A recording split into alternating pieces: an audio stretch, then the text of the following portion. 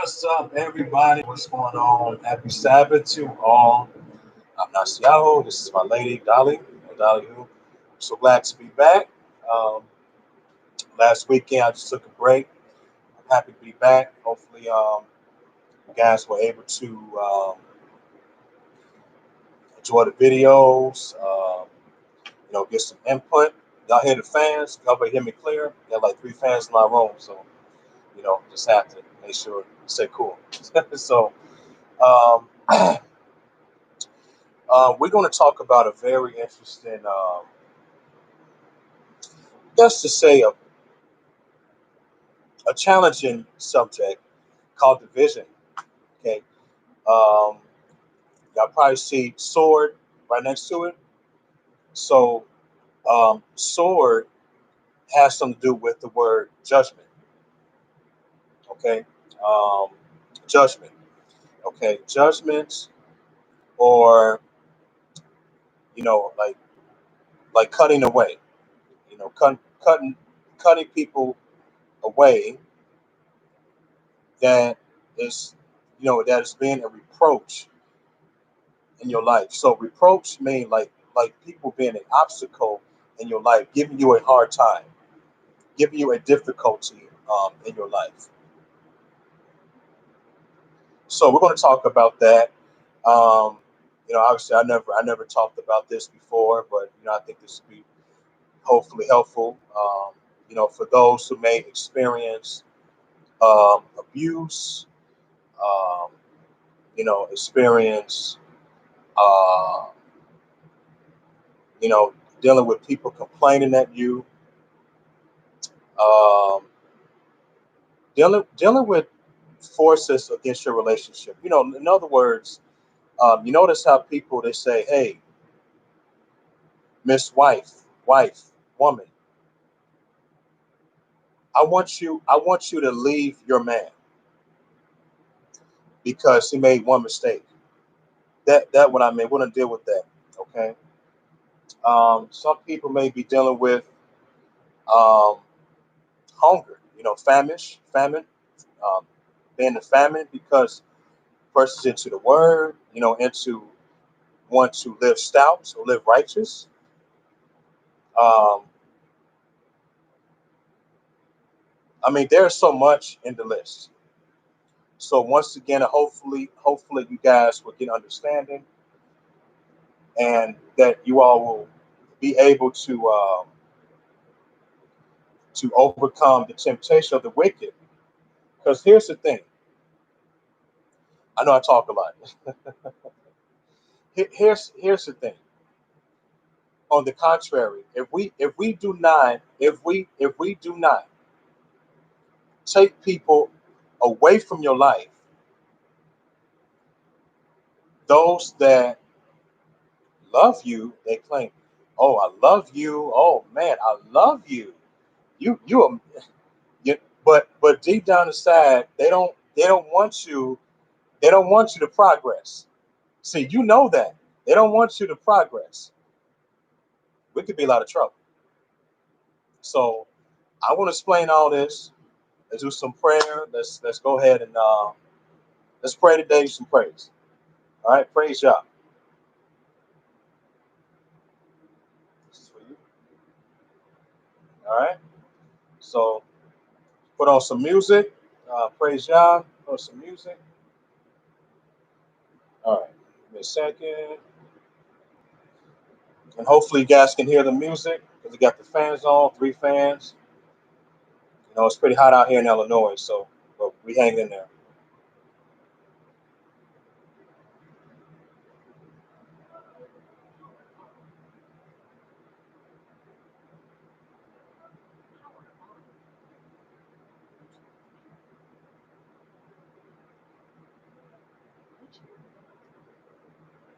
Okay.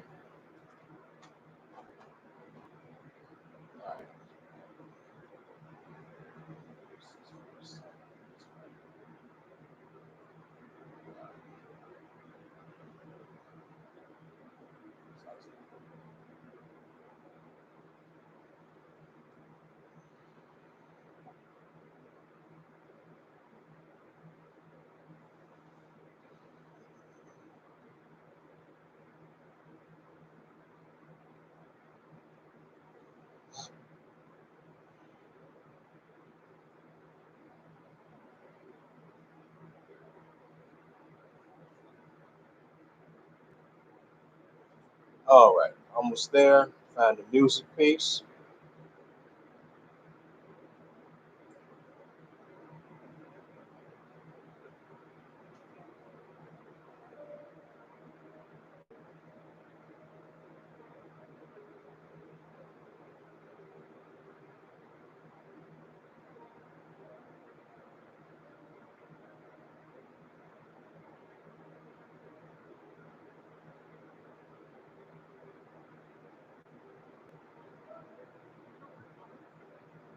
I was on.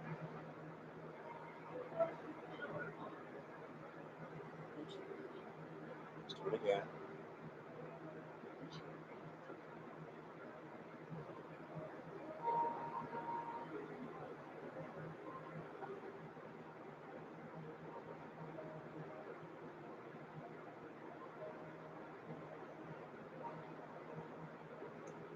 Just having a slight issue using my Bluetooth.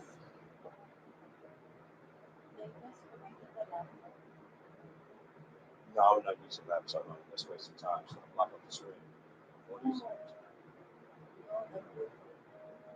No, I cut the Bluetooth on. The Bluetooth is not showing. This is not having sound anymore. So this probably have to be charged.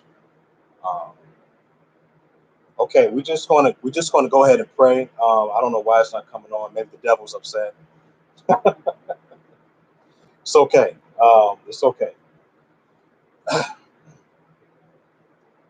Father Yah, we just want to thank you for this gorgeous day. Thank you for the Sabbath. Um, for our people and people that may be new, um, that strong desire to want to live right. Um, we ask that you give them favor, and we ask that you forgive them.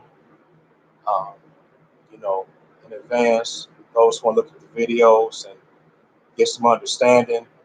Uh, we ask that you get an opportunity to be purified and washed, and for them to be your child, your children. As some of us are your children, we ask that you keep us responsible to keep you pleased, Father, and just prepare for next week. Um, I know some of us may had a, some of us may had a tough week. Some of us may had a good week. Yehovah, we ask that you um, forgive us for the tough week we had, the transgressions we may have did, secret sins we may have did, iniquities that we have did. We ask that you forgive us and give us the strength to get better in ourselves, and for us to continue to search out the truth, to diligently um, seek you daily, especially meditating, focus on the word best we can every day, every night. Uh, we understand that the fleshly body is filled with death. It's filled. It's filled with sin. Um, so we ask that you keep us to focus on where you said in Paul in Romans chapter 8, verse 36. It talks about that we are killed all the day long. We are like sheep that's to the slaughter. We are killed every day. Our flesh. Keep us to focus on us, our flesh being killed every day. And for us to stay, keep ourselves denying our fleshly acts or our communist act. In the name of Yahu, Tashaknu is your righteousness. That's what it means, Tashaknu. Uh, name of Yahu Shalom. Allah Yahu is your peace. Name of Yahusha. Allah Yahuwah. Um, may you let the set apart spirit do your word to give us understanding today, joy, refreshment, comfort, um, to re-strengthen our esteem, to keep our minds, to keep our minds um, spiritually minded, to keep our minds um, the ways of the Mashiach, Messiah, so that you will remember us and that we keep the relationship, the adoption, the family of you. Keep, stay in the family, not to never be like the prodigal son. So we thank you for victory, you know, triumphing over our sins, over the flesh. We understand that we still live in a strange, robotic times when it comes to the things that's been changing regarding of you know wearing the mask and stuff like that. And but even though your judgment still appears regarding of the this corona thing, keep us patient, keep us strong, keep us to live in your path, keep us to folks, the narrow path, so that we can continue to please you, Yahuwah, to continue to do what's right, and to continue to follow your ways and to reach salvation in the future. As we know, your son, Yahushua, said in Matthew, I think chapter 10, verse 22, you should be hated for my name's sake. He or she that endures to the end shall be saved. So we thank you for endurance. Allah Yahuwah, we thank you on today. In Yahushua's name, thank you. So be it.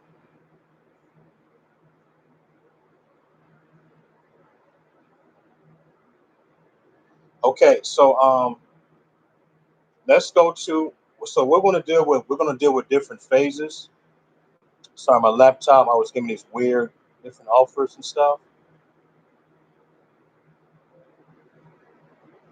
That's right. Shalom, Ridicon. How you doing? Praise God. All right. Um, we're going to deal with relationships, divisions. We're going to deal with that first, and then we're going to deal with families second. So we're going to take our time because this is a big subject. Division is a serious thing that has to be talked about. Okay. So we're going to deal with relationships first.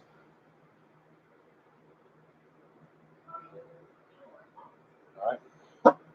So let's go to as Azra or um, Ezra chapter, I think chapter 9. So we're going to go there. Hopefully you guys can hear me. I'm sure y'all can. I got a big mouth, so y'all can hear me pretty clear. Got a loud mouth. so so let's go to Ezra chapter 10. We're going to start from there. The reason why I want to get on the relationships of divisions is because we have, how can I say this for y'all to understand?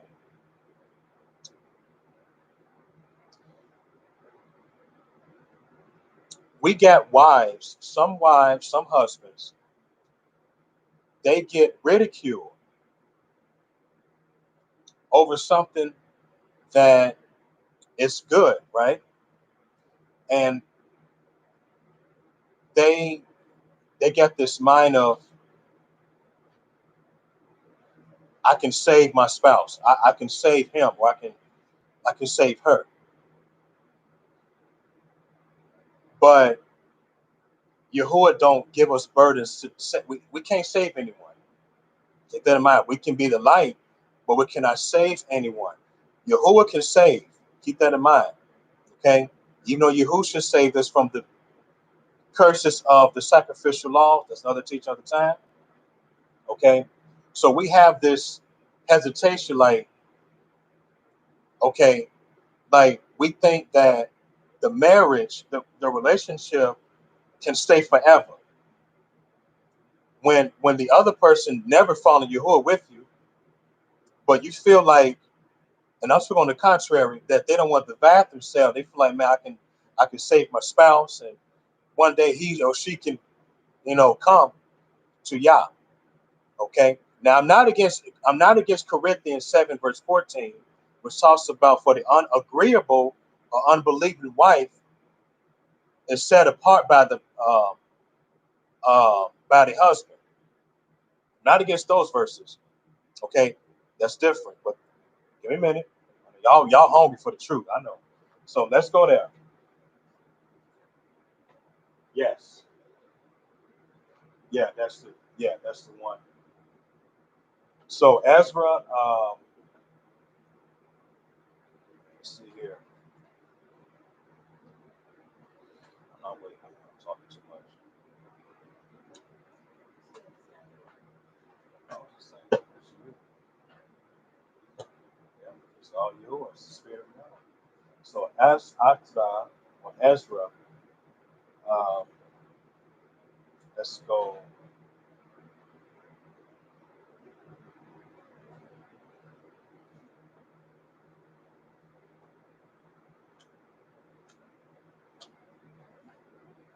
So like I said, we're dealing with relationships.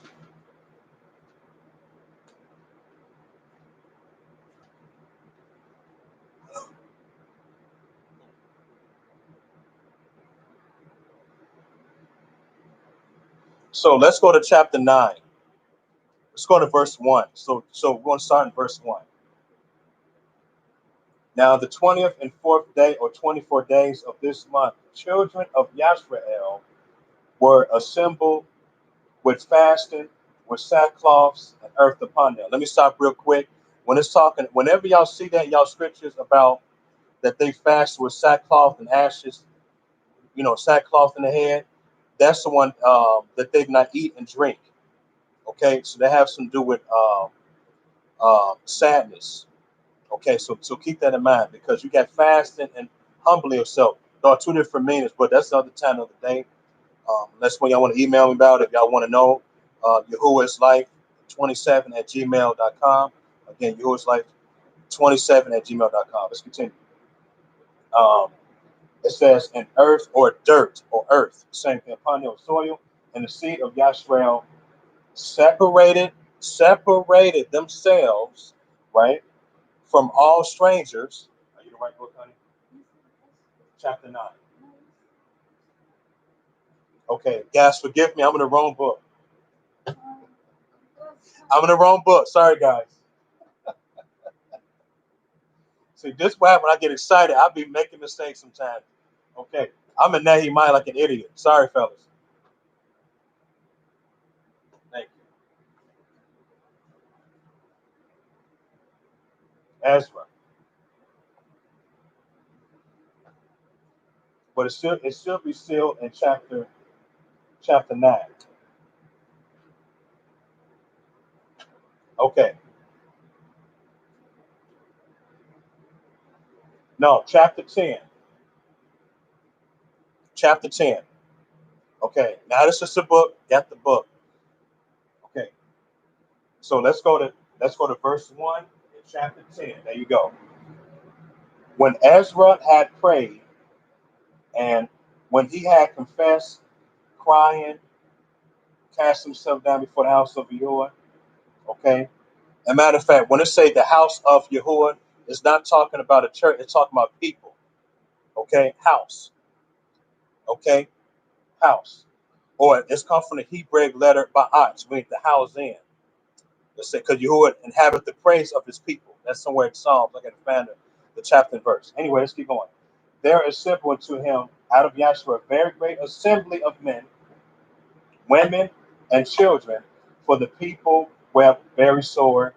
And Shekanyahu, the son of Yakael, one one of the sons of Elam, answered and said unto Atzrah, we have transgressed against our Savior, um, Alua, okay, and have taken strange women, right? Strange women of the people of the land. Yet now there is hope in Yahshua concerning this thing. Now therefore let us cut a covenant with our Savior, with our Lord, to put away all the women, to put away all the women, right? Put away all the women, right?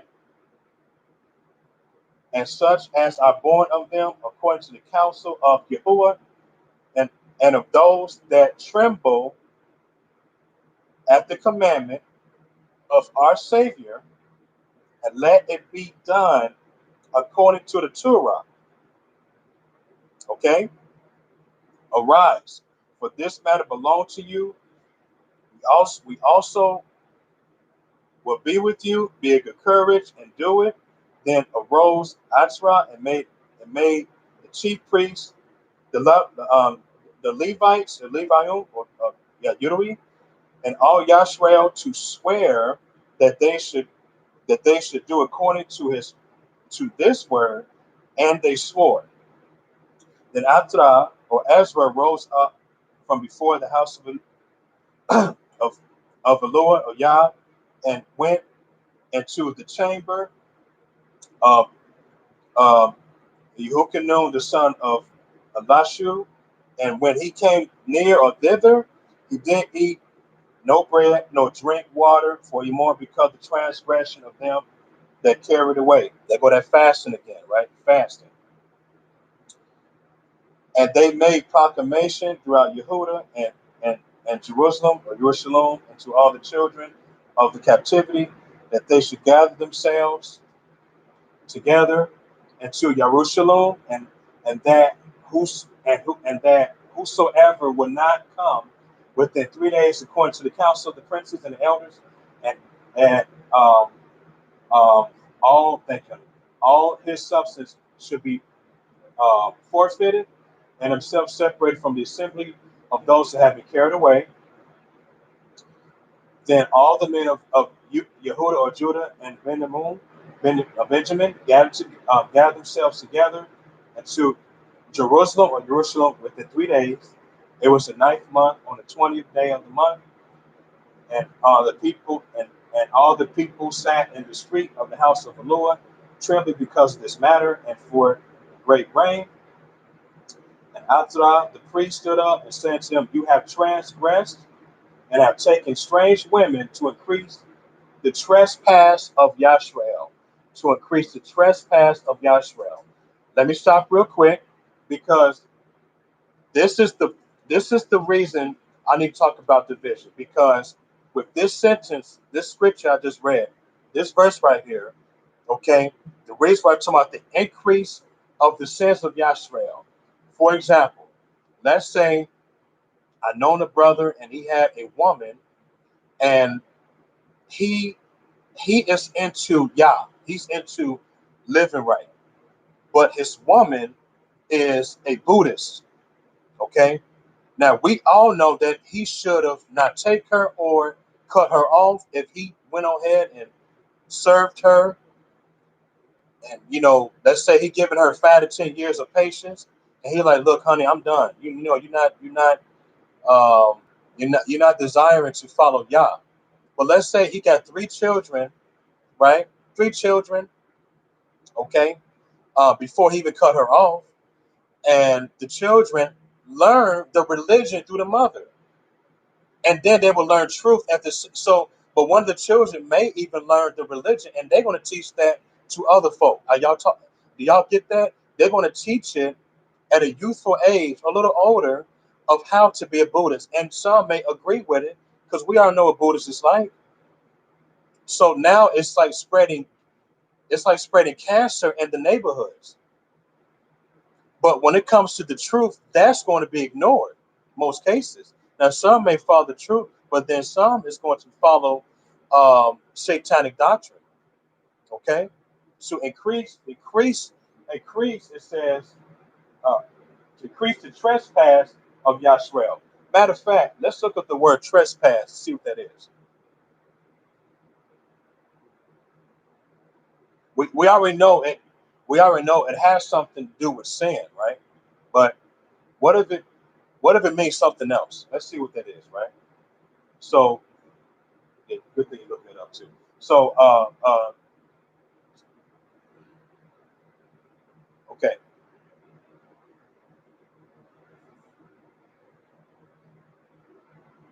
Wow, this is deep. Okay. Trespass, it means enter somebody's land without permission. Doesn't that kind of sound like how Yahuwah don't want us to like bring our families into our territory when we please Yahuwah? Doesn't that sound like that Yah don't want us to bring somebody that we used to sin with and they don't want to ever change, and we bring him into our home and we go back to that sin or sins and buy somebody in your property? We'll deal with that in the book of Nehemiah. Give me a minute. Give me some time. I'll get on that. And somebody's private property. Now, I'm not saying to be evil against the evil person because, the scripture talks about loving your enemies. Don't get me wrong, but don't be stupid. Let's see. It means to commit an offense against someone, against the set of the laws, the rules. Okay, so when we transgress, we are defiling Yahuwah's command. We are we coming against his commandments. Okay, regarding the purity and regarding the stand right. Okay, so it also means a crime. It means to fall from favor. Now, some people may say grace, but grace is a goddess. That's not the subject of the time. Okay, then also it means a misdemeanor, a wrongdoing. So keep that in mind, right? So it made sense the verse I read earlier in the chapter that it talks about not increasing the sins of Yashrael, or not increasing the sins of our city we live in, or not increasing the sins of our gates, of our partner, our home. Come on, y'all better stop it. Come on. Okay. So let's keep going, right? Okay. So um verse 11. Now therefore make confessions unto Yahuwah of your prognosticators or your dads, and do his pleasure, and separate yourselves from the people of the land. See that? And from strange women. And then all the assembly answered and said with a loud voice, as you have said, so we must do.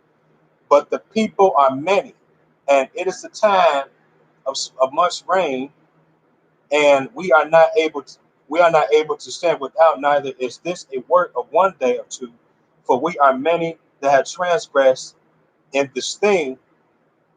Let now our rulers of the assembly stand, and let all them which have taken strange women in our cities come at appointed times, and with them the elders of every city and the judges thereof, into the fierce wrath of Yah for this matter be turned into us. Okay, so I'm gonna stop there because you guys get it. So let me say this, and I'm gonna do some scripture connections with this one. When Yahuwah in this chapter talking about them making confessions and they want to leave their wives, look, they have to even leave their children. Okay, they have to leave their children, man. They have to leave the whole set. Okay, because remember I said earlier about, okay, let's say he's into Yah and she's a Buddhist. Okay, more than likely they all might be the Buddhists children. They possibly, you see what I'm saying? So that's why Yahuwah don't want us to have relationships with people that's religious, or they respect the truth, or they um they pretend. Be careful with pretenders, fellas. Oh my goodness. Oh, I'm telling you, please be careful with pretenders. That's why I tell people, if a man is interested in a woman, give her some time, get to know her, give her a year, give her 6 months. It all depends who she is, man. The same thing with the man. Give the brother some time. Get to know each other. Don't rush relationships, man. 'Cause you never know what you get into until you truly know who he or she is. Okay. Now, um, let's go to Book of Tobit or Tobit, chapter 4. Okay. And let me just say this, because I'm not part of no IUIC or camps. Because people misuse the scripture saying, well, This is talking about we're not supposed to be white people and Chinese. No, that's a lie. That's not the point. A strange woman is is a wicked woman. That's it. That is it. That's it. Or a strange man. You got strange men out here too. So I just want to cover that. Okay. A man can be with any woman, any culture, any. My woman is Philippine. Okay. I'm not fully so-called black. I'm mixed with Cameroon and Scandinavian. I'm not fully so-called black. I'm an Israelite. But me and her, we not so-called black people.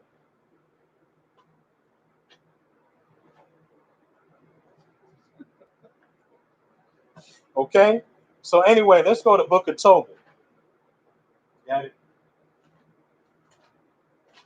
Let's go to Tobit. So all right. So 766. Go to chapter 4.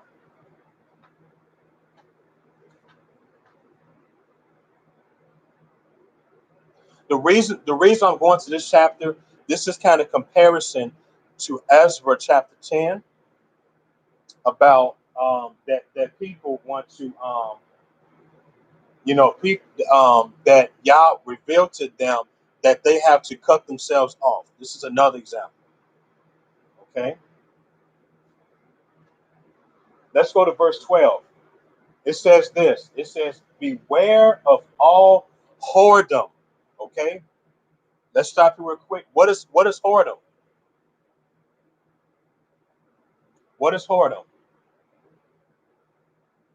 Killing my brother in. He left his key. It's sad. So let him in real quick. Let him in real quick. He's at the door.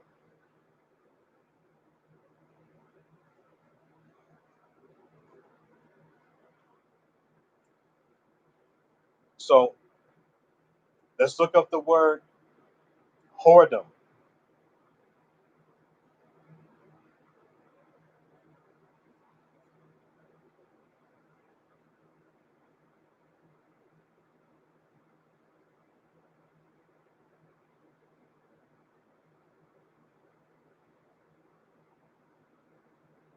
Okay.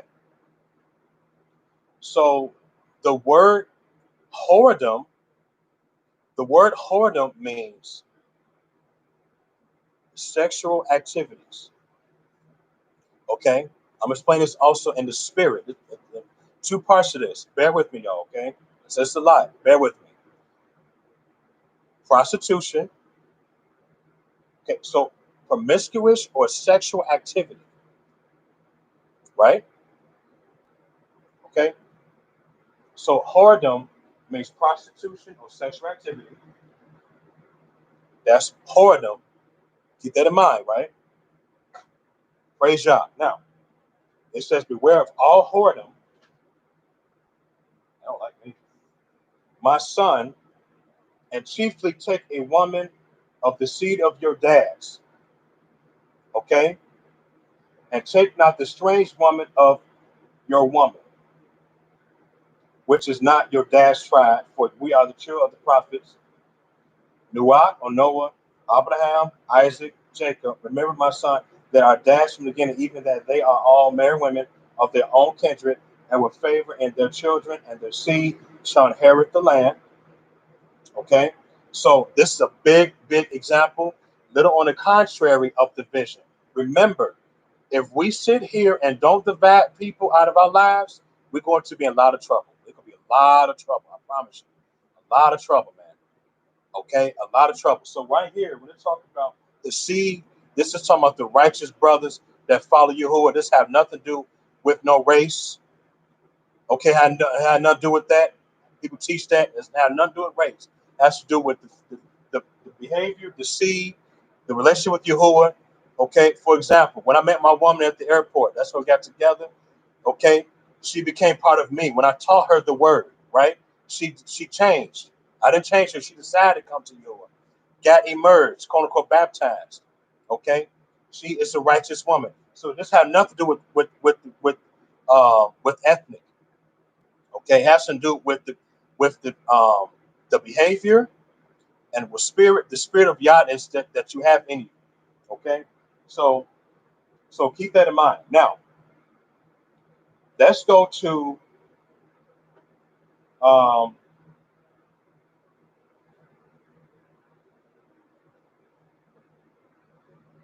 when we're dealing with division.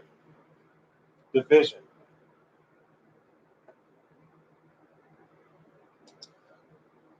Let's go to First Kings. Okay, we're going to deal with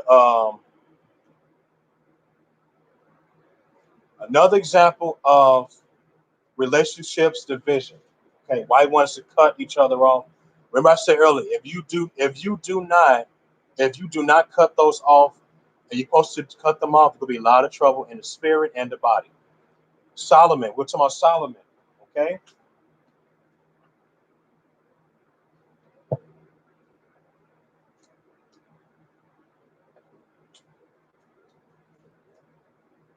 First Kings or Aleph Malachim, chapter um,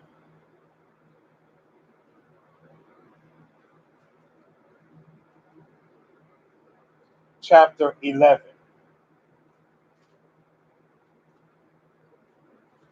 First Kings chapter 11.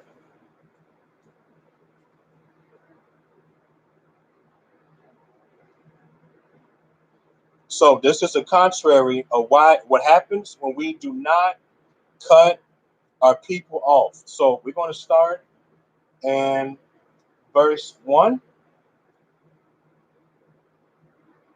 It says, but Shalamun or Solomon loved many strange women. Once again, strange women. So once again, what does strange women mean? Wicked women. Wicked women. Okay. Um, it's also referring to your strange guys, strange men, same thing. Okay.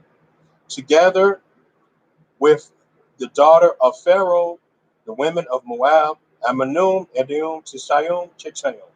Of the nations concerning which Yahweh said to children of Yashrael, you should not go in into them or make love to them. You should not make love to them, go into them. Neither shall they come in into you, for surely they will turn away your heart after their deeds. Let me stop real quick. Did y'all see the point? It said it would turn your heart away. Now, am I saying that doing polygyny or having on a woman is wrong? No. But he did it wrong. He did polygyny wrong way. Okay, but it's not the point here today. What happened was he did not divide his women. He did not divorce them. Another thing with this too, the women he had, they were unclean. So it cut his heart away from Yah. That's the first thing I want to get on this subject today is you will fall away against Yah. Remember the word transgress. It means to fall from favor. Okay, hope I lose anybody here. This brother automatically left Yahuwah. Okay, let's keep going. Okay, now notice in most of your translation it says Elohim. The word Elohim or Lahim means more than one God. Y'all probably know that. Okay, Elohim or Lahim means more than one God. It says Shulamah clave into these in love. So in other words, Shulamah made a covenant with his women. He made vows with his women. Okay, we have to be careful making vows to those who don't want to follow Yahuwah. We gotta be careful with that. Okay, he has 700 women, princesses, 300 concubines. In other words, some of the women have their own place. Concubine, he was probably visiting, seeing them, making love to them. Lodging over their place, come back home. Concubine, or have a lower status of a wife. And his women turn away his heart. Let me stop real quick. Just like today's times, you got your Facebook, you got your Instagram, you got your Kick, you got your cheeseburger, whatever app shop people got to talk to your own online. There's so many social medias. Okay, they probably got a social media called Jelly Bean. Who knows? But end with the jokes. But We have, for example, in Facebook, and I'm not beating people up who got Facebook. I'm not saying don't get Facebook. If you want to get it, just be careful, please. But we have, for example, we get all types of relationships. We even get people that know y'all, listen, and they are cleaving to these women that they don't know who they really are at times. They don't know. They just rushing into a relationship. You don't know what the person may have in their hand. They might have a gun ready to shoot you down when you're ready to see them. If people would fake the claim into Yahuwah. That's why give people time to get to know them first. If you get to know them, you would determine if you can divide them or not. I'm preaching today. You will know if you give them some time. You will know their true behavior when you give them time. Visit them, but don't go too far. Just see them, how they doing. Video chat, keep mess with that. Phone call. See what they're really about. Give them some time. But in Facebook, people rush. They rush. They rush. Instagram, they rush. Don't know how to divide people. Don't know how to divide your friends list.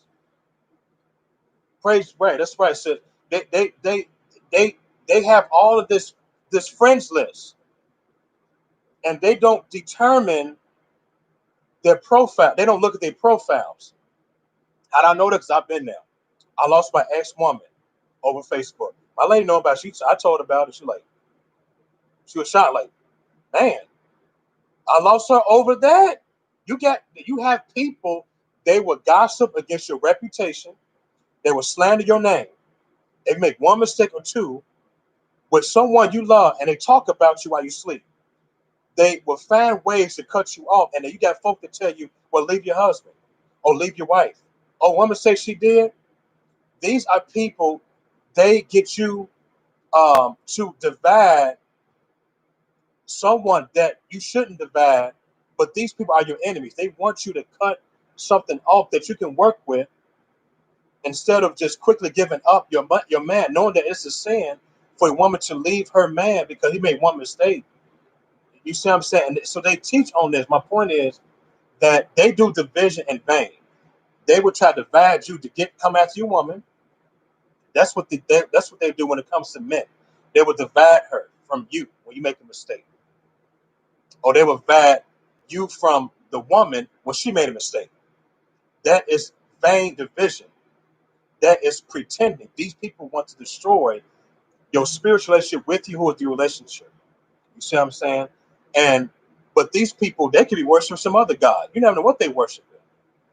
They might say they might put Yahuwah in the post, but do they really follow Yahuwah? Do they just hide behind the computers only and cause you to lose your wife, your woman, or your man, and think that's okay? And they make you look bad. If you try to put out some real truth, they look at you like you crazy.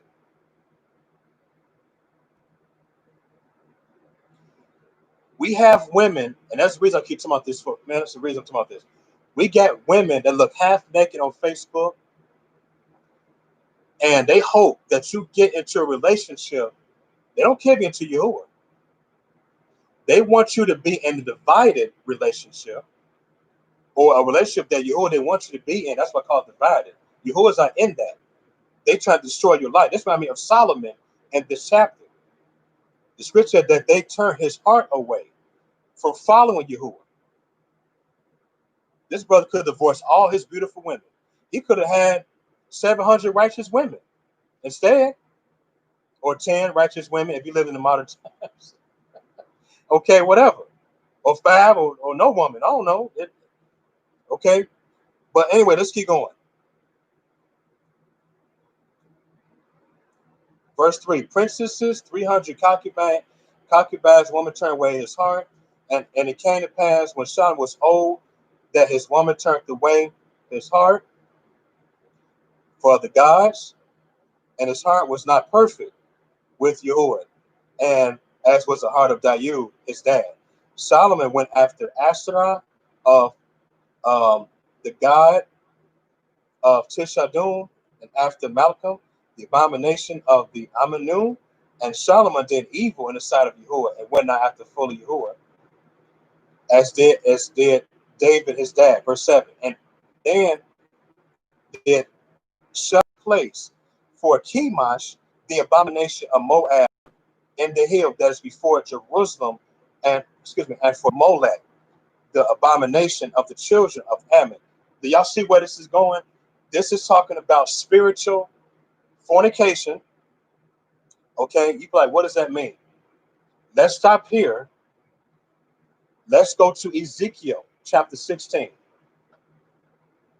People on Facebook, y'all be careful. Stop trying to hook up with these women. Stop trying to hook up with these brothers. They got 15 different groups and got his own opinion. Stop. Stop it. If you can't handle it, leave it. Leave Facebook. Let Facebook be your outside. Take a walk.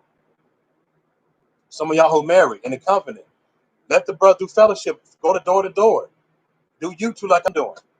Do phone fellowship. Ebook. Get people like that. For those who just can't handle it, yeah, going through spiritual issues, leave. Because if I tell people, if you do not, I repeat, if you do not cut yourself off from other people through Facebook dealing with spiritual things, you're going to backslide. You are going to backslide.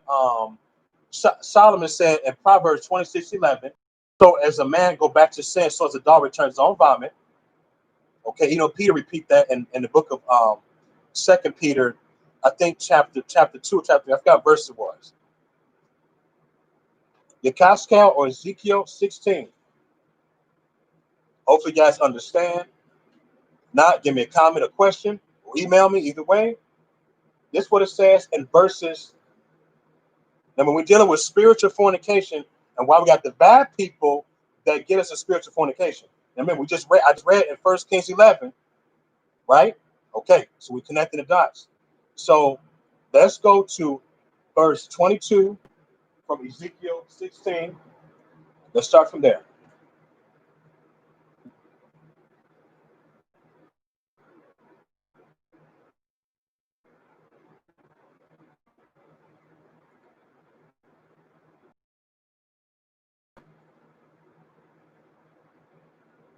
It says, and in all your abominations or abhorrent or hateful, detestable, that's what that means, abomination. And it says, and your whoredoms, they go whoredom again. Now remember, just dealing with the spirit, the spiritual things. Okay? Remember, whoredom, that means prostitution. Now I might be like, Nasi Yahoo, what are you talking about? I got you. By the spirit of Yah, I got you. All right? Whoredom, you have not remembered the days of your youth when in your blood. Matter of fact, this is Yashrael. This is talking about his people, and when it's talking about being naked and bare, that's saying not clothed in Yahuwah, not clothed in his spirit. If that makes sense. To prove that, let's stop here real quick. I got a lot of verses of scriptures today. I know. Go to Isaiah 61. Let's stop here. Go to Yashayahu chapter 61. And we're dealing with division/sword. And we're dealing with the warnings if you do not divide yourself, deal with relationships. So I want to make sure people not confused or bewildered in what I'm saying.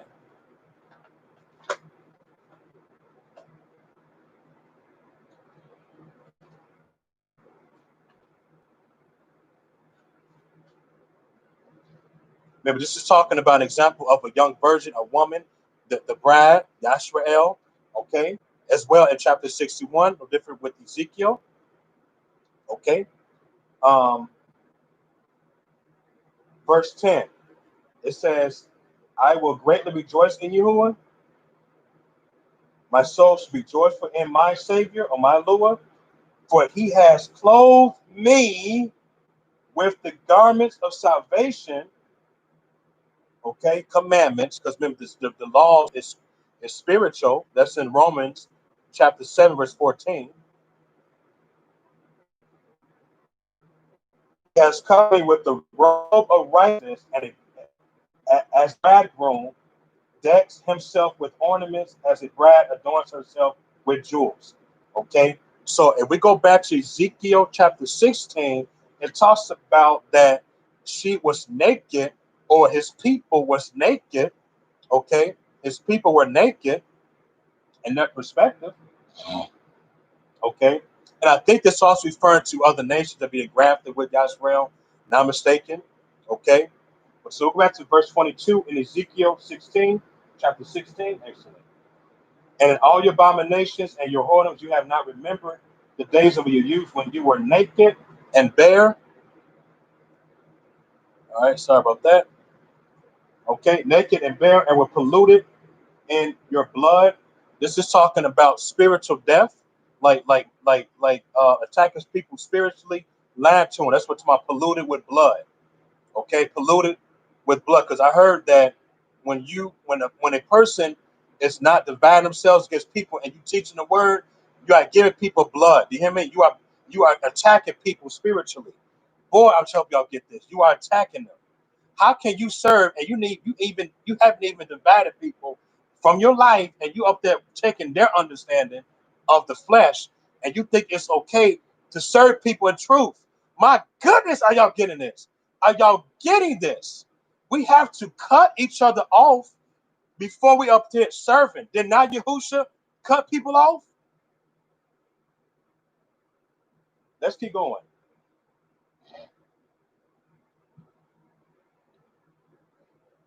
Verse 23.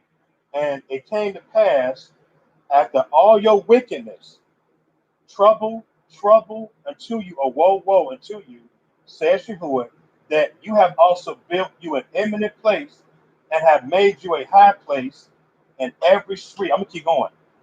I'm gonna keep going. You have built a high place at every head of the way and have made your beauty to be hated and have opened your feet to everyone that passed by, multiply your whoredoms.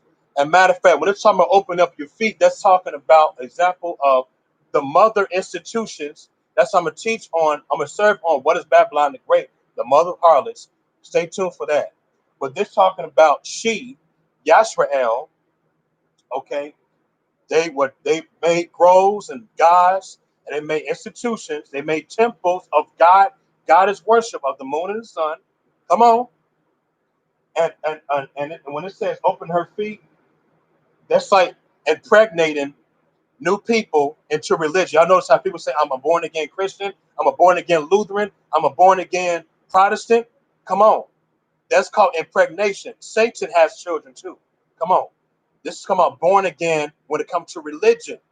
You see what I'm saying? That may sound kind of crazy, a little promiscuous a little bit, but that's not the point of bringing that up. This is an example. Okay, when y'all get a chance, look up the word octopus, eight, circle, has to do with damnation. Okay, sucked into lies, the darkness. Okay, I might teach. You know what? I might teach it another time. What is the octopus? Not the sea creature, but octopus has to do with the churches. All right, but another time, another day.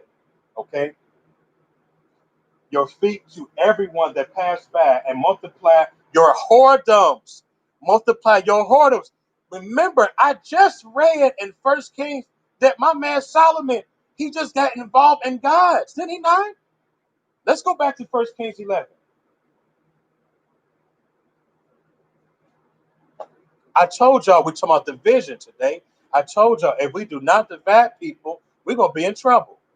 We got to divide people that's religious or wicked or pretending they love you, but they don't love you, and you know they don't love you. They know they don't want to support what Yah has given you as a journey. First Kings 11 again. Praise Yah. You see, just to sound a little rhetoric, Solomon got caught up by the darkness. He got caught by the octopus, meaning darkness, destruction. He got to a black hole. The brother got born again into other gods.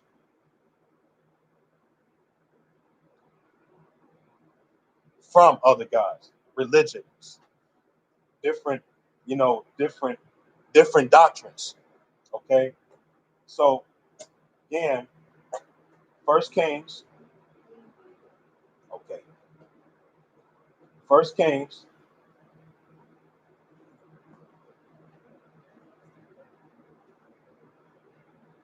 First Kings chapter 11.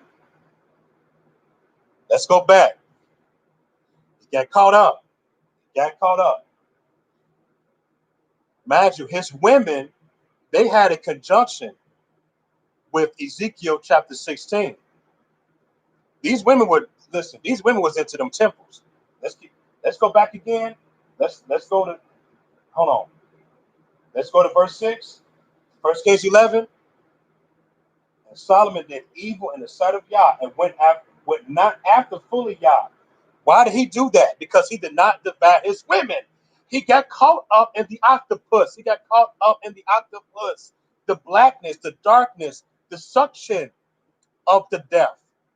Okay, he got caught up by that Babylon the Great, the religious system. Okay, let's go back again.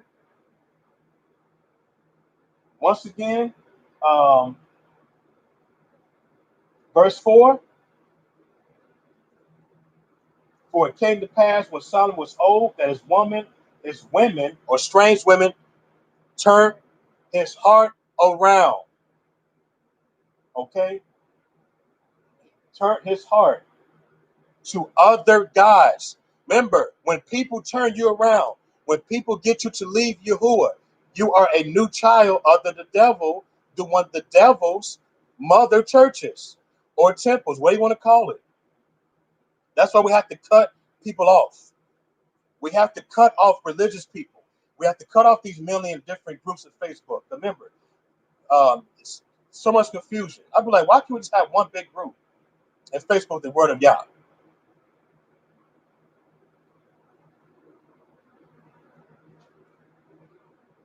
Okay, remember, we got on Ezra chapter 10.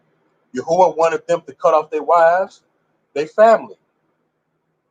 Okay, now we understand that in today's time, we got women want to give men child support. Really? Because the man cut his wife off because she wasn't living right? When they want to charge with child support? Ain't that's called the communist movement? Anyway, let me that's another time, another day, man. Woo, boy, I'm gonna say another time about the word communism. Man. Anyway, let's go one more example about the contrary when we do not divide our spiritual relationship with a woman when she's wicked or the man. Let's go to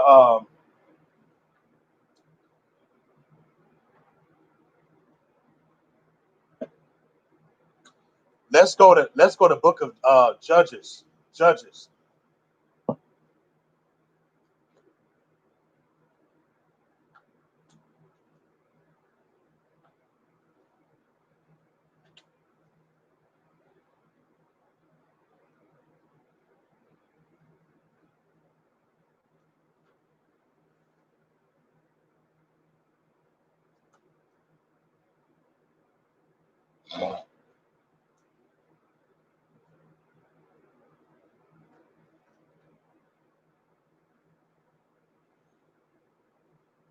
Let's go to chapter 16.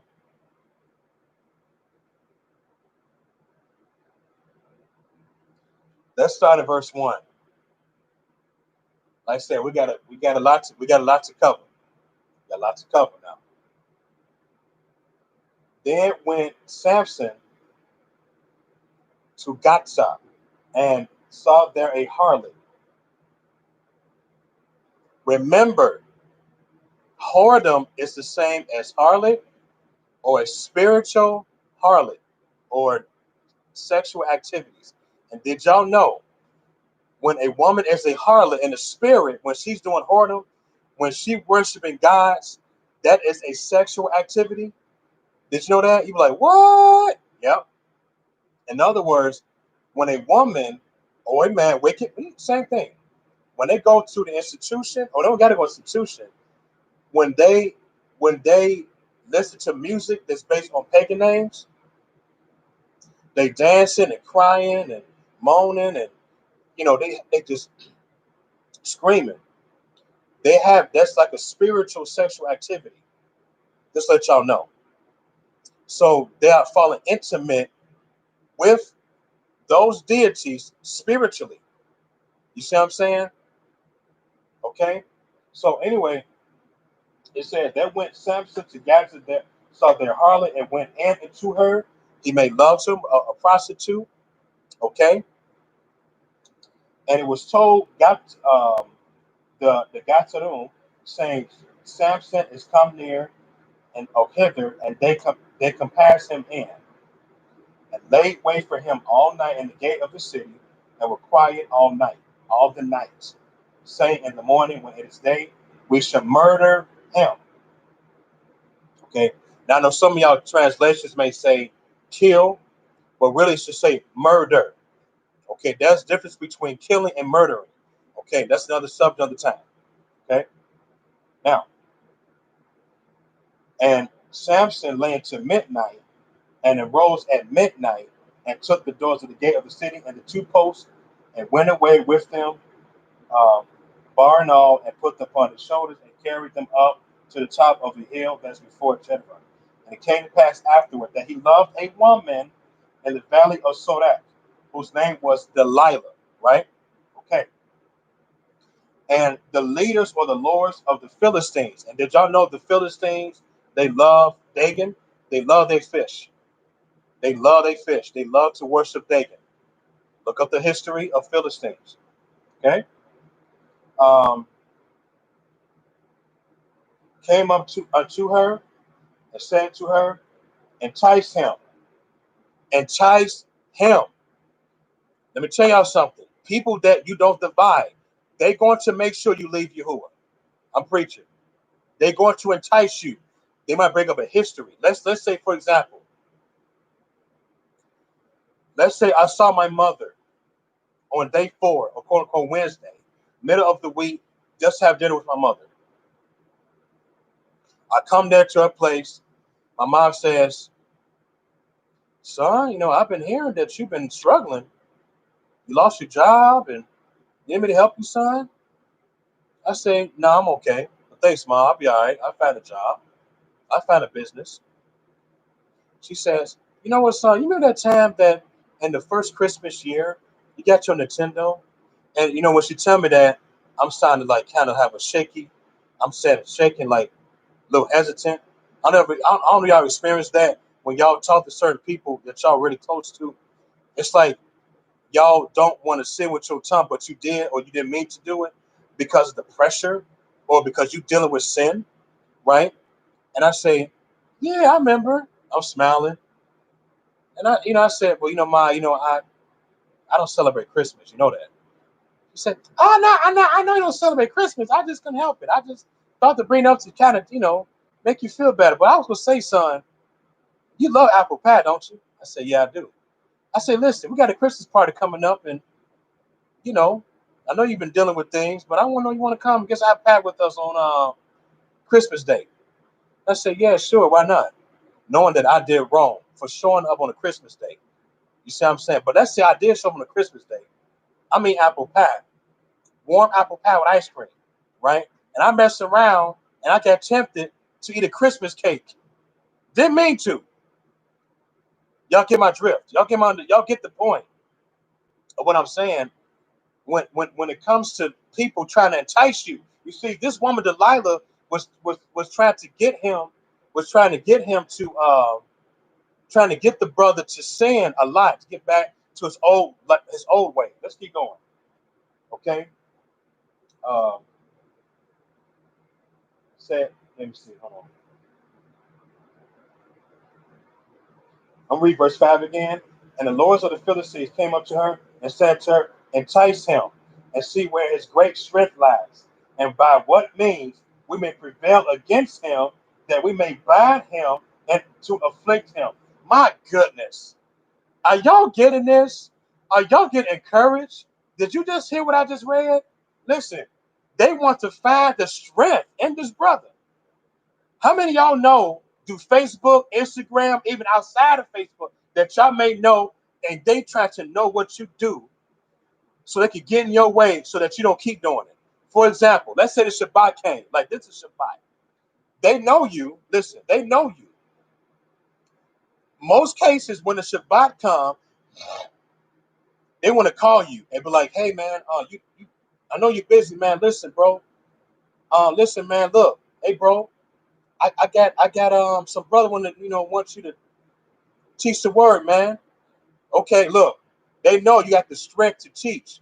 Listen, you show up. The brother don't love Yahuwah. Listen, you show up. There's nothing but naked women in his house. He lied to you. And you mess around and stay and you fornicated against those women. Do you understand where I'm coming from? He know the strength, but he used that to lie to you, to make you fornicate, and you didn't mean to fornicate on the Shabbat. Now, am I saying to go out to preach?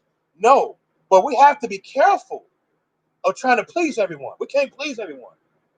They want you to please everyone so that you can get weak. That man lied to that man of Yah. He messed around and sinned on the Shabbat. 5 women, 3 5 women at his house. The brother couldn't even go back. They were too attractive. Oh my goodness. He know the strength. Listen, he know his strength. He knew the strength was women. He knew, so he faked him out. You see what I'm saying? Just like this scripture right here. It says, let's see where his great strength lies. Right? Let's keep going. And by what means we may win against him. What is that saying? They don't want Samson to keep following Yahuwah because they want his people, because Samson was an Israelite, okay? He was a Nazarene, a Nazarite, okay? They don't want him to continue because they want the people to get enticed to sin. So long as Samson fall down, they struggling. Just like people today, you got people that 1 minute they were good. Listen, they were doing okay. Well, let's say go to Facebook, huh? And they may know you and your friends list. Well, I call it contacts list. I don't call it friends list. I don't got Facebook right now. I don't got Facebook. I ain't had Facebook over 3 to 5 months now. It's okay. I'm good with that. It's okay. But let's say your contact list, they know your strength. They know you. They know that you got born again in the name of Yahusha. You're born again Hebrew, or you're born again proselyte. Man, proselytes are those who've been engrafted into Yashrael. So we call it, Hebrew. That's fine. Doesn't matter. And you go there. They invite you to a group, but it says Yahuwah's fellowship, and you looking at this thing about the lunar Sabbath. And you knew in the truth for 1 year, right? Think about it. So now you mess around and you following the lunar Sabbath. Now you're disobeying the Shabbat. You should follow the Shabbat from break of dawn to break of dawn, which really that's when it starts. Okay. Now you change your mind against the true Shabbat, and now you keep the Shabbat on the nighttime of the lunar Sabbath, the lunar. Y'all get my point? So this reminds me of what I read here. They try to lower his strength, right? Prevail against him. But anyway, back with the Facebook example, that person was new. He could have been doing well. Now he never wanted to leave the lunar Shabbat. Now he teaching people what the lunar Shabbat is. Now 100 of his people, whatever, keeping the lunar Sabbath. You see what I'm saying? That's why we have to be careful of connecting ourselves with people through Facebook, any specific social medias. I'm not saying to hate people. I'm not saying that, but we have to think twice of what we before we connect with people. Let's keep going. It said they may bind him to afflict him. Okay. The word bind means bondage. Okay. Bondage. Okay. And we will give you every one of us 1,100 pieces of silver. Right. Okay. And Delilah said to Samson, tell me, I pray you, where your great strength lies, and wherein you might be bound to afflict you.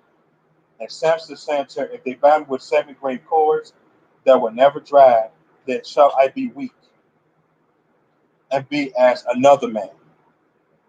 Then the lords of the Philistines brought up to her 7 green cords, which had not been dried, and she bound him with them. Now there were men lying in wait, abiding with her at the chamber, and she said unto him, the Philistines be upon you, Samson. And he broke the cords as a thread of tow is broken when it touches the fire. So his strength was not known. And Delilah said unto Samson, behold, you have mocked me and told me lies.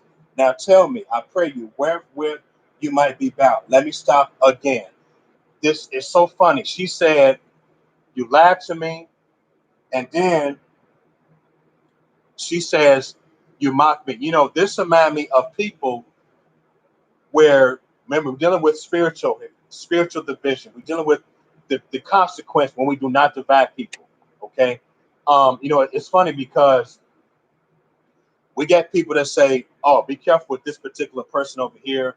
Don't listen to her or don't listen to him, because you know he or she is saying things that's against the group and Facebook of the truth. Yeah, they talk about you got to get immersed, so don't listen to them. You know, I found out that he or she made a little lie about his job to get a job. So they will find something that you did was wrong like 10, 15, 5 years ago and put that on you to make people do not want to come to you. And they say, oh yeah, you that mocker, are you? Yeah, you that liar, aren't you? Okay. Matter of fact, let's stop here to prove what I just said. Let's go to Proverbs. Let's go to Proverbs. And let's go to chapter. Give me some seconds here. Hold on.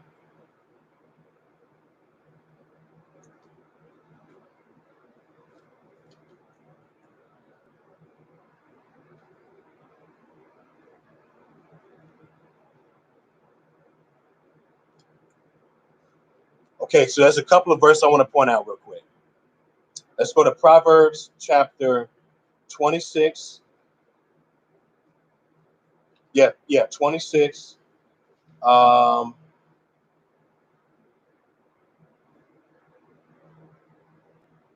verse 20, 26 and 20.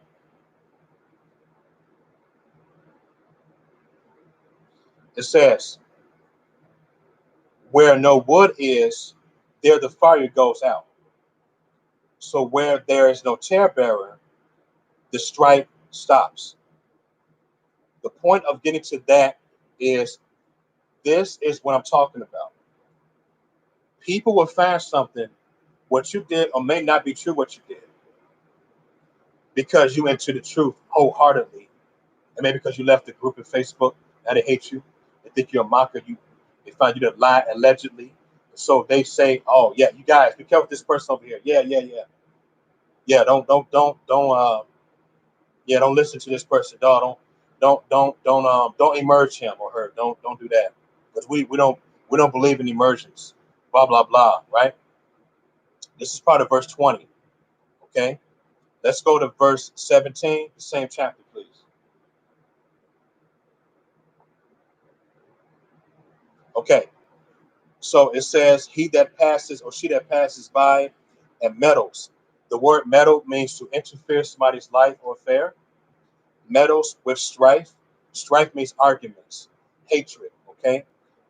Dissensions. Belonging not to him. It's like one that takes a dog by the ears. Let me read that again. He or she passes by and meddles with strife belonging not to him. It's like one that takes a dog by the ears. So people talk about you that have nothing to do with you at all, a group, and they try to find ways to take strength from you of Yahuwah. I mean, against you who had nothing to do with you at all. It's kind of like the word envy. Okay. So, in other words, if we go back to Judges chapter 14, no, chapter 16, first of all, Delilah was envious against Samson. She wanted the power of Samson. They wanted him to be low. They want to celebrate their God through destroying Samson. Let's continue to read. Okay. And so I tell you guys, man, the consequences when we do not divide people, this is the consequence in the spirit, man. Okay. Verse 11. And he said to her, if they bind me fast with new ropes that never were used or occupied, then shall I be weak and be as another man. Verse 12. Delilah therefore took new ropes bound him wherewith, and said to him, the Philistines be upon you, and Samson, and there were liars in wait, abiding in the chamber, and he broke them from off his arms like a thread. Verse 13, and Delilah said unto Shemshun, hereunto you have mocked me and told me lies. Tell me where. You see how she keep repeating that cycle all over again? That's why I tell y'all, be careful. If y'all know, listen. Be careful with those who like to keep talking about people. If you have a so-called friend that keep talking about people all the time, leave them alone. Leave them alone. It's not worth talk. It is not worth of you spending your energy on people that like to talk about people, but they don't want to listen to you when you talk about the word of Yah. Leave them alone. They don't want they want you to they want to destroy you when it's time. Leave them alone before it's too late. Please.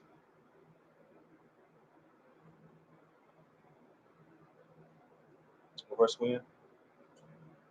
13, 15, 14, 13, y'all. Sorry. Delilah said unto Shimshon, hitherto you have mocked me and told me lies. Tell me wherewith you might be bound.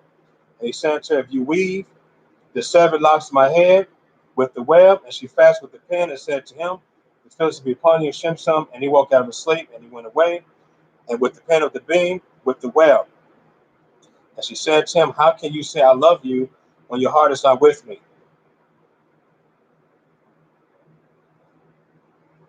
Let me read that again. Oh my goodness. Look, verse 15 again.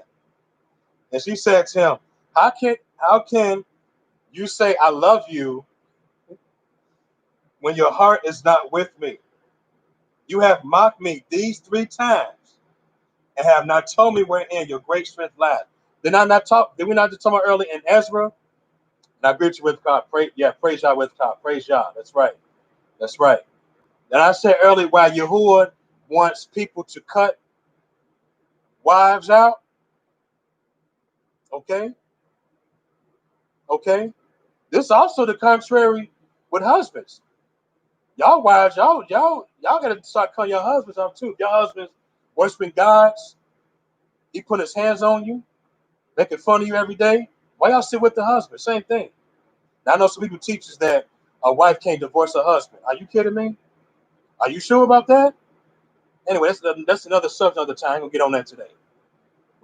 People teach on that. They say people teach that if a woman's abused so many times and he's into religion, she got to stay with him. Um, Last I checked, Yahuwah want everybody to be happy. Anywho, we're joyful. Let's say joyful. Sorry, joyful. There we go. Okay. It says, verse 16, and it came to pass when she pressed him. Wow. It says she pressed him. What do press mean? Does don't press mean manipulate? Does mean to force to push you? Now we know press mean like pressing a button off your video game controller, or pressing the typewriter, right? So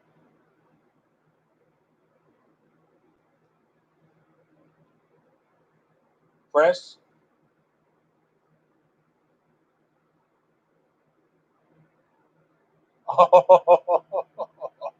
That's why we got to read, man. We got to read. We got to read. We can't be lazy. The word press, it means forcefully put forward by own opinion or action. Ain't that something? See that? Forcefully put forward an option or claim, action against someone. It depends on the situation. So, in other words, Delilah was persuading Samson to leave Yahuwah. So she gets the strength, take it from him, Because did y'all know that did you know that if you don't divide yourself against your wife or your husband, if they wicked and you try and you drain, you can get pressed on, you can get pressed, you can. You can get persuaded to leave Yah just to be free from stress. So some people say in their marriage, listen, and they will leave Yahuwah for their husband so that they will be free from stress. But deep down inside, they are completely destroyed. We got to learn how to cut people off, man. We got to learn this. We got to do it. We got to do it. People would use that love thing. Verse 15, people would say, oh, you don't love me because you'll do what I tell you to do. Be careful people like that. Please, be careful people like that. When people say, you don't love me because you haven't left Yahuwah to be a Christian, or you haven't left Yahuwah to be a Catholic. Be careful people like that because it's dangerous. They will get you involved. People say you don't love them because you left the group on Facebook. They say you don't love them anymore. But deep down inside, you was in that group anyway. And you found out they teach things that is not of Yahuwah. That's a problem. They say you don't love them anymore. Wait a minute, are you sure? Because I learned something. I learned something from the spirit of Yah, and I had to go from the group. Let's keep going. Thank you, baby. It came to pass, she forced him daily with her words and urged him so that his soul was vexed into death. What do vex mean? Vex means to irritate, to make mad, to make furious. Okay, so verse 17, that he told her all his heart and said to her, there was not a razor upon my head. Oh, he just spoke it. Oh no. There has not come razor on my head, for I have been a Nazarene or Naptar, and to a Lord from my mother's womb. If I be shaven, then my strength would go from me, and I should become weak and be like any other man. And when Delilah saw that he had told her all his heart, she sent and called the lords of the Philistines, saying, come up this once, for he has showed me all his heart. Then the lords of the Philistines came into her and brought money in her hand, and she made him sleep upon her knees. Matter of fact, when it's talking about sleep in your scriptures, that's talking about being lazy and don't want to keep following Yahuwah. That means you stop running. There's a scripture in the book of Habakkuk, I think chapter 3, it talks about that our feet should be the feet of a deer. We should run and not get weary. What does run mean? Getting away from the devil's path. The scripture says, and y'all please listen to me. The scripture says in Ephesians chapter 4, verses 28 or 27, not to get place of the devil.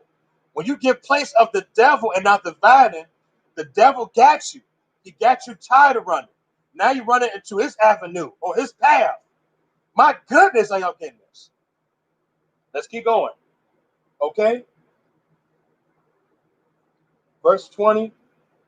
And she said, the fish be upon you, Samson, and woke out of his sleep, and said, I will go out as other times before, and shake myself. And he knew not that Yahuwah was departed from him. Do you hear this? So Yahuwah left. Why did Yahuwah leave? There are a few things that Samson did. He was pleasing a fine, wicked woman, a prostitute. Number two, he let the things of the spirit of the woman make him emasculated. Emasculate means you're not a man anymore. You're a woman. Your strength has failed. You're no longer providing for your family. You're scared of your wife, or you're scared of your wives. You're scared of your children. So you're a weak man. You stop teaching. You stop doing emergence. The third thing,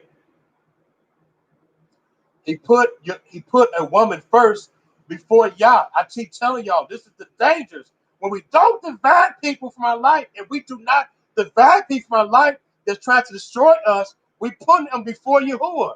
We putting them before Yahuwah. That's a problem. That's a problem. He put Delilah first. Let's stop here. Let's go to Proverbs 31. My goodness. It just gets so hot up in here. Praise y'all.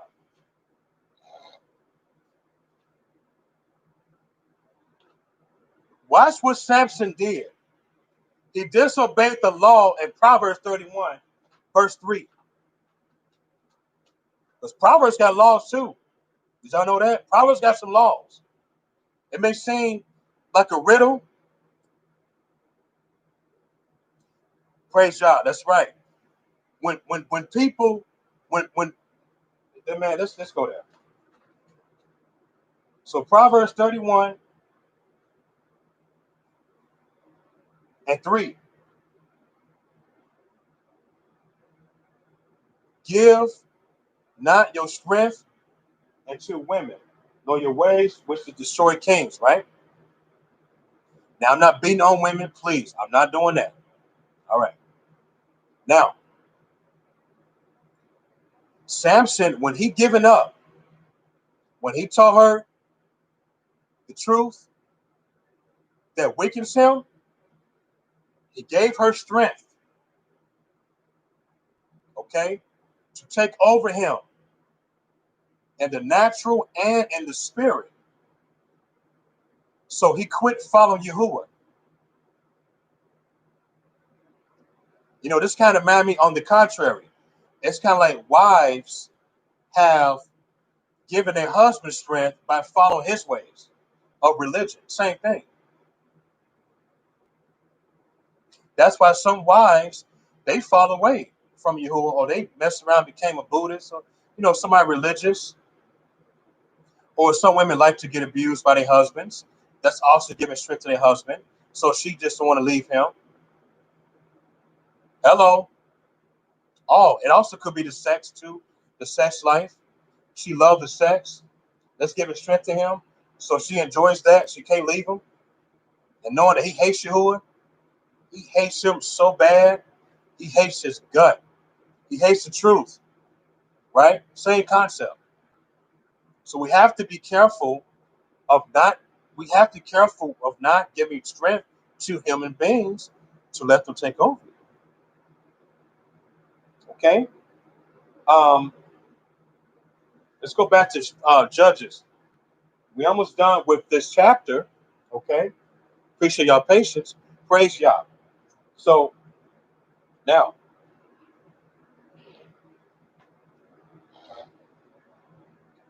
verse 21. But the Philistines took him, put out his eyes, and brought him down to Gaza, and bound him with fetters of brass, and he did grind in the prison house. It's funny, they put away his eyes. They probably took his thumb and squeezed it down. Squeeze, I want to do this myself. I need my eyeballs. I do it to me. They probably took their thumbs and squeezed it really hard to where it just, the eyeballs just got sucked into man, they messed my brother up. They messed my brother up, man. Okay? But this kind of man in the spirit, you notice how people, they try to manipulate you to get new ideas, what you see in the spirit. For example, we got people that they want you to see, they'll do with the eyes. I mean, they put his eyes out. They want people, you got people that want you to read only the New Testament scriptures. They say, they say, Jesus died for you. So we don't got to keep the Old Testament laws anymore. You know what? For someone else that's maybe new in the truth, Please agree with the old covenant laws as well. Agree with everything, because without the new covenant, excuse me, the new covenant cannot be written without the old covenant. It have a connection. So we got people that see things differently of the scriptures. But when people left truth, some people do leave truth to just get into all the New Testament scriptures. Real talk, man. I mean, people just some of you people tell you to don't even read the New Testament scriptures. People talk about getting your eyes plucked out. We gotta start letting people pluck our eyes out, man. We gotta have spiritual eyes open. Okay, you gotta read the whole book, Mister. Everything's the truth. The Mister books, everything. We gotta be careful of listening to anybody. That's why I tell people: ask people questions. Don't just fall for anything what people tell you. Ask them questions. That's why listen. I know I'm talking too much, but I can't help it. It's Shabbat, fellowship. That's why I always tell people, if you have any questions, email me, give me a call, whatever, because I'm one of those people that, first of all, I'm not part of any camp, not part of any group. When, when it comes to me loving people, I like to use the scriptures. That's it. If I don't know something, I don't know it. The point I'm saying that is because we have people, they pretend. Remember, I talk about pretenders, y'all. Be careful with these pretenders. Please be careful with these pretend. They pretend. They may know your question, but they lie to you. Please. When it comes to pretenders, these pretenders are great deceivers. They may know the truth, but they want to tell you. They may know it, but they don't know it, but pretend they do know it. They we we have to they pluck your eyes out, your spiritual eyes out. That's why we have to ask questions. Hey, if they don't know it, it's okay. But when it comes to me telling people, hey, if you have questions, email me. If I don't know your question, I don't know your question. If the spirit of y'all help me to research it, I will contact you back. You see what I'm saying? I mean, I had my experiences. People ask me questions. There was times I didn't know the answer. It's okay. In other words, we got people. They think because they have they carrying a staff and they have a certain appearance. Listen, I'm not listening, not against that, but them the people they think they know everything, that you can't even correct them. People, be careful with those people, man, because those people reminds me of. Um, let's stop here. Let's go to First Peter. Let's go to First Peter 5 real quick. These are people that they did wrong, and you can't even correct them. Have y'all noticed that? You can't even correct these leaders. They feel like they're God. Like you just there to listen to them. And even if they sin, they don't want you to say nothing to them. You can't say anything to them. You just can't. They look at you like you stupid, like you the big time sinner. But deep down, you trying to show love to that person. Like, hey, listen, brother. Hey, there's no offense. I'm gonna show you scripture. You did something wrong. They don't want to take that too much.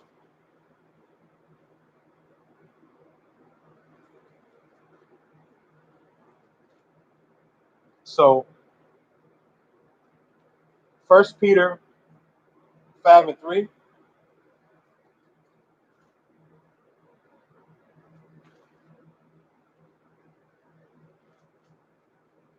All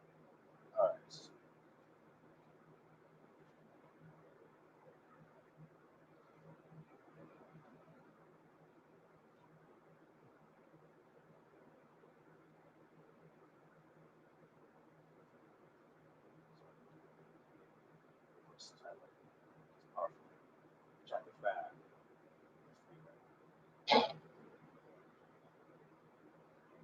This says in First Peter 5:3, neither as being lords or wicked leaders over Yahuwah's people, heritage of people, but being examples of the flock, right?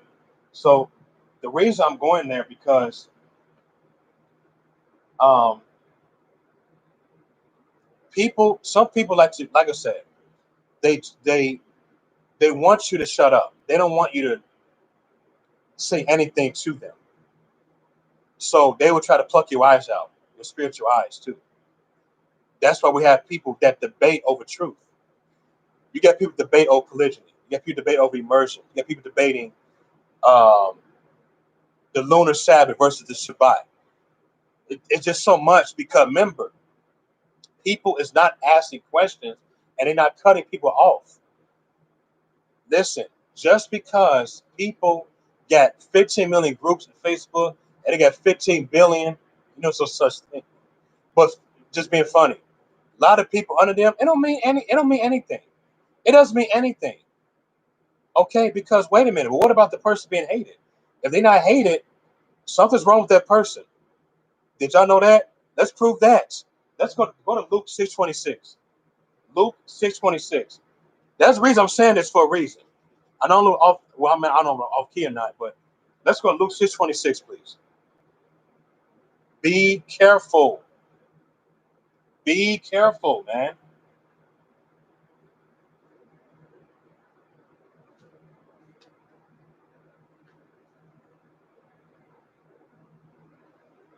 Woo! Praise y'all.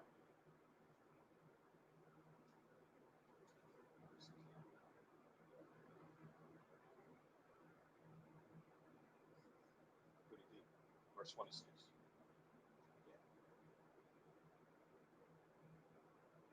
It says, "Woe unto you, right? Woe unto you when all men, including women, men, women, shall speak well of you." Okay? For so did they dance to the false prophets. Are y'all getting that? So when people is not, listen, when people is praising that leader, nobody have nothing wrong to say to them, and they're not getting persecuted, please run away. Run away. Okay. Let's go back on focus.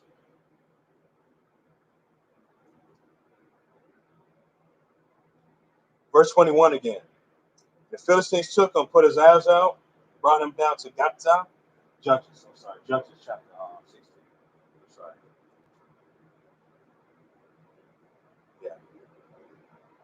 And he did grind the prison house. Howbeit, the hair of his head began to grow again after he was shaven. Then the lords of the Philistines gathered them together for to offer a great sacrifice unto Dagon, their God, and to rejoice, and said, "Our God has delivered Samson, our enemy, into our hand." Okay, so once again, this reminds me of people today that think you are an enemy because you left the group, you learned something of scripture, not group.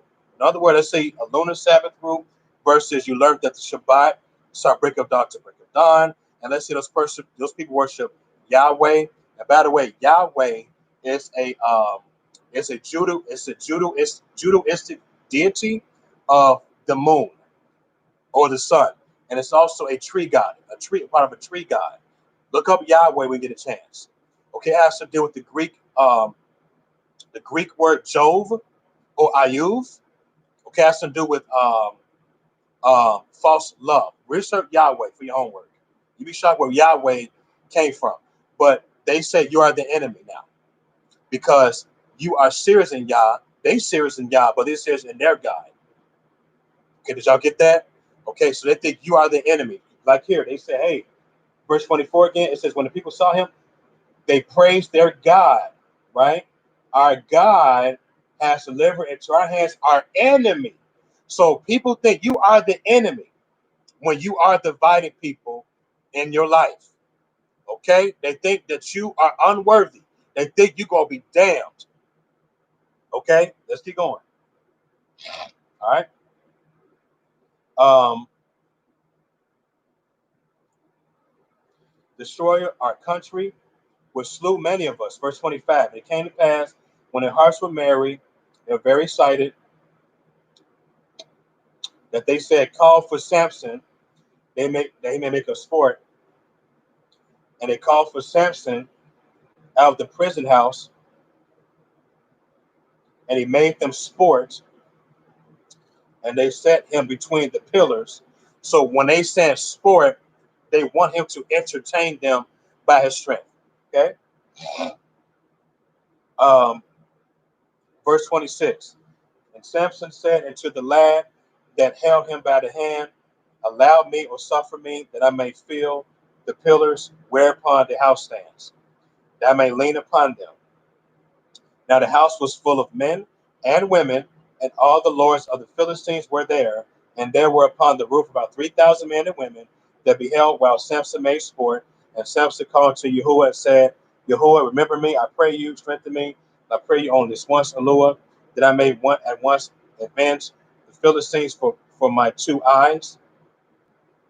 And Shimshon took hold of the two middle pillars which upon the house stood, and on which it was borne up of the one which is right hand, on the other which is left.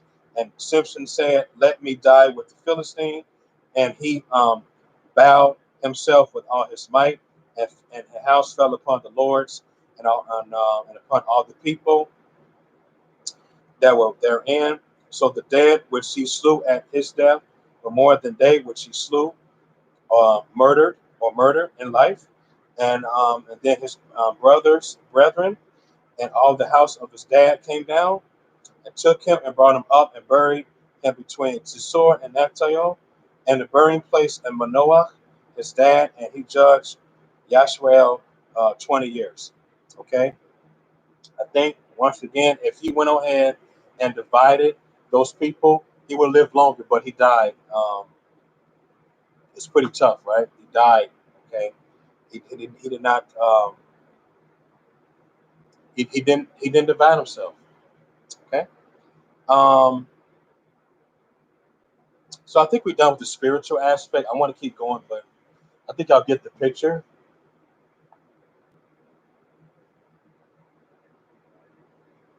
Sorry about that, y'all. So we're going to deal with families, and then we're going to deal with um,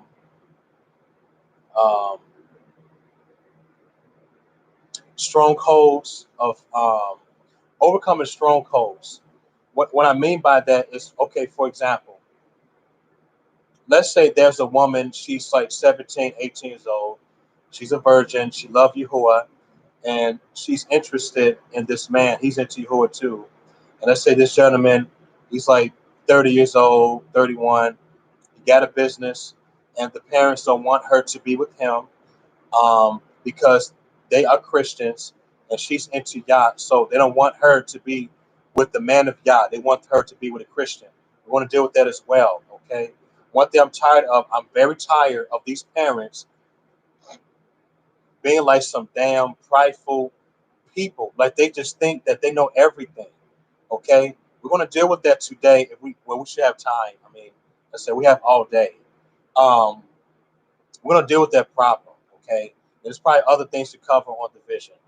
So let's go to a well-known chapter, um, Matthew 10. Matthew chapter 10. I think it's a good way to start. Matthew 10. Okay. We're also going to be dealing with, can you even cut off your children? And it may be hard for some people. I understand. But remember, the truth is raw and uncut. Okay. I don't sugarcoat truth. I don't like sugarcoat truth. But can we cut off our children? Earlier we just read in what, Ezra, um, chapter 10, that they left their families, they left their wives, and left their children. Now I'm not saying if the children want to visit daddy, and to obey dad, that's different. I'm talking about children that we divide that want to cause grief in our life all the time. That's what I'm saying. Okay, what grief? Let's say the child is a gangbanger. He learned gangbanger in some people's lives from his rebellion. So he's 15 years old. Every time he want to see dad, he want to eat everything off his refrigerator, and then he want to sit there and ask him, "Dad, give me a PlayStation." He's like, "No, I ain't get no damn PlayStation. What about your obedience, son?" And he arguing. That's what I'm talking about. Can we do that? Can we divide our children? Can we divide rebellious older children? Matthew 10, right? Matthew 10. Let's go to Matthew 10. So So this is the physical. It might be a little spiritual parts in this. Okay, we dealt with relationships in the spirit. Okay, Ezra chapter 10, Judges, we dealt with that. Um, First Kings chapter 11, we dealt with that, right? Dealt with the examples of what happens when we do not divide our wives. Okay, when we do not cut them off. Wicked women, right? So, um, on the contrary, husbands. Either way. Now, so far, man, I agree with me on that. That's okay. So Matthew 10. Um, let's go to let's go to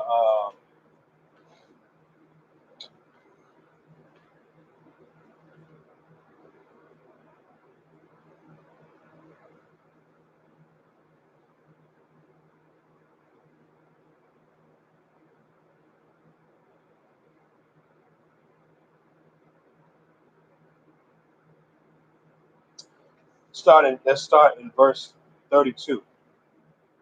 32.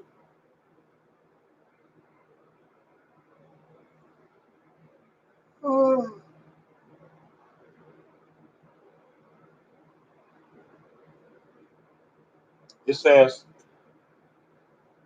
"Whosoever therefore shall confess me before men, him will I confess also before my Father which is in the firmament," quote unquote heaven. Okay. Now we know confess means you agree, immersion, you confess that you agree, risen the Son of third day, you know that it's truth, right? You live right. Then it says in verse 33, "But whosoever shall deny me before men, him will I not will I also deny before my Father which is in the firmament." Okay, so we know deny means to give up, to change your mind, to um, break the vow. Okay, so keep in mind, fellas, when people come to Yah, you made a vow. You got to be part of a covenant. You're part of the contract. Okay, so keep that in mind, right? You broke your vow when you deny Him, deny the Father, right? And deny His Son too. Think not that I come to send peace, verse 34, on earth. I came not to send peace, but a sword. So you notice my title, it says sword right there. Okay? Sword is based on a few things. Judgment, judgment, consequence. Okay? Um, Lack of privileges. You don't have any privileges of Yahuwah. I mean, He's not going to favor you. When you are divided by the righteous, don't get me wrong, Yahuwah do still take care of people, okay, with basic things like food and water, you know, juice, your beer, not getting drunk, whatever, um, wine, um, not getting drunk. Don't want to make it corrupted, okay? Because I drink a little beer, I don't drink a lot of beer. I mean, fruit beer, like Seagram's wine, okay? He'll favor people with that. That's Matthew 5:45. He said, "For He'll reign on the just as on the unjust." But what I'm saying is, Yahuwah will not give you salvation when you are divided by the righteous. Okay, that's what a sword is. Okay, I do understand. We love our family so much. I get it. I understand that we will break our necks for our families. But what if I say we break our necks for Yahuwah instead of our families? Now, let's go to verse 35. "For I am come to set a man or a woman at variance against his dad and daughter. Uh-oh, they got daughter right here. Uh-oh, against her mother. Uh-oh, and daughter-in-law against her mother. And you know what? I get where he's coming from. This also means sons. Sons-in-laws too. Verse 36, and a man's foes or enemies shall be they of his own household, right? Verse 37, he that loves dad and mom more than me is not worthy of me. And he that loves son or daughter more than me is not worthy of me.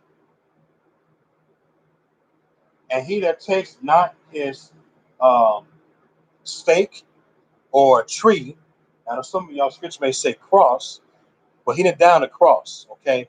That's the teaching itself as well. I will get on that in the future. Did Yahusha die on a tree or did he die on the cross? Or okay? Uh, Tree or statue, or did he die on the cross? We'll figure out in the future. We'll get on that. You're willing. And it says it follows after me, it's not worth of me. And matter of fact, when it's talking about carrying the tree or the stake, that's talking about sacrificing your life every day for the Father. Yeah, that's talking about letting your body a living sacrifice that is acceptable and perfect will of Yah, which that's part of the book of Romans. Okay, let's stop there. Let's go to Romans 12 real quick. It's gonna be deep. It's gonna be high. If y'all can hang in there, okay.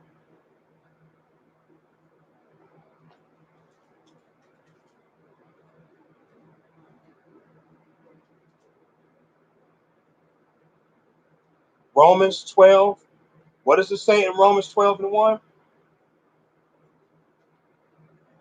I beseech you, therefore, brethren, by the mercy of Yah, that you present your bodies a living sacrifice, set apart, acceptable unto Yahuwah, which is your reasonable service.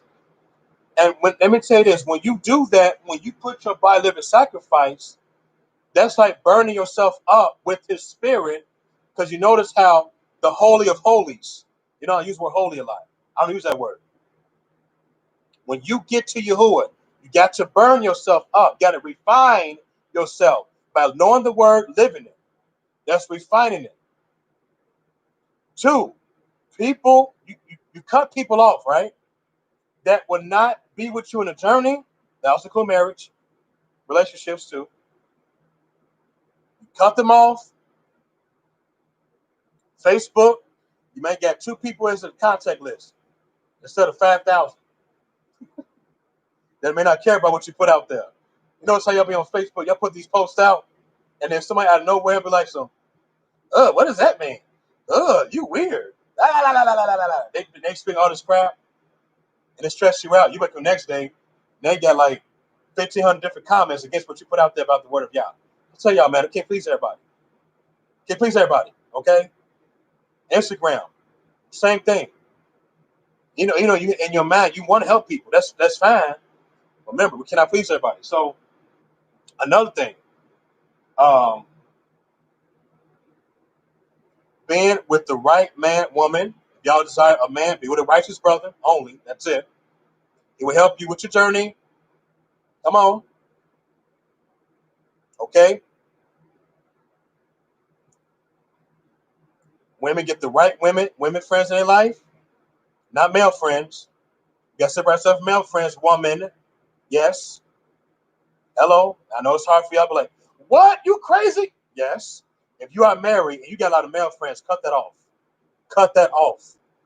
You got to value yourself against men like that. Don't let us come in your home while you're alone, your husband ain't home, and you trying to bring him over, trying to preach to him. Y'all mess around and fornicating. Stop. Have women friends if you married. Now, if you ain't married, that's on you. Be careful though at the same time. Don't try to allow male friends to be single. Okay? Also, dealing with breaking hearts. Hello. When you are burnt up in Yah, remember the scripture says in Hebrews 12:29, Yahuwah is our consuming fire. His spirit is fire. It's fire, the word. It heats up.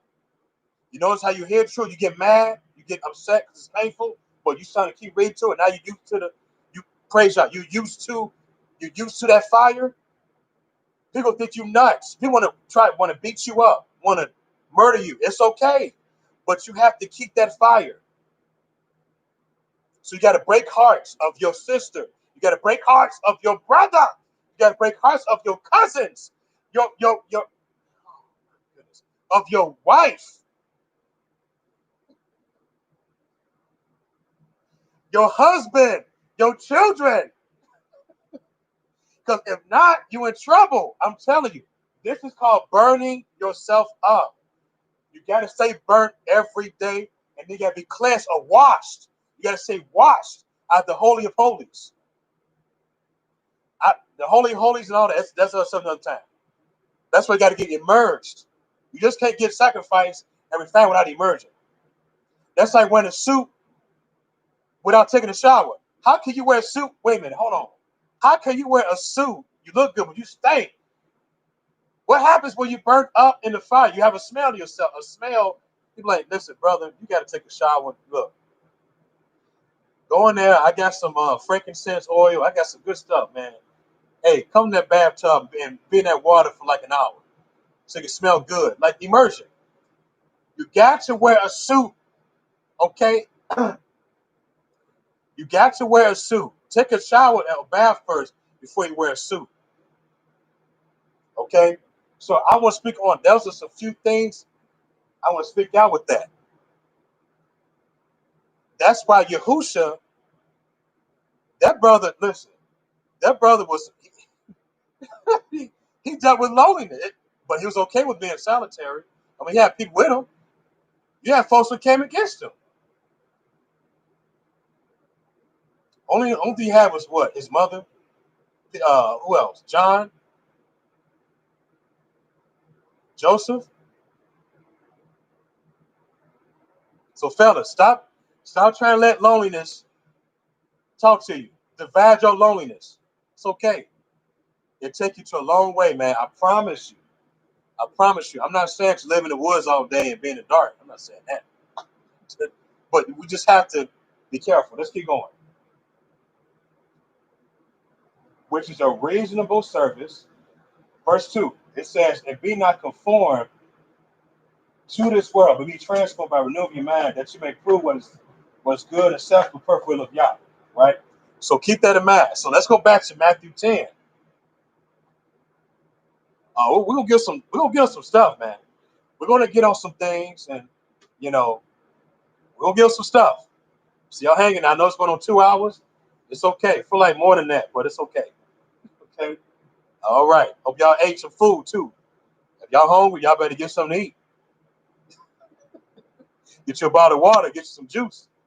Get some wine with some apples, some oranges, a cheeseburger, warmed up cheeseburger off the toaster oven. Okay. All right. Let's go back. So we're going to start over. We're gonna deal with some problems. We're gonna take our time. So we go back to verse 34, right? Let's stop here. Let's go to Leviticus chapter 11. We're going to go through some stories as well, okay? Some fun stuff. So y'all get a clear understanding, okay, of what Yah want us to do, of why He wants us to divide people out of our life, okay? She said no cheeseburger, right? That's right. It's no cheeseburger. All right. So let's go. Let's go to Leviticus chapter 11, and let's go to verse 44. All right, verse.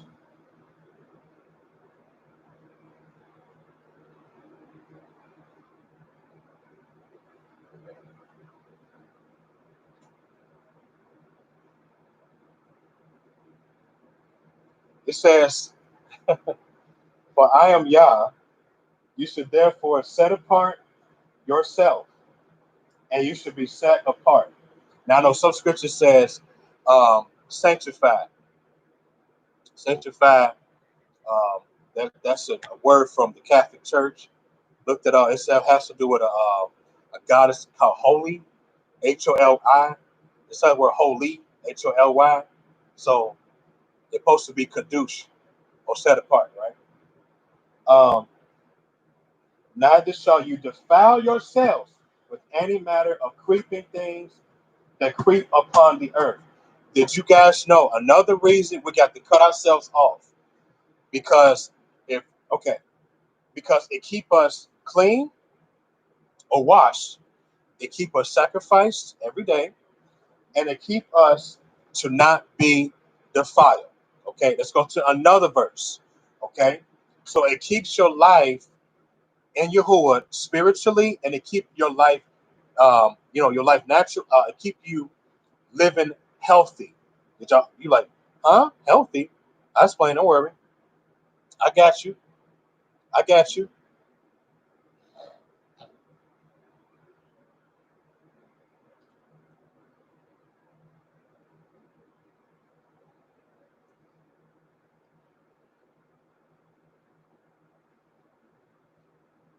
Um,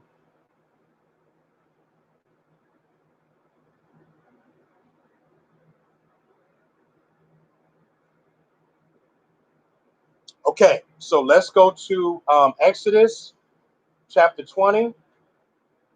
So this is about the Sabbath. So man, we're dealing with dividing family.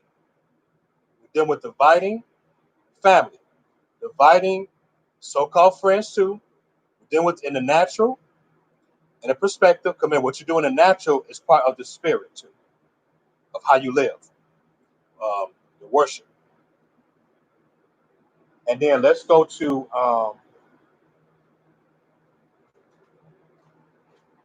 Exodus 20, verse 8 to verse 11. Okay, Exodus 20, verse 8 to verse 11. It says, remember the day of the set apart Shabbat, 6 days shall you work and do all your work. Now, I know some folks work 4 days, but what he's saying right here, the most we can work is 6 days and 6 nights. That's a limit. That's so it's not saying for us to just work 6 days. For example, I'm laid off. Okay, I'm laid off, but we good. We financial help. We got plenty of financial security. We all right. Not to boast like that, but I'm just saying. Um, Even though I work on other things, like I teach my woman, teach her. I mean, I do other things beside my job. Okay, so it's okay. Um, 6 days you work and do all your work, but the seventh day is the Shabbat of Yah, your Shabbat of Yah, and you should not do any work, you nor your son nor your daughter, your manservant, maidservant, cattle, stranger that is within your gates. 6 days Yahuwah made this firmament, earth, sea, and all that is them is, and rested the seventh day. Wherefore Yahuwah favored the day of Shabbat and kadushed it. So now, y'all may be like, what are you talking about, buddy? What are you doing? Let me explain it. Let's say, because I like to use a lot of examples or parables so people can understand. I like to use it a lot. Let's say I live with my mother, and let's say I got $10,000 in my account. I can get an apartment, or get a house for down payment. This probably pay taxes by the Rothschilds or the Jews, but that's another time, another day. But you never own a house. But anyway, my mother decides to watch pornography. You forbid. She watched porn, and I'm living with her. Imagine. Now, I say, hey, mom, can you cut that off, please? But I'm not looking at the TV. She said, I ain't cutting that off, son. This is my place, right? You ask yourself this question: whose fault is that? Mom's or your fault? It's mom's fault. Even I live in her place, and let's say my mother has brung um, two male friends over there, and those male friends are doing threesomes to my mother. You forbid, in her bedroom, and the guys just got through finishing doing that, and one of the men come to me and be like, "Man, what you doing keeping this Sabbath day, brother? Don't keep the Sabbath day." I said, "Brother, first of all, get out of my face. I do what I desire to do what's right." And I mistakenly argue against him, knowing that we are not to argue on the Shabbat. Are y'all feeling me? So it's better that I got my own place to keep the Shabbat. Because it says, right, what does it say here? Know your stranger. Well, mind you, I messed around and got too comfortable or live with mom. I'm supposed to get my own place. Do y'all get that? Now, this may sound a little challenging what I just said. Because remember, keep this in mind. If you have your own place, you are responsible. You keep it in Shabbat easily. But when it comes to your parents and you got enough money, it's better for you to leave anyway. Get your own place. Because it said, once you, let me read it again. Listen, listen, listen. But the seventh day is the Shabbat of Yah, right? In it, you should not do any work. You, your son, your daughter, manservant, maidservant, the stranger that's within your gate. Okay, y'all got it now. I know y'all got it. So that's why it's better that I divide myself from my mother and get my own place, right? My mom be like, son, where you, what? Wait, you got your own place? Son, you too young. I'm like, mom, I'm 30 years old. What are you talking about? No, but son, I'm your mother. Stay here now. Stay here now. I said, no, mom, I can't do this anymore. I got to keep the Shabbat. No, stay here, right? My mother grabbing on me and pushing me and stuff. And I say, mom, please, let me go. Please. But she finally let me go. You know what's funny about that? You got some family who put your hands on you when it comes to the truth. Have y'all been to that experience? I have. Especially in the Shabbat. They don't care about the Shabbat you're doing. They will argue down on Shabbat day. That's why I tell people, get your own place. Especially when you're interested in a woman that's into Yahuwah, get your own place. Please. Don't let your woman live with your mom's place and she's doing the truth and you trying to live with mom or dad or stepdad or stepmother and they don't want to keep the Shabbat and they ain't your place. Get your own place. See, that's called breaking the heart. When a man get his own place finally to keep the Shabbat, mom quote unquote love her son, but he really don't love her. I mean, she don't love him. He got his own place. See, that's part of dividing yourself from against your mother or against your family because you want to keep the journey of Yah. So that's why I have to go this chapter to give y'all an insight that for those who are listening, like those who will listen later, whatever, for those who are maybe young, maybe between ages of 17 and 25, you live with your parents, maybe um, they may be abusive, they may be going through some problems. Either two things: you got enough money, a brother, live with another brother that's into you. Now I know a lot of folks ain't doing that because we got people that's selfish. I don't know why. Or sister, if you got enough money, live with another sister, okay? Or live with a brother. If you're interested in him, live with him in his place to keep the Shabbat righteously. Okay, that's called dividing, breaking the hearts. It's okay. They're gonna hate you, but you got to make a move. You cannot just sit there all day and you think that you sit there and trying to be the light, and you've been with the light for so long. Now you're stressed out, and now you mess around. Um, you taking therapy because you're dealing with your parents with arguments almost every Shabbat, and you allowing that because you're not either leaving to be with the brother that you may like so much. Y'all been knowing each other for a year, and you don't want to live with him, or you don't want to live with one of the women, the sisters in y'all, roommates. Sometimes y'all gotta make a move, man. Stop trying to be with parents all the time. Stop trying to live with a roommate that don't love you and Yahuwah. Leave. Leave. That's all you have to do. When you leave, I promise you, Yahuwah's going to favor you more because you got a person that follows Shabbat just like you. Y'all got the same agreement, Yahuwah. The person taking care of you, she lets you use her room, she lets you use the bathroom. Y'all live like sisters. Is that hard to do? No. So we got to either be single or if you're in a covenant, we got to keep the Shabbat what it says here. Son, daughter, manservant, maidservant, stranger. Okay, let's stop here. Let's go to another example, a story, Anakum Yahu, chapter or Nehemiah, chapter 15.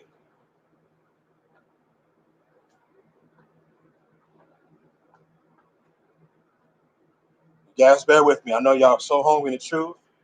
I'm doing the best I can, just not rushing things. Just like I said, get to witnesses, stories, scriptures about dividing. Okay, Nehemiah is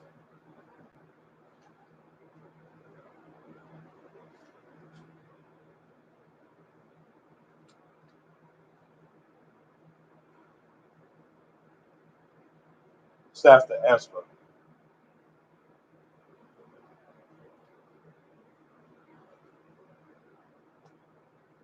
And let me say this. Let me say this, fellas. Um, when you keep the Shabbat, you are dividing your family. You are dividing so-called friends. You are dividing pretenders.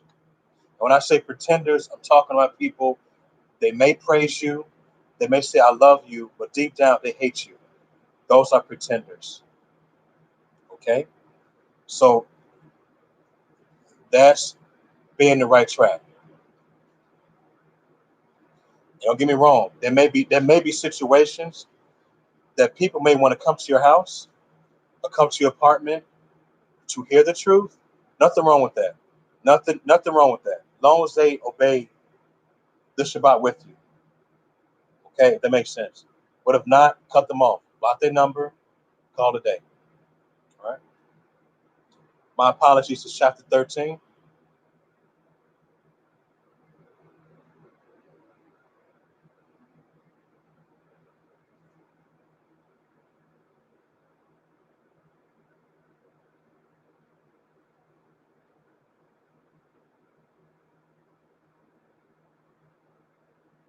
Let's go to chapter 13, verse 19, please. We'll start from there.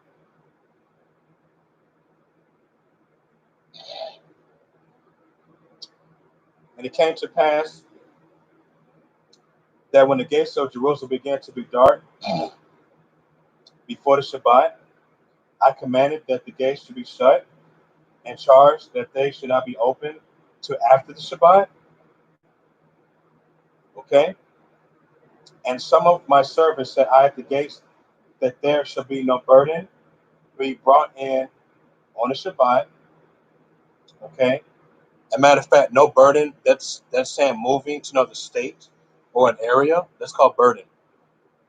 Carry heavy things, taking out the garbage, heavy trash. We're supposed to let that sit in the kitchen. Okay. They may ask, well, what about the smell? Okay. If it kind of stinks, just spray the kitchen. No big deal. It's okay. Just don't take the garbage out. Don't try to pick up couches like you Superman and don't work out in the gym room. Okay. That's called burdens. Carrying a burden. All right. Okay. And we are not to and let me tell y'all this too. When somebody trying to come over, leave your mom and dad, and say, hey man, help us to move, and you say no, they go get mad. It's okay. We cannot carry burdens. We cannot do that. Okay? Let them get mad. We already breaking their hearts. It's okay. We divide ourselves against them. It's called a sword. They talk about you all day. They keep talking about you for a long time. It's just funny how people are, man. People just talk about you almost every week. Have y'all noticed that? People even pray against you. Have y'all noticed that? That's why usually when I pray, I usually ask Yahuwah to destroy any curse words.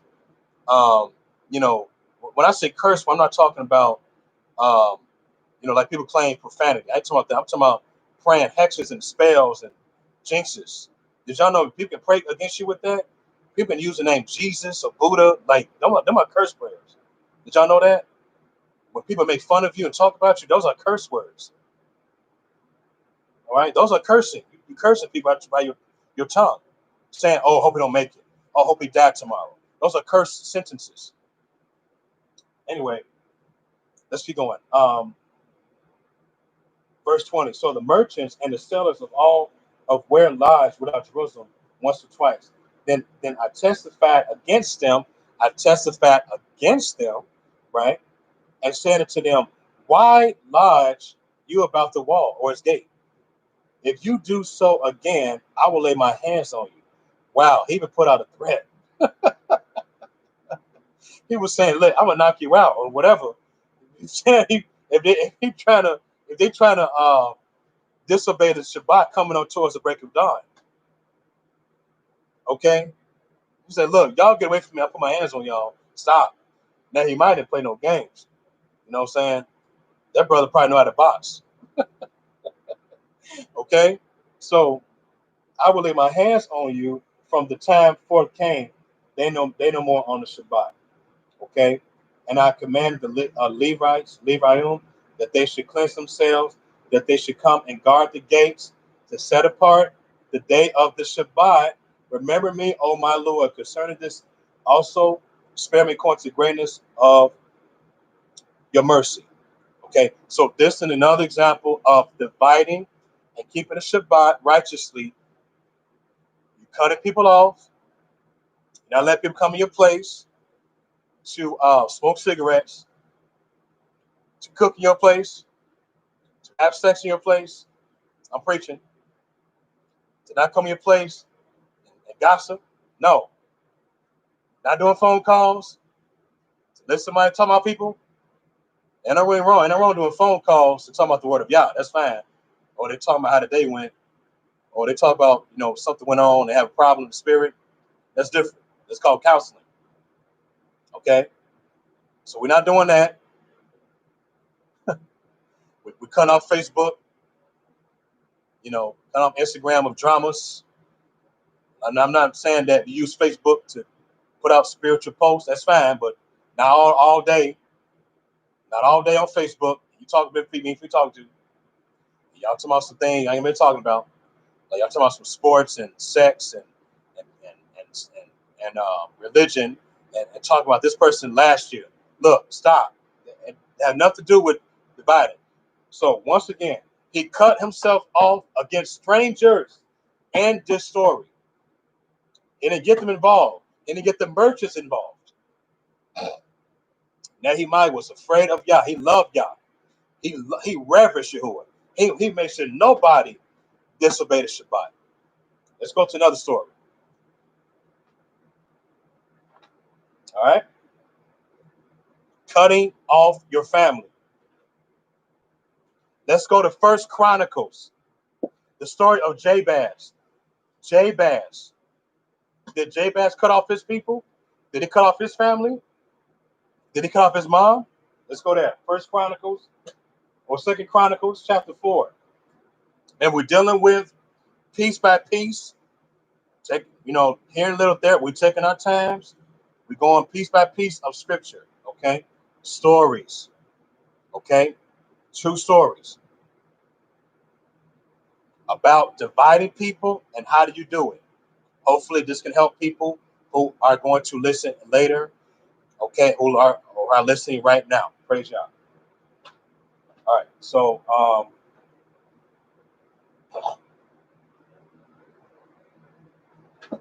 okay.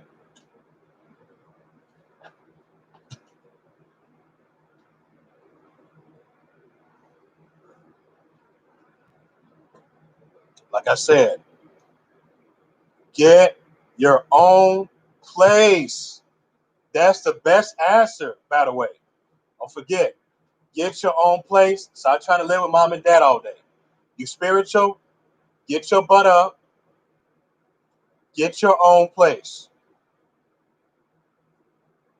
You got enough money in your bank account or got enough money in your jar? You better get your behind up and get you a place. Get you a place.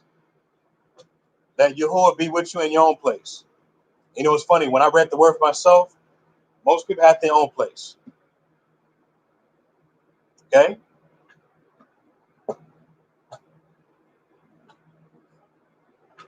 I'm looking for it right now. I think it's First Chronicles, chapter 4.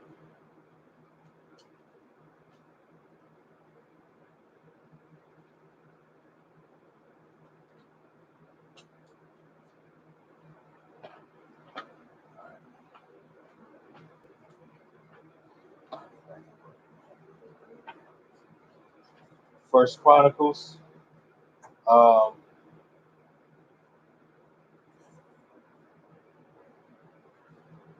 what's wrong? My bathroom?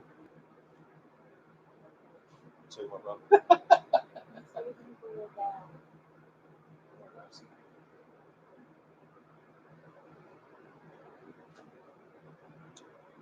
10:30.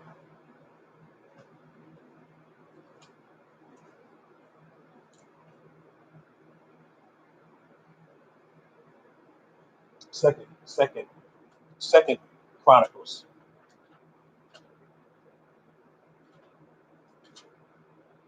I think. Let's see.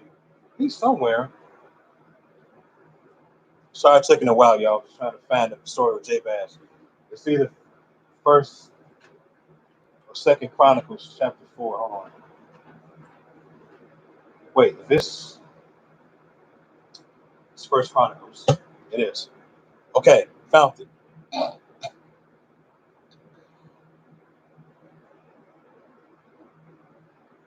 Let's go to First Chronicles 4, verse 9, right?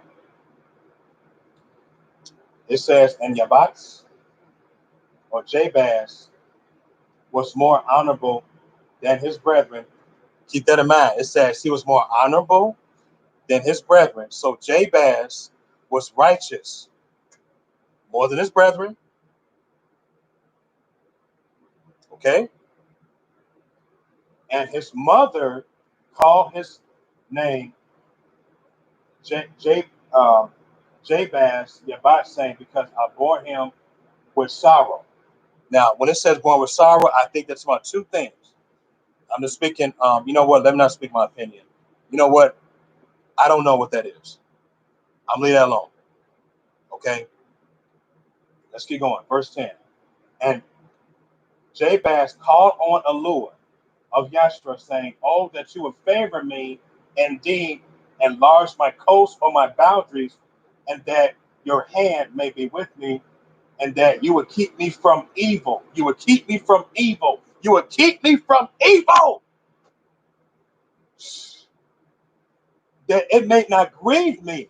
And Elua granted him that which he requested. Why did he pray on that? Because Jabez either didn't have enough money, Jabez want his own place. Let's look up the word boundaries and see what that is. So Jabez was probably bullied by his brothers. He probably was abused by his mother. Anything could have happened in his life. He said, look, Father, can you please free me? Father, I want to please you, but I'm with my mother. I need my own place. I need you to help me. How many of y'all feel like that? Well, y'all feel like y'all child live with parents. Y'all know y'all go through some doo-doo all the time, bull doo-doo, and y'all tired of people. Listen, y'all tired of your brothers and sisters, cousins, mom and dad, trying to argue y'all down over y'all following Yahuwah, and y'all want to leave so bad, but you ain't got enough money. That's why I say they call a brother to live with him as a roommate or sister. If you like this guy, you you you you know y'all been knowing each other for like almost a year. Live with him. What's wrong with that? Or live with some feminine women. Live with some set apart women or woman. Simple. That's why the scripture says in Romans 12, it talks about Romans 12 verse 13 or between 15, it says show hospitality one to another. You see that? That's also saying letting a fellow man, okay? Now I'm not preferring that if you marry and let another brother live with you while your wife is there. I'm not talking about that. That's the problem. The man gotta get his own place. Okay. Um, that's not safe. Okay. But it's different. The brother, lived alone and he got his own place righteous. He let a brother live with him, another righteous brother. If the brother was poor and he don't know Yahuwah, he want to learn Yahuwah, that's also fine as well. Okay. But anyway, um, let's go to let's go to boundaries, right? Boundaries or coast. So it's the same thing, right? I really hope y'all getting this. I really hope y'all getting this. Boundaries,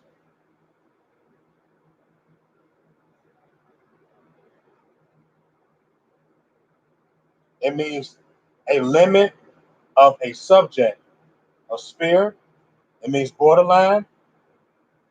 Um, it means an area. Okay. It means overcome a time of limitation. So when he's talking about enlarging his coast or boundaries,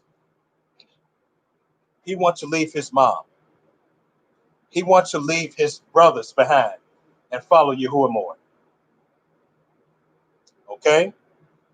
Let's read again. Let's read again, right? Verse 10. Jabez called on the father, his father, Yah, of Yashrael, saying, oh, that you would favor me indeed, enlarge my coast of boundaries, and that your hand might be with me. See that? And that you would keep me from evil, man. You see that? Okay? That it may not grieve me. In other words, that it may not upset Jabez so much. They'll make him feel guilty. You see what I'm saying? You see why it's good to get your own place? You see why it's good to do what I tell you to do? Live with a brother. If you with your parents and you trying to keep the Shabbat, you can't keep it. It's hard to keep it. Live with another brother. Okay, don't live with a woman. Please don't. Let's give it to a woman. Live with a man. Okay, because y'all supposed to get your own place, man. Get your own place. The Badger family, the bad so-called friends.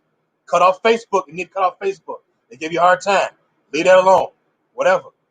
As long as you fine. Live, get your own place. Okay? So he favored him. Yahuwah favored him. That's what he did.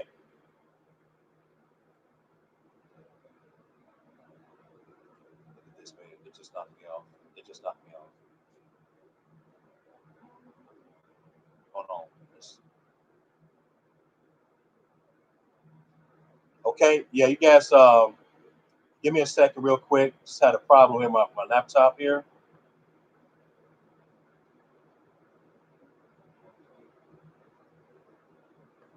Give me a second, guys. See the enemy is so upset. Hold on. I had all this stuff just came to our laptop just out of nowhere. Give me a second.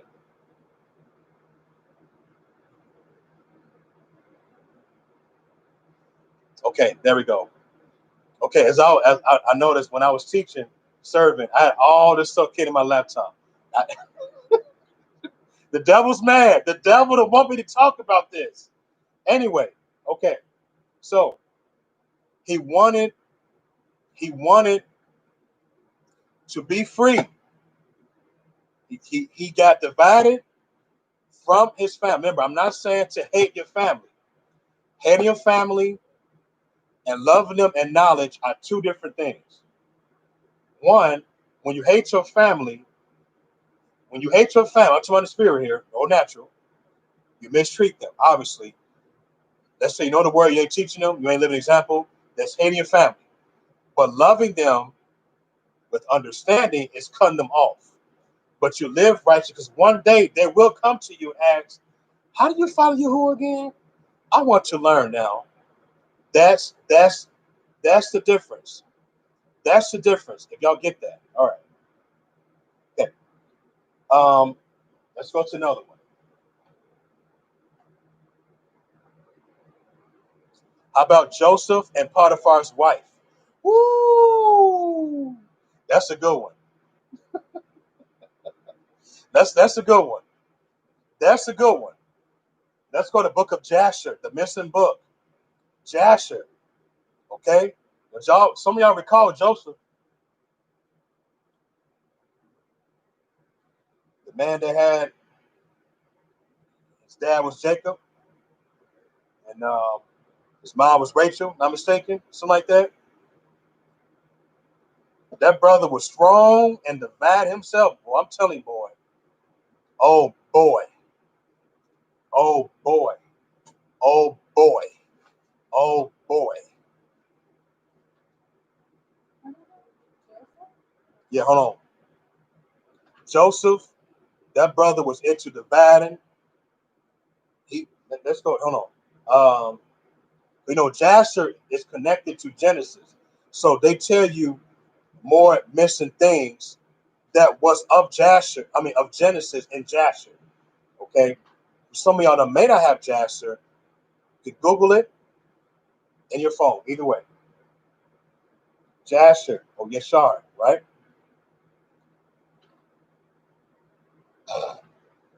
Joseph, Joseph loved Yahuwah so much. That brother loved Yahuwah so much, man. Okay,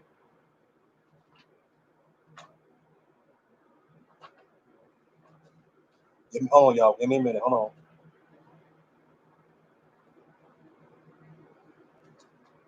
All right, good. I just swear it's okay.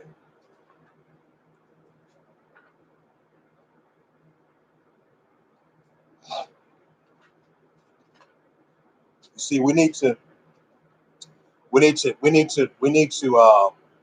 have mentality of Yahusha, man. Joseph act like Yahusha.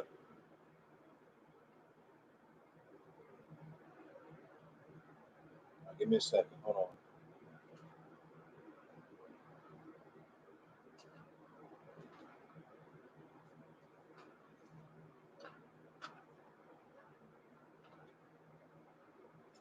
I think I highlighted it.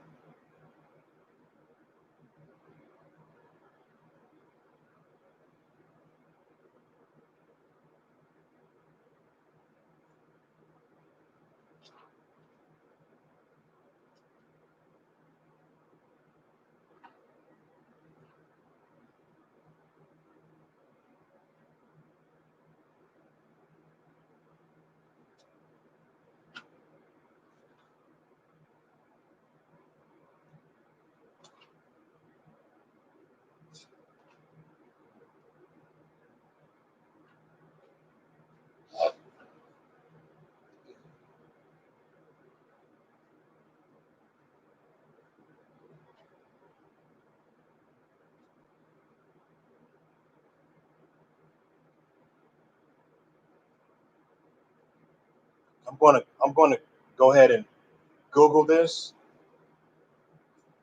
because I ain't studied Josh in a while, so sorry. So I'm gonna go ahead and Google it. Um, Give me a second, guys. Uh, Potiphar's Potiphar, Potiphar's wife and Jasher.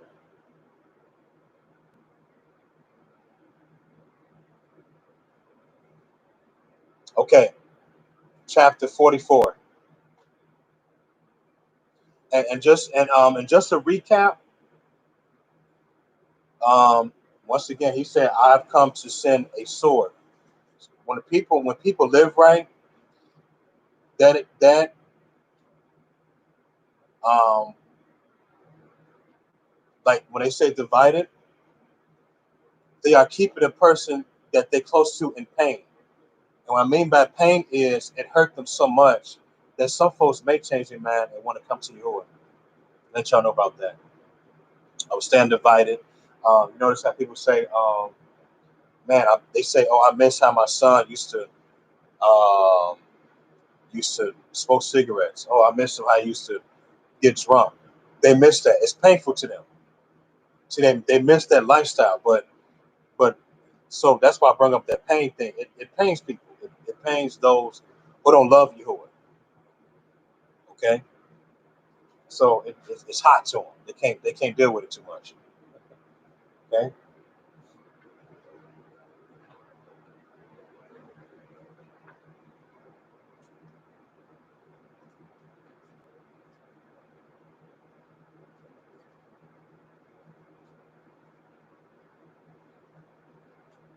chapter chapter. Okay, so it's gonna be a lot of reading. So please be patient. Chapter 44, verse 6. I like that too. This is a very good story, by the way.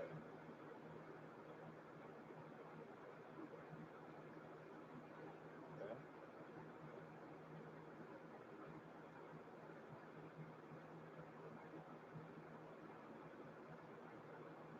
Just making sure this is correct. Yeah, it is. Okay. It says in verse 6 in chapter 44 in book of Jasher, and Potiphar said, "Bring him before me, and I will see him. And if he please me, I will give unto you that which you may require of him." And the medium, the median went and brought Joseph and placed him before Potiphar, and he saw him, and he pleased him exceedingly. And Potiphar said to him, "Tell me what required for this youth."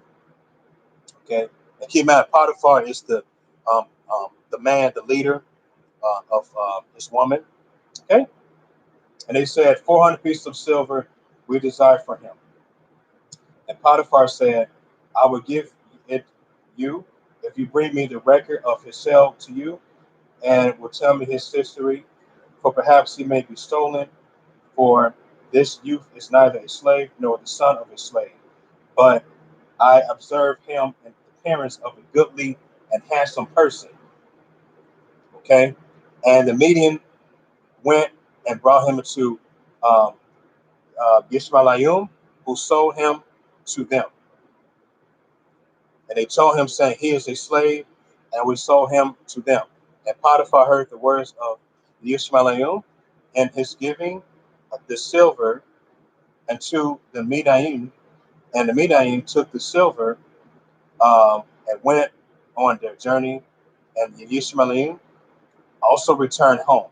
And Potiphar took Joseph and brought him to his house that he might serve him. Okay. Joseph found favor in the sight of Potiphar. And as a matter of fact, I want to say this: when people when you stay divided and you please Yah and you cut people off, Yahuwah's going to favor you in such a way you didn't even ask for it. He will favor you with better people in your life. He will favor you. I mean, it's so special. Okay, he will favor you much more things when you stay divided regarding of Yahuwah. You cut people off your life. All right. Um, Read verse 11 again. And Potiphar took Joseph, brought him into the house, they might serve him. Joseph found favor in the sight of Potiphar, and he placed confidence in him and made him overseer over his house. And all that belonged to him, he delivered over his hand, into his hand. And Yahuwah was with Joseph. So keep that in mind. He was with Joseph, right? Um, and he became a prosperous man, okay? And Yahuwah favored the house of Potiphar for the sake of Joseph. Okay, that's good. You see that? All right. Um, and Potiphar left all that he had in the hand of Joseph, and Joseph was one that caused things to come in and go out. Everything was regulated by his hope in the house of Potiphar. Joseph was 18 years old, a youth with beautiful eyes and a comely or beautiful appearance, and like it to him was not in the whole land of Egypt or Mitzrayim. And at that time, while he was in the master's house, going in and out of the house, and attend his master, Zalika, his master's woman. Now you know the name. Her name was Zalika. Zalika was her name. Okay, or Etzlaka. His master woman lifted up her eyes toward Joseph, and she looked at him, and behold, he was a youth comely and well favored, and she covered his beauty in her heart, and her soul was fixed upon Joseph. So in other words, this woman was like a hoe. She listen, she's married, and now she got a desire of Joseph too. Let's keep going, right? Um, she looked up at him, and behold, he was a youth and kind of well favored. Okay. Um, and she covered his and she coveted, coveted. The word covet means desire to take something from somebody else through manipulation or through extortion or through exploitation. That's what covetous means. Okay? All right. And she coveted his beauty in her heart, and her soul was fixed upon Joseph, and she enticed him day after day. Okay? Um, and Islakha or Zalika persuaded Joseph daily, but Joseph did not lift up his eyes to behold his master's woman. Did y'all hear that? In other words, Joseph divided his wife from him. Okay? He did not even go out with her. He didn't even drink with her. He didn't even cook her anything. He didn't do anything to her. Nothing. Okay? Verse 17. Zalika said, how goodly are your appearance from and form. Surely I have looked at all the slaves, and have not seen so beautiful as a slave as you are. So she's speaking all smooth to him, right?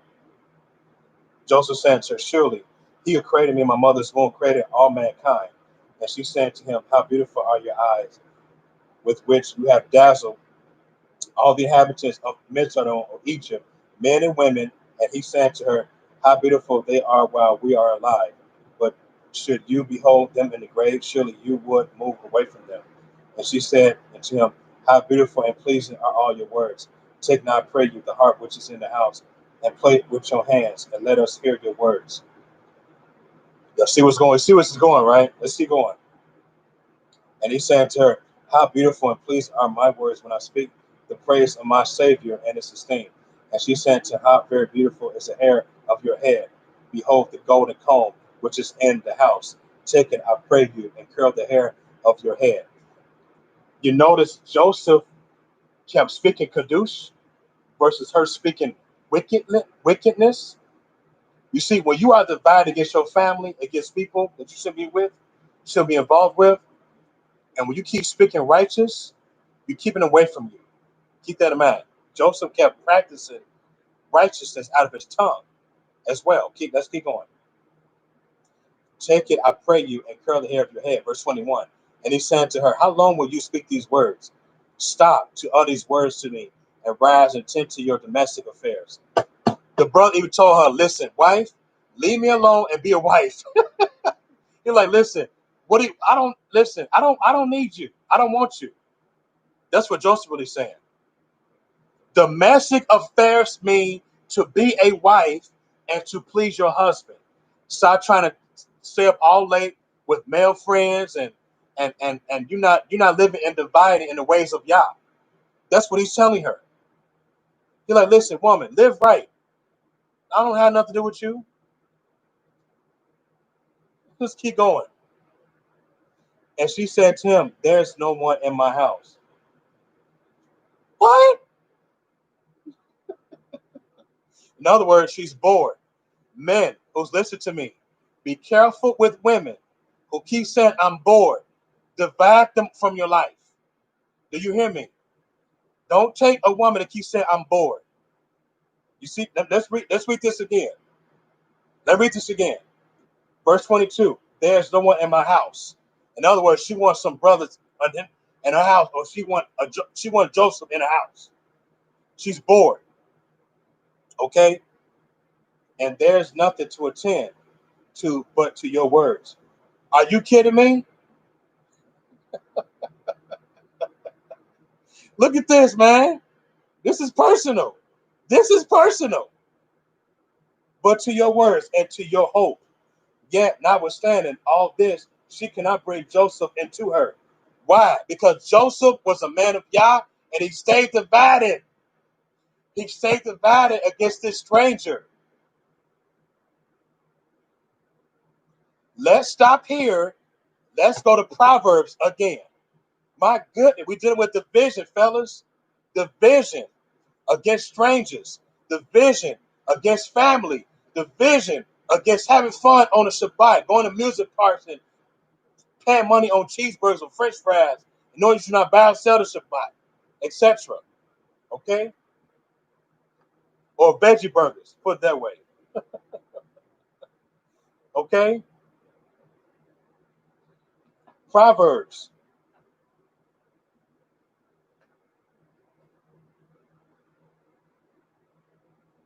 That brother stayed divided, boy. He stayed divided. That man Joseph, I'm telling you, Yahuwah was pleased with that brother. And I bet you money, I bet you that woman was fine as hell. You know what I'm saying? They're like, listen, listen. I don't care how fine you is. I don't care you got nice feet, nice, nice breasts, legs. Listen, I'm not going for you. You got a man. I ain't going for it. Joseph, Joseph did not lust after the beauty of a woman, like it says in Matthew 5:28. Thou shalt lust after a woman. No, he said, if you lust after a woman, the beauty of your heart, a woman that's in the covenant, you commit adultery already in your heart. So he didn't do that. Come on, he didn't even ask for a phone number. He even asked her to connect to to Facebook. They didn't have Facebook at the time. Okay, so let's go to Proverbs real quick. Chapter 4.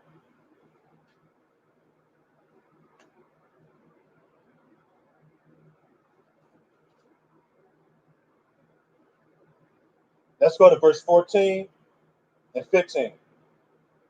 It says, "Enter not in the path of the wicked, and go not the way of evil men." This also refers to women. Like a woman, she's married. Don't go for a pal. Don't have sex with her. Don't kiss her. Don't give her a damn hug. For real, because you never know what spirit you got on that woman. Did y'all know that? Listen, listen, man. I know some folks hug the man's wife for a long time. Don't do that because you never know what spirit you taking out of that woman. I know it's tough. We got to be careful when we deal with a man's wife. It's better to give her a handshake or a fist pump. That's it. Or say, "Hey, how you doing?"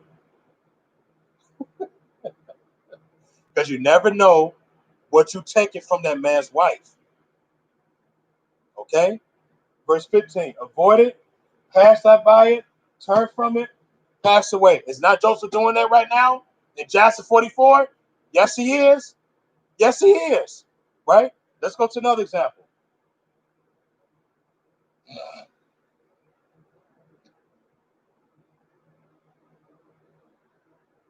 Let's go to Proverbs. Let's go to Proverbs 1, verse 10. We're dealing with division. These are division scriptures. My son, if sinners, or my daughter, if sinners entice you, don't agree. I'll read it again. My son, if sinners entice you, consent not or don't agree. So those who stay divided, they never agree what they find what to do. That's against Yahuwah. They keep them cut off. Okay? Let's go to another one. We ain't done yet. Hold on. Let's go to Proverbs 7. Come on now.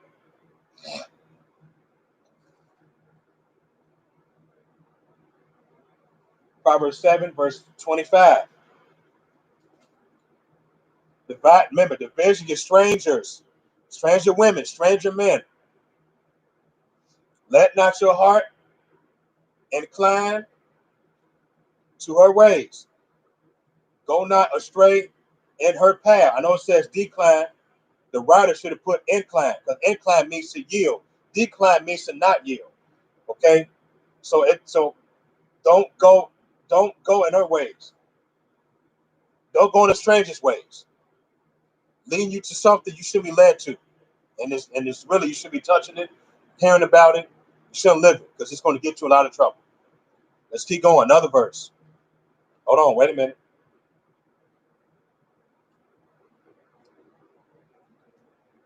Um,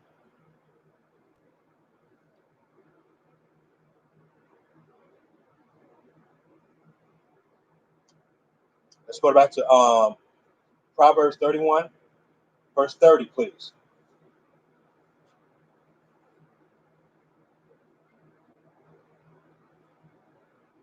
Favor is deceitful, beauty is vain, but a woman that fears Yahuwah should be praised.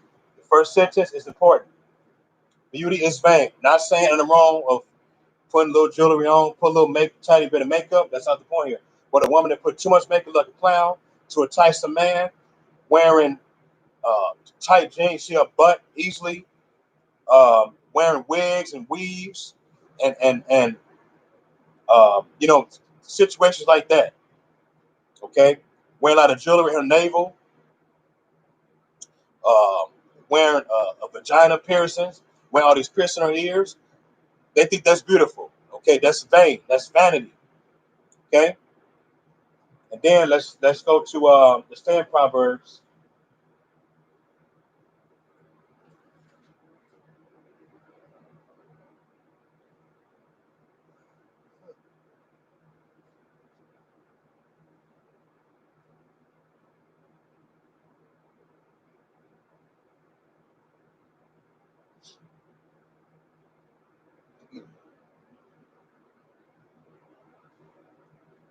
Hold on, let's see here.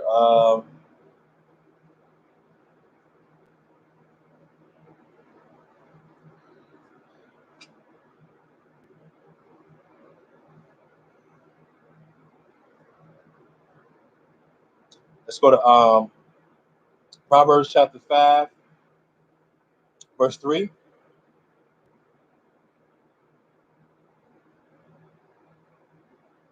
says, for the lips of a strange woman or man, same thing, um, drop as a honeycomb. Her mouth is smoother than oil. Did not just read? For example, Jasher. She kept praising him. Um, um, she wanted to manipulate him to adultery. That's why, brothers and sisters, beware when people praise you right away of your feet, your hands, your breasts. Run away from them too. That's dividing the stranger. Be careful with that. Okay, there's a way of doing things when not saying that later on, if it's a woman, you praise her, like you praise her toes and face. That comes a time to that. But when you just knowing somebody, please avoid from against them. They're trying to get you to be enticed to fornicate. Okay, same with brothers, same thing with men too. All right. Um,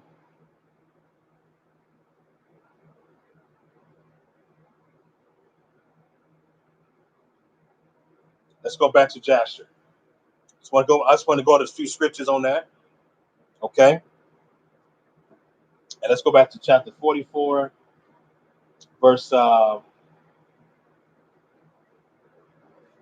22, 22 again. Okay, a lot of reading, but bear with me. Okay,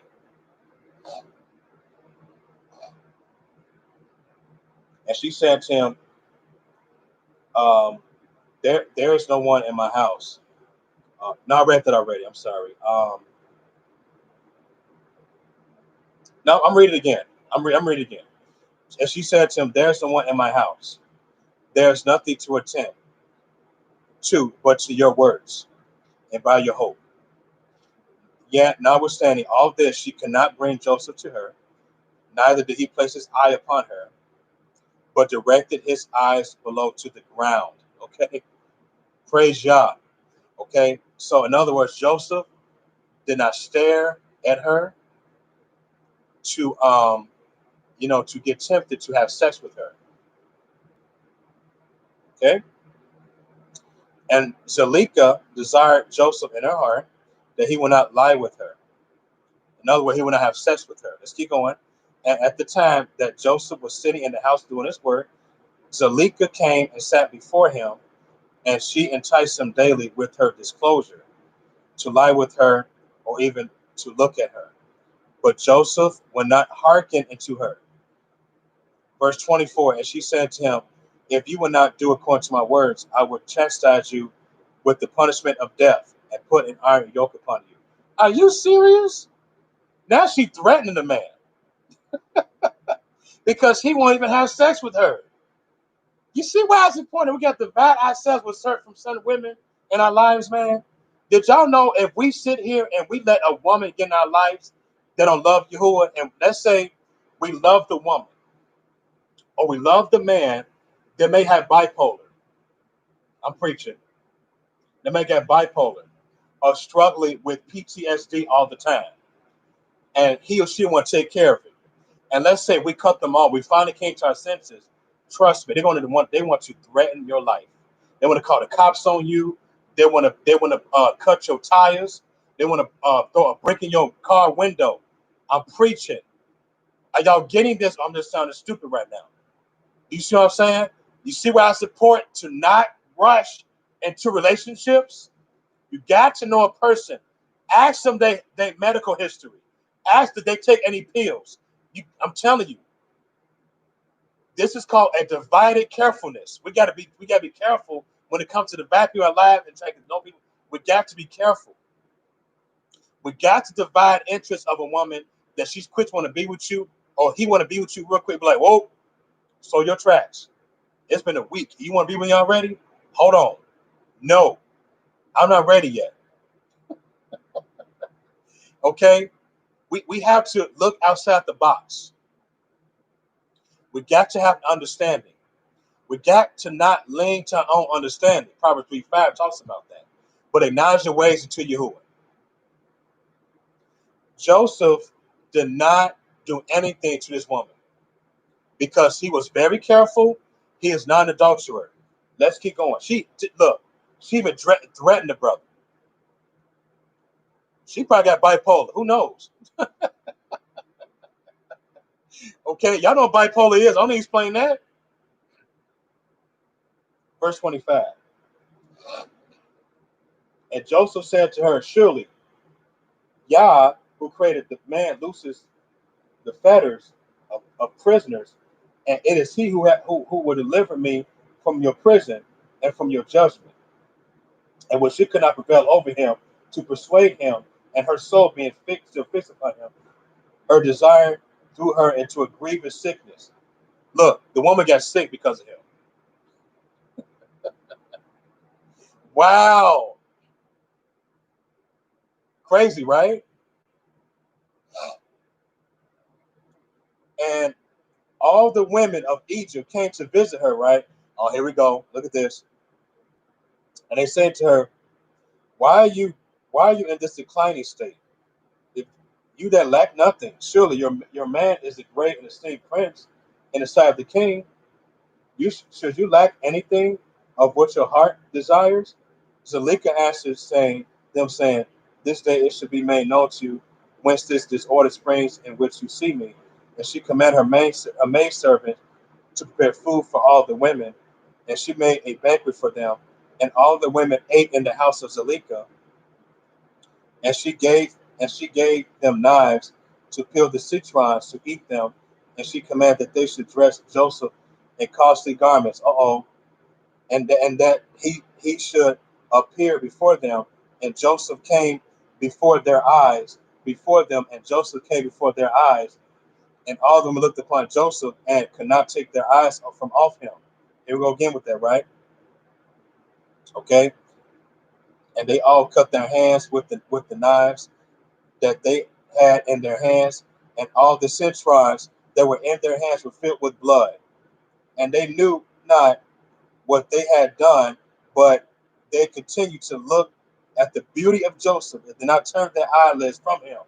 As Zalika saw what they had done, and she said to him, What is this work that you have done? Behold, I gave you citrons to keep, and you have cut your hands. And all the women saw their hands, and behold, they were full of blood, and their blood flowed down upon their garments. My goodness. And they said to her, this slave in your house has overcome us, and we could not turn our eyelids from him on the account of his beauty. And she said to him, surely this happened to you in the moment that you looked at him, and you could not contain yourselves from him. How then can I refrain or get away when he is constantly in my house, and I see him day after day going in and out of my house? How then can I keep, or may I keep from declining, or even from perishing on account of this? And they said to her, the words are true. For who can see this beautiful form in a house, and refrain from him? And is he not your own? And is he not your slave and attendant in your house? And why you not? And why you do? And why do you not tell him that which is in your heart, and suffer your soul to perish through this matter? And she said to him, and she said to them, I am daily endeavoring to persuade him, and he will not consent to my hopes. And I promise him everything that is good. And yet I could meet him with no return from him. I am therefore in a declining state, as you see. And Zalika became very ill on account of her desire toward Joseph, and she was desperately lovesick on account of him. Let me stop real quick. Make my highlight, make sure I catch where I came from. Wait a minute. Because I got something to say. Wait a minute. Wait a minute. You know what this reminds me of? On the contrary, and I have to say this, bear with me. This reminds me of people today, right? They see a singer that they idolize, and they will commit adultery to that singer instead of focusing on their husbands. It's the same thing with men. They idolize these singers, and they want to commit adultery with the woman, and she probably married. The same thing. They are called lovesick. They are addicted to these type of singers or talented type people out of methods. And this also reminds me of the woman will be sick and tired of her husband for another man to get with him. That's why I said before a while ago today. I said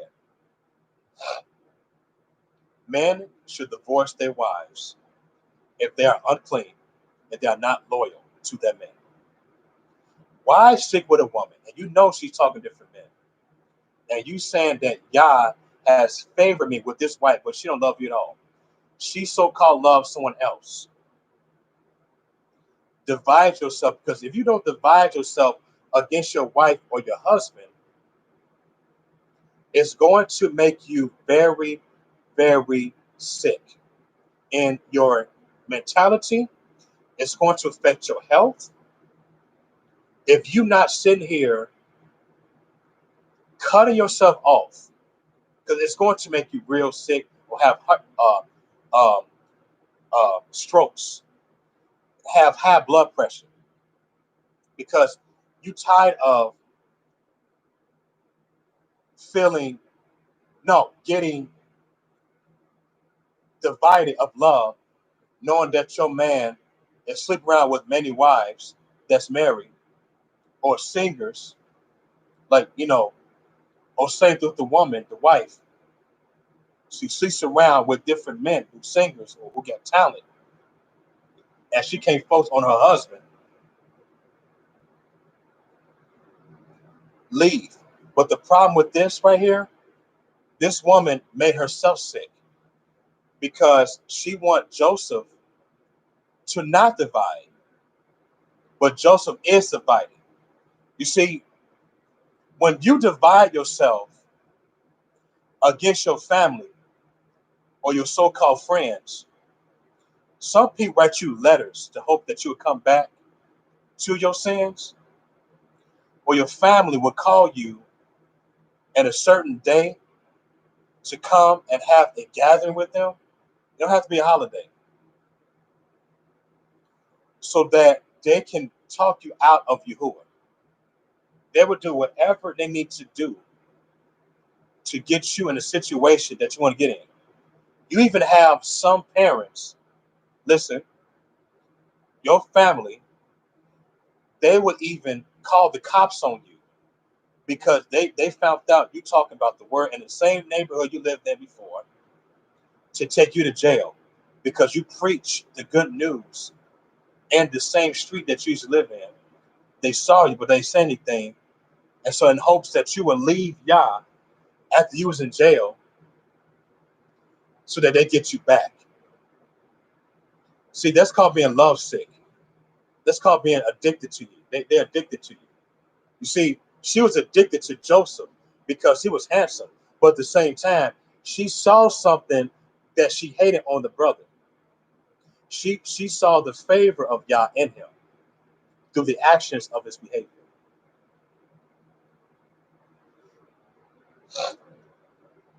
Let's keep going. And all the people of the house of Zalika and her man knew nothing of this matter, that Zalika was ill on the account of her love or her infatuation. Infatuation means foolish passion to Joseph. Verse 37. And all the people of her house asked her, saying, why are you ill, declining like nothing? And she said to him, I know not this thing which is daily increasing upon me. Then all the women and her friends came daily to see her, and they spoke with her, and she said to them, this can only be through the love of Joseph. And they said to her, entice him and seize him secretly. Perhaps he may hearken to you and put off his death from you. Did y'all just hear that? Did y'all hear me read that? Listen, they said to her, take him. Did I not just read in Judges 14 that she said, um, and wait, either the Philistines said entice him, or she said that. Delilah. Here go another problem. So they strategically planned to cause Joseph to get to sin in a secret way. This reminds me of social media. You notice how I want to say this so y'all can understand it because I don't want to sound so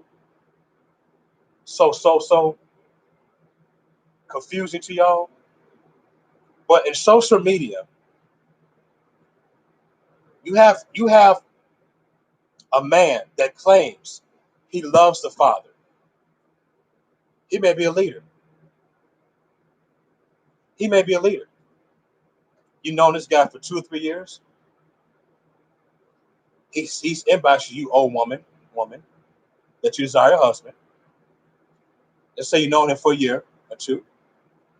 You feel comfortable. The brother has sent a picture of his penis to your inbox. He know that you're lonely, so he sent that to you. A guy that claims into Yahuwah. And you're like, you just shocked. You're like, I know he didn't do that. Or he sent a picture of his butt in your inbox.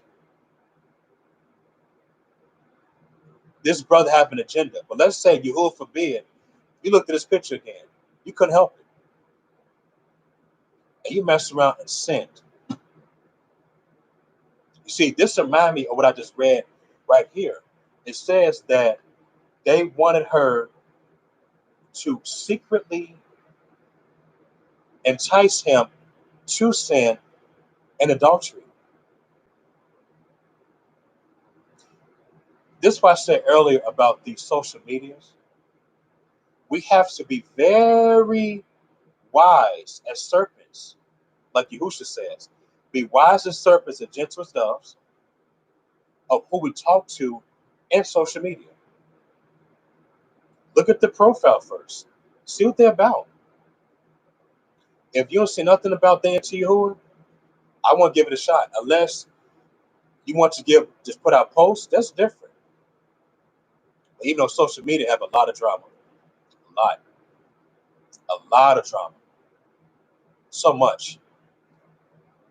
Okay,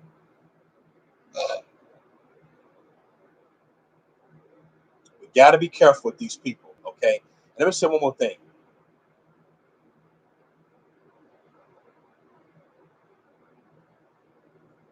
You got people. They they take care of you. Let's say woman and man.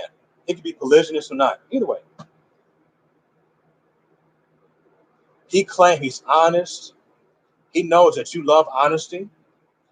He may be into Yahuwah, whatever. The man is always gone, gone, gone. Let's say he he he lives with you and his other wife. He got two women, polygyny. He's always gone. He make last. He make last. He make last. Claim that he went somewhere.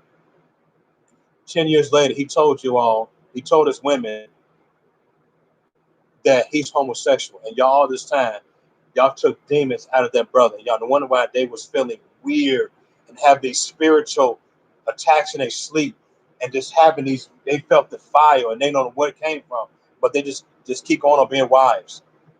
You see why it's important that we have to be very, very vigilant when we talk to people, when we talk to males and females, because we never know what these people came from through social media until you get their phone number in the future, video chat, meet them. Be like, okay, you're a real person. You're a righteous person. People come in many ways to get you to leave Yahuwah, to not divide against them. It's called a spiritual ambush. What I mean by a spiritual ambush, they will attack you out of nowhere. They will get you bewitched on something, some type of new idea, a new doctrine, and you think that's of Yah, but really was not of Yah. For example, I was bewitched. I was in an ambush, a spiritual ambush, when I was new in truth, um, in 2011. When I first came into truth and left Christianity, no, it's 2010. I used to keep the Shabbat from evening to evening. I thought that was it. I was under some leader. Not gonna say his name for the sake. I was like, man, this is pretty good. Okay, keep the Shabbat. I make sure my job and work past evenings.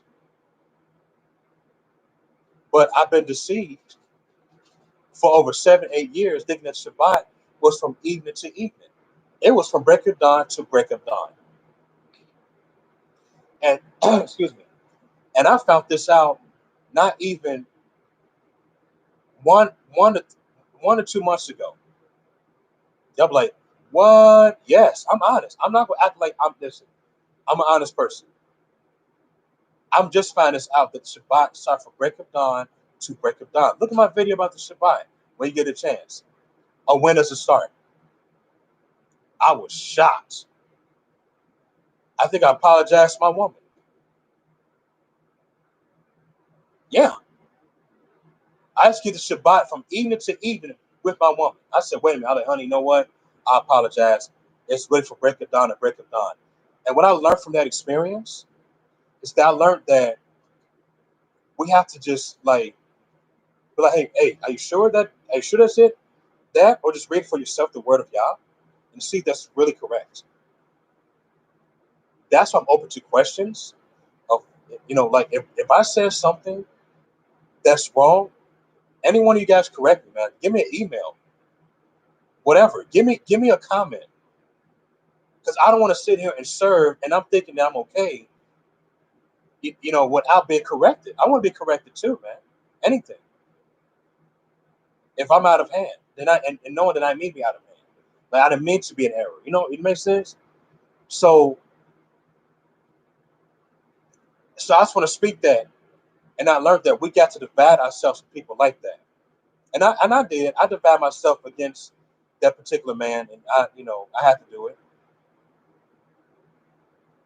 And they still keep the Shabbat from evening to evening now. I don't do that no more. Okay, all right, let's go back. Thanks, man. Verse 39. Zalika became worse from her love or infatuation to Joseph, and she continued to decline until she had scarce strength to stand. Verse 40. And on a certain day, Joseph was doing his master's work in the house, and Zalika came secretly and fell suddenly upon him. And Joseph rose up against her, and he was more powerful than she, and he brought her down to the ground. Wow. He brought her down to the ground. Man, you know what? To be honest with you guys, y'all may not agree with me, but sometimes y'all got to fight somebody, man, to get away from you. Sometimes you just got to just push them away. Just push them. And I'm not condoning to be a brawler because it's a sin to brawl, meaning being a bully, being belligerent. But sometimes you got to fight people off you to overcome a sexual sin. Wow. Verse 41. Zalika was crying. Are you serious? You see how slick she was? She wept on account of the desire of her heart towards him, and she supplicated him with weeping. This woman was real slick. Her tears flowed down her cheeks, and she spoke to him in a voice of supplication and a bitterness of soul, saying, "Have you heard, seen, or known of so beautiful a woman as I am, or better than myself, who speak daily of you, fall to decline through love for you, confer all this honor upon you, and still you will not hearken to our voice." Let me stop real quick. Men and women, be careful when they keep talking about this love song. What I mean by that, you saw what she just said, right? The woman is still focusing on the flesh. People, listen, when you know somebody that's into only songs that talks about sex and worldliness, and they want to put that apply to you and to praise you and to manipulate you to live in her house and get no place to live, don't go for it. Divide yourself against that woman or against that man. If he or she keeps talking about this thing, how beautiful you are, how beautiful your butt is, and all that, run away. This woman is still focused on Joseph and her beauty. You see what I'm saying? That is called self-narcissism. She want what she want. She want to empower him so that, let's say, if she did have sex with him, she did not do it, she didn't have a chance to do it, excuse me. She would have got that brother on some trouble. She would have got that brother on some trouble. You hear me? Okay? This I mean of women and men today's time. Women and men would use their beauty to get you on child support, to get you on alimony, to get you part of the system, to get you emasculated, or to get you weak underneath the other person through their beauty, through the much money they got, talent, they place, and they would go right for it. We got to divide against those people like that too, because they would manipulate what they have to get you bewitched into their path. You see what I'm saying? That's why we have a lot of men in prison over lack of child support, because these brothers didn't know how to divide against these wicked women or against these wicked men. That's why the government, the federal, is making all this money off of us, off the Illuminati or the Jews.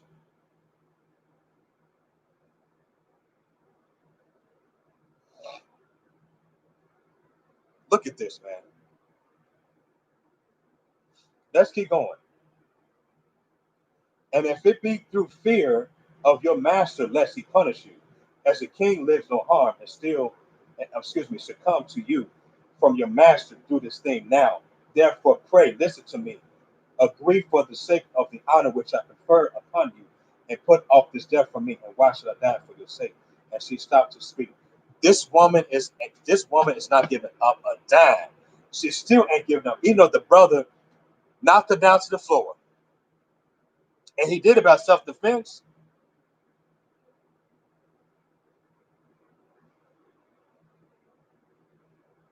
Joseph said, saying, "Leave me alone." He said, "Look, you're like, let him get it for me. Refrain from me, and leave this matter to my master. Behold, my master knows not where this is where we're in the house. For all that belongs to him, he has delivered to my hand. And how shall I do these things in my master's house? For he has also greatly honored me in his house, and he also made me overseer over his house.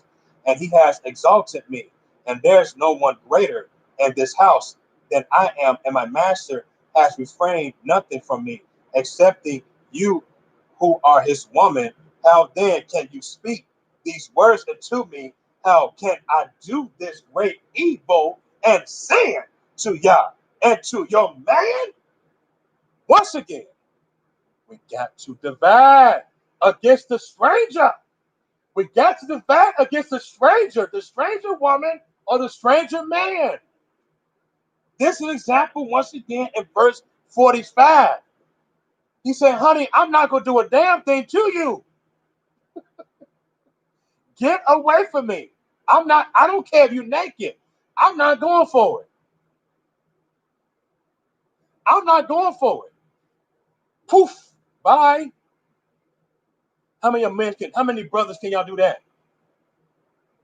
If you saw a woman walking naked by your grocery store, are you going to come to her and have sex? Or are you going to leave her alone? Anywho, verse 46. Now, therefore, refrain from me. He keeps saying, away from me. No, he keeps saying, refrain from me. He said, therefore, refrain from me and speak no more such words as these, for I will not listen to your words. In other words, he said, I'm not going to listen to your smooth words. I'm not going to listen to you if you talk about my chest and my stomach, talking about, um, you know, I'm good at serving, and stuff like that. No, it's not going to work. It's not going to work, right? Um,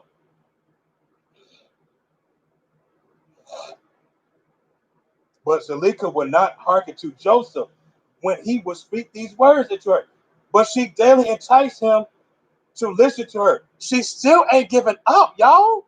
Let's keep going. And it was after this that the brook of Egypt was filled above all its sides, and all the inhabitants of Egypt went forth, and also the king and princes went forth with timbrels and dances, for it was a great rejoicing in Egypt, and a holiday. Oh, boy, go holiday at the time of the inundation of the sea Shechol, and they went there to rejoice all the day. When the verse 48, and when the Egyptians went out to the river to rejoice, as was their custom, all the people of the house of Potiphar went with them, but Zalika would not go with them. Oh my goodness, she wanted to go to the event. You know why she won't go to the event? Let's keep going. Look at this. Look at this. Watch this. Watch this. Watch this. Watch this. For she said, I am indisposed, and she remained alone in the house, and no other person was with her in the house. Verse 1, and she arose and ascended to her temple in the house, and dressed herself in princely garments, and she placed upon her head precious stones of onyx stones. And women, be careful when y'all dress your head. Stop putting these ornaments in your head. I want to tell y'all that, by the way. Take care of your hair naturally. Stop putting braids and all these million type of jewels in your head. That's the customs of the Greeks and the Romans. Take care of your head. Stop putting these perm in your head. Stop putting um stop putting what do you call that? Stop putting on barrettes in your head. Take care of your hair. Take care of your head. A lot of jewelry. Now, if you put a brooch in your hair, that's different. A little brooch, but don't put so much in your hair. Okay? this ways of the Greeks and the Romans. The women did that. Okay, I'm gonna teach on appearance in the future. You know, what a man should wear, what a woman should wear. But not now. Okay, of onyx stones and laid silver and gold, and she beautified her face and skin with all sorts of women's purified liquids, and she perfumed the temple and the house with cassia and frankincense, and she spread myrrh and aloe, and she afterwards sat in the entrance of the temple in the passage of the house. Though Joseph, through which Joseph passed to do his work, and behold, Joseph came from the field and entered the house to do his master's work, and he came to the place through which he had to pass, and he saw all the work of Zuleika, and he turned back. He turned back like, oh. In other words, he saw her looking too good. He's like, oh, let me turn around. Oh. Verse 51. Zuleika saw Joseph turning back from her. Uh-oh. She caught him. They go get the mousetrap. And she called out to him, saying, what ails you, Joseph? Come to your work. And behold, I make room for you until you shall have passed to your seat. And Joseph returned and came to the house and passed from thence to the place of the seat. And he sat down to do his master work as usual. And behold, Zuleika came to him. Oh, here we go again. Came to him and stood before him in priestly garments, and the scent from her clothes was spread to a distance. And she hastened and caught hold of Joseph and his garments. And she said to him, as the king lived, if you will not perform my request, you shall die this day. And she hastened, stretched forth her other hand, and drew a sword from beneath her garment, and she placed it upon Joseph's neck. Are y'all hearing me? Are y'all listening? She put the knife on Joseph's neck. You know what that made me of today? You got brothers, they would try to murder their wife if she tried to leave him because he was abusive to her. That's no different. That's so different if a man leave his wife because she is wicked. She would try to murder him, threaten with child support, would throw her brothers in his face to beat him up after his company, after he leave from work. Are y'all hearing me? She reminded me, this woman Zuleika reminded me of the women today. She reminded me of the men today. She put the knife on Joseph's neck because he was coming to die. Are you kidding me? Are you kidding me? Oh my goodness.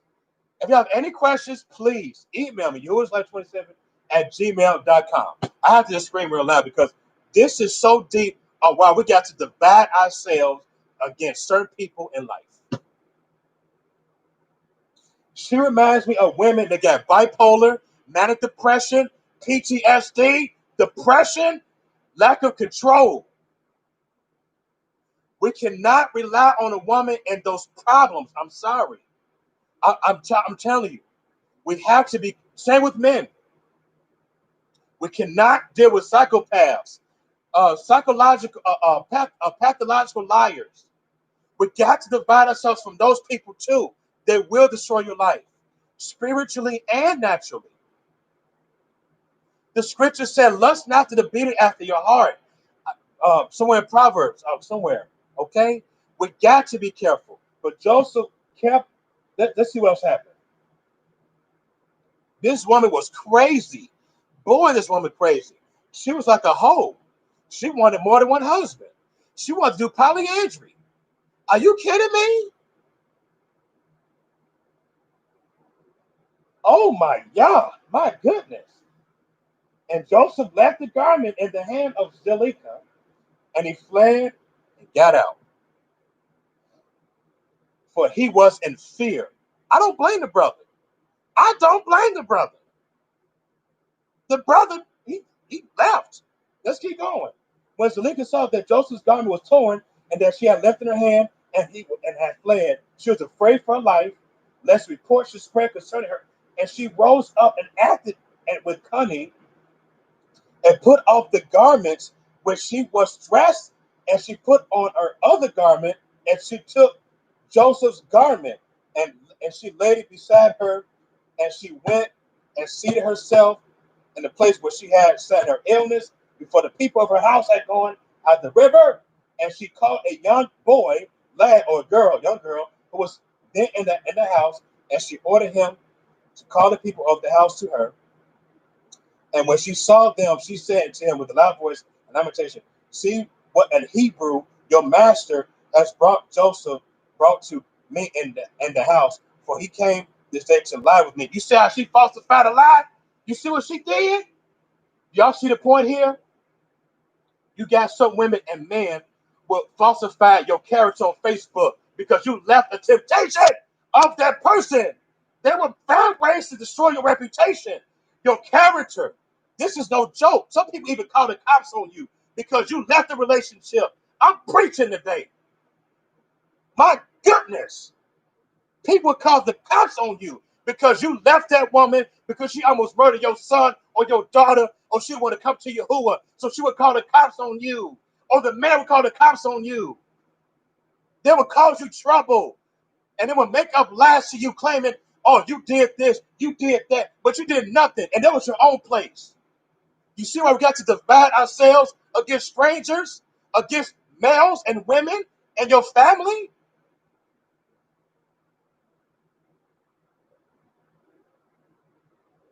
Made a lie. Talk to her husband, toss him. Oh, he lied with me. You know that's a damn lie. He did not do anything to that woman. That brother fled away. He fled. But it was too bad that the brother was gone. So that's what I tell y'all. For y'all brothers, listen. Listen to me. Make sure you be home with your family. Make sure. Stop being gone all the time. Stop being gone all the time. Spend some time with your wife or your wives. You never know what weaknesses she's maybe dealing with. Keep watch over your women or your woman. Be a supervisor. Set a curfew. Make sure your wife or your wives don't have male friends. The only problem I say with this story is that Potiphar should have put Joseph somewhere else. That's what he should have did. He should have put him with his wife. Now I have to say that. And you know what? That is a positive, I don't want to say opinion, but an educated analysis on this story. Now, later on, I want to keep reading, but later on, Potiphar fell for the trick. And I think you know what? Let me just keep reading for the sake of truth. Now, I want to keep reading because I don't want to sound like a fake moray of Facebook or a liar. So let me just keep reading here. Okay? We got to read scripture, get evidence. Okay? So my apologies. Let me just keep reading. Man, this is getting too deep, man. That's what I said earlier, man. Divide people. Cut people off your life, man. Please. Cut people off your damn life. I don't care if your daughter, I don't care if your son, I don't care if they cried over you asking, where are you? Like, I tell you what, I'm with my husband. I'm with my wife. I need you home. No, you need me home. I'm not going home. I have a new home with my husband. That's my home. You guys got to learn how to quit fearing your children. Divide your children. Your older children, like teenage years old, 25, 30 years old, leave them alone. Stop letting them manipulate you to leave your husband. So many women, y'all do that y'all do that. Y'all don't divide yourself, get y'all sons and daughters. Y'all want to marry y'all children instead of staying with your relationship and Yahuwah. That's a problem. Let's keep going, man. Let's keep going. All right. Okay. 58. For when you have gone out, he came to the house and seen that there was no person in the house. He came into me and caught hold on me. Boy, this making me really upset right here, man. This will make me upset. Let's keep going. With the intent to lie with me. And I grabbed his garment and tore them and called out against with loud voice. And when I had lifted up my voice, he was afraid.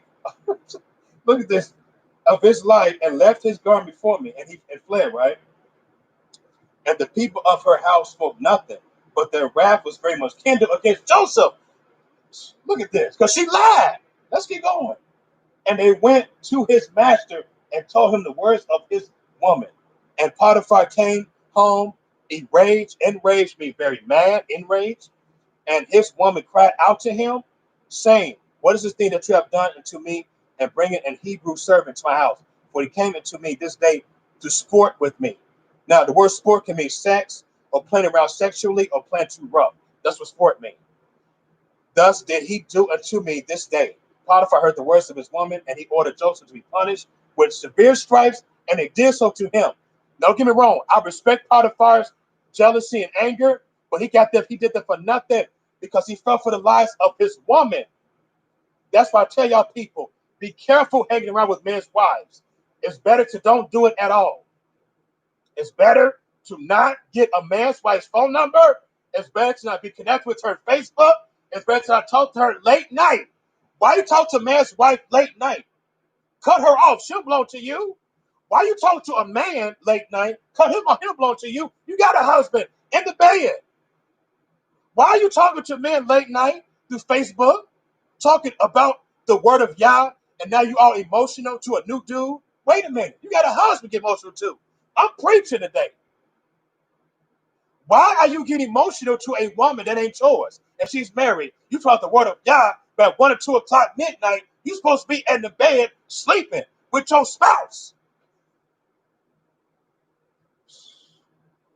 This is why we got confusion on Facebook, social media. People stressed out, people confused because people are doing things disorderly. People talk to people all day, they don't care about you at all, and you still talking to them. You ask them to help you, a stranger. You ask them to pray for you, they might be using the name Jesus. They might claim you who are. You never know what these people are up to against you. Stop trying to rely on people like that through social media until you completely meet them or you have a phone call or video chat. If you know they Yahuwah,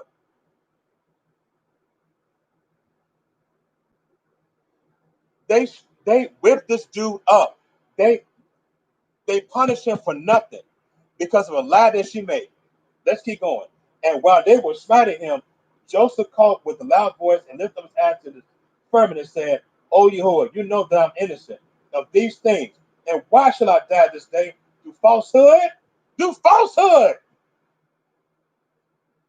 What is falsehood? Let's see what that means. Don't we got a lot of falsehood in Facebook? Don't we got a lot of falsehood in Instagram?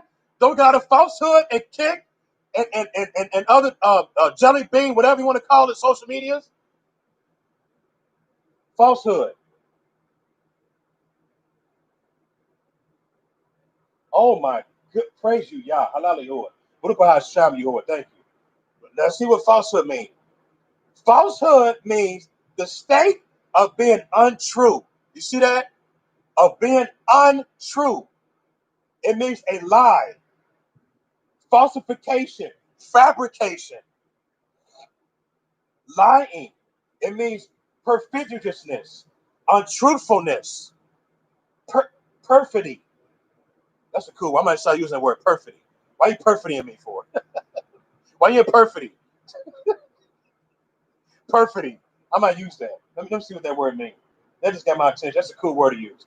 Perfidy means deceitfulness, untrustworthiness. Okay? Oh, it means betrayal. Oh my goodness. It means betrayal. Oh my. Don't family betray you? Do not family betray people when you divide against them? Hello?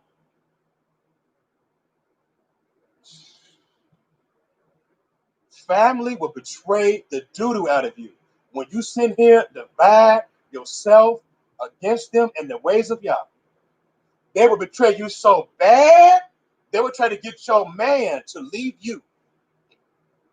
I'm preaching. We better prepare for this. You're gonna have some problems. When you cut yourself off, they're gonna try to threaten you. Sometime they're gonna try to call something. I'm telling you, you're doing well. But remember, that's called being persecuted. Okay, the scripture says in Matthew 5 and 12, favor are you when you are persecuted for righteousness' sake. So even if you're doing well, folks will still come at you. They'll try to come at you. But Yahuwah protected you. To prove that, let's go read this again. Now we know that Joseph was experiencing falsehood.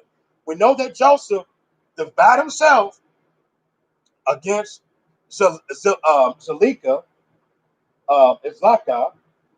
Okay, what did he say again? Verse 63. And while they were smiting him, Joseph called with a loud voice And he lifted up his eyes to the firmament and said, "Oh Yahuwah, you know that I'm an innocent man, innocent of all these things. And why shall I die at this day through falsehood?" See that? Or through perfidy, okay, or deceitfulness, okay, by the hand of the uncircumcised wicked man whom you know. Now you got the word called uncircumcised. Let me tell someone what uncircumcised means. Uncircumcised means you don't have Yahuwah. That means you don't have a new heart. In the physical, it means your foreskin of your penis or your diggling being cut off. Okay? When you are circumcised, you have your foreskin cut off, but you have a new heart. You have a heart of Yah. Ezekiel 36, verse 27 and no 26, 27 proves that. You have a new heart.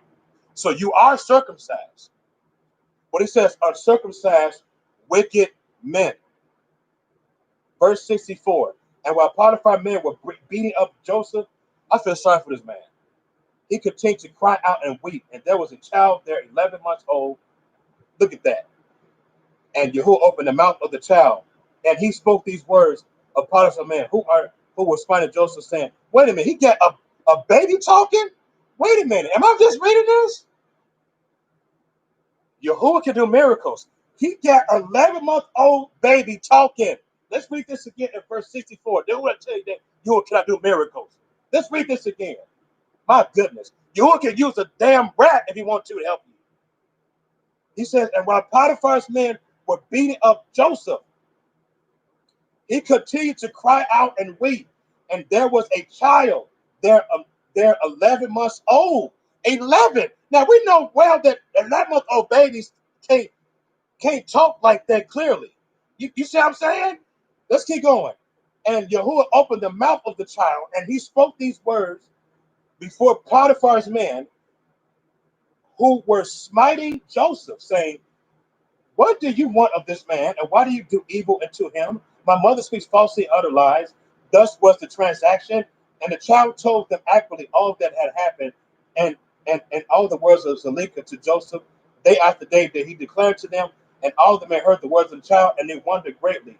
I can't imagine, like, wait a minute, a baby talking? Can you imagine if a baby talked to you like how I'm talking, how people talk normally? I have a heart attack. I'm just, I'm just saying. Anyway, okay. Verse 7 again. And all the men heard the words of the child, and they wondered greatly at the child's words. They were shocked. They were marveled. Okay? The child stopped to speak and became still. Wow. And Potiphar was very much ashamed of the words of his son, and he commanded his men to not beat Joseph anymore. And the man stopped beating Joseph. And Potiphar and took Joseph and ordered him to be brought to justice before the priest, who would just belong to the king, in order to judge him according concerning this affair. And Potiphar and Joseph came before the priest, who was the king's justice, and said to them, "Decide, I pray you, what judgment is due to a servant, but thus ye have done." And the priest said to Joseph, "Why did you do this thing to your master?" And Joseph answered them, saying, "Not so, my lord. Thus was the matter." And Potiphar said to Joseph, "Surely I am trusted in your hands all that belong to me, and I withhold nothing from you but my woman. And how could you do this evil?" See, like I said before, that's why I think what he did was wrong. Potiphar should not let Joseph be with his wife. See, that's what I tell y'all men. Be careful. Don't let your wife have male friends. Stop that. Let her have women friends only in your home. Now, I know it'd be hard for some women to hear that. I'm sorry. It's better to have women friends in your home. But if you're at home, oh male, oh husband, you can have a male friend in your home. Okay, for safety against marital corruption. Okay, if male men, I'm talking to you. If you have a male friend in your home, and they say, "Hey man, I just want to stay longer, man. You gonna go to the store? I'll be with your wife." No, no, no way, no. It's asking to be with you when you go to the store. You hear me? I'm just saying. But anyway, Potiphar should have not let Joseph be with his wife anyway, even though he did nothing wrong. He should divide the situation. Hey, let's keep going. Okay? Forget that. No, no, no. Okay. If y'all don't agree with me, for your homework, go to Ecclesiasticus chapter 9, verse 9 to verse 13. It'll tell you about that. About a man should not be a man's wife, shouldn't sit with her and dine with her and give her drink and drinking together and all that. It tells you about that.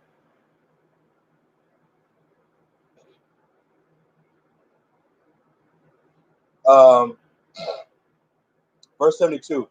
Joseph answered, saying, not so, my Lord, as Yahuwah lives, and as your soul lives, my Lord, the word which you did hear from your woman is untrue. For thus was he fared this day. A year has elapsed to me since I've been in your house.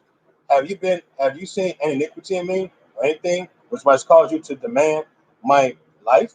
And the priest said to Potiphar, send, we pray you, and let them bring before us Joseph's torn garment, and let us see the tear in it. And if it shall be the tear is in front of the garment, then his face must have been opposite to her. That's smart. Wow, that's cool. And she must have caught hold of him to come to her, and with deceit did your woman do all that with that she has spoken. I want to read verse 74 again. It's pretty interesting to figure out, did he lie with her or didn't, or he didn't do it, about the garment piece. And the priest said to Potiphar, send, we pray you, and let them bring before us Joseph's torn garment or clothing, and let us see the tear in it. And if it shall be that the tear is in front of the garment, then his face must have been opposite of her. I do understand that. That's interesting that they solved that case, because let's say I would a married woman, right? Let's say I'm in a house and she's trying to entice me, and I when a person escapes, let's say they're sitting down, they escape from whatever the exit is. So the woman or man, when they pull, it's mostly the front of the garment, it's front of the shirt. So if my shirt is pulled, that means I escaped from the woman in that perspective. So I do get it. But if the shirt was ripped from the back, that means I'm on top of that woman and she ripped my shirt. I guess some folks, when they have sex with a woman, the woman ripped the man's shirt from the back. Hello, I'm preaching, like the movies. They ripped the shirt from the back. You see what I'm saying? Not the front, because I have to rub the man's back when he's screwing her, right? Um, they call it back then legal on your sign. So she rips a weak shirt of clothing because she was very turned on through her hormonal system. So she would rip the shirt or untie him or take his belt off. Okay, got it. That makes a lot of sense. I ain't thought of that. Interesting. So then his face must have been opposite of her, and she must have caught hold of him to come to her. And with deceit did your woman do all that she had spoken, verse 25. And they brought Joseph's garment before the priests who were judges, and they saw, and behold, the tear was in front of Joseph. See that? And all the judging priests knew that she had pressed him or forced him. And they said, the judgment of death is not due to this slave, for he has done nothing, but the judgment is that he be placed in the prison house on the account of report which through him has gone forth against your woman. And Potiphar heard these words, and he placed him in the prison house, and the place where the king's prison are confined. And Joseph was in the house of confinement for 12 years. Wow. 12 years. This brother was in prison. Oh my goodness. Let's keep going. And notwithstanding this, his master's woman did not turn from him, and she did not cease from speaking to him day after day to hearken to her. And at the end of 3 months, Zalika continued going to Joseph to the house of confinement. Are you serious? He even tried to come to him while he's in prison. Oh my goodness. It's like Satan doesn't give up on Yahuwah's people. It's the same thing. Are you kidding me? After she got the brother in trouble, she comes back and wants to visit him.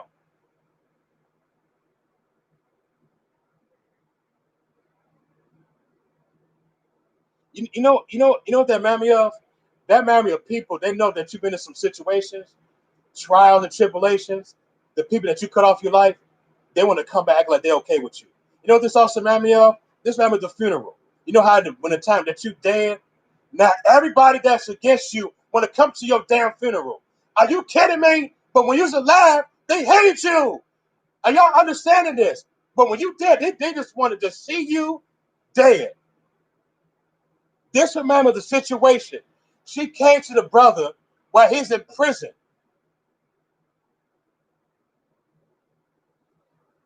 Joseph asked her, saying, "Oh my God, you know what? Let me just keep going, man. This is deep. Look, notwithstanding this, his master's woman did not turn from him. She and she and she did not stop from speaking to him day after day to hearken unto her.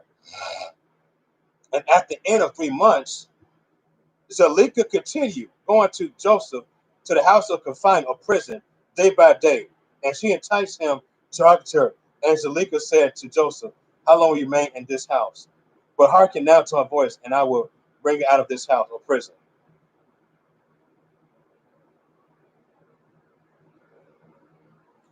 And Joseph answered in her, saying, "It is better for me to remain in this house than to hearken to your words, to sin against the Lord." And she said to him, "If you would not perform my hope, I will pluck out your eyes and add fetters to your feet." Now she threatened the man again.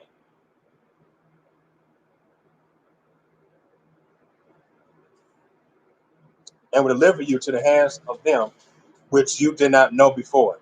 Joseph answered her and said, "Behold, a Lord of the whole earth is able to deliver me from all that you can do it to me.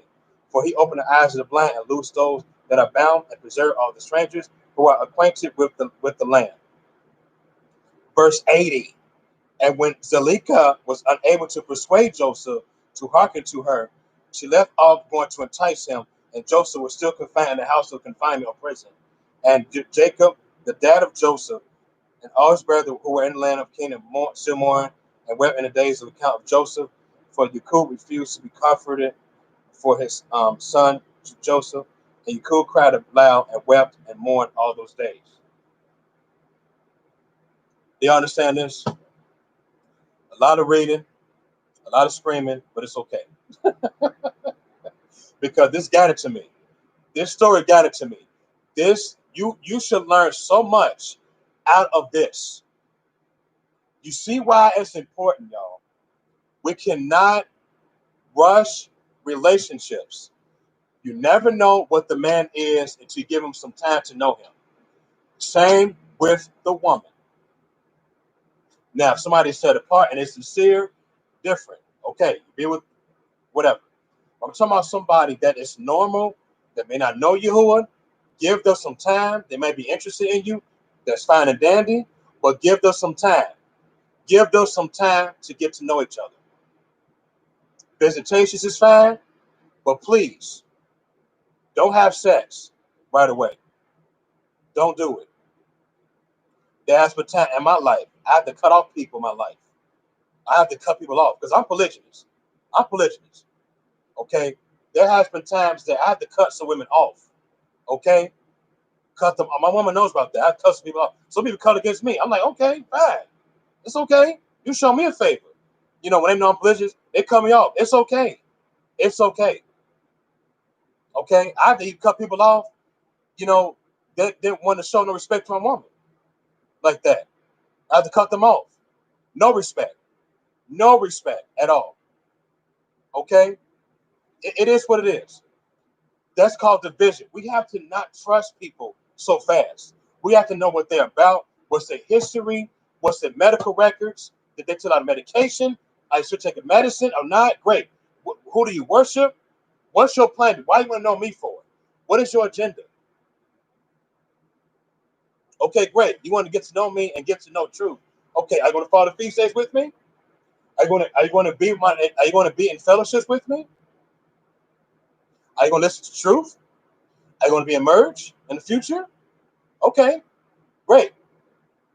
But still give them time. I have to say yes to all those questions. They might change their mind against you. Huh? Huh? We saw what happened here. This woman was wicked. Zuleika was an idiot. She was an idiot. This woman was she was into whoredom in the physical. This is what I'm talking about, dividing against those who can destroy you. Let's keep going. That's another good story. Let's go to some scriptures again. Let's go to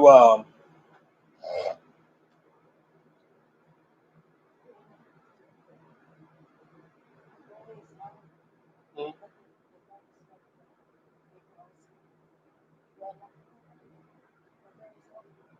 lock the door. He's going, he's going.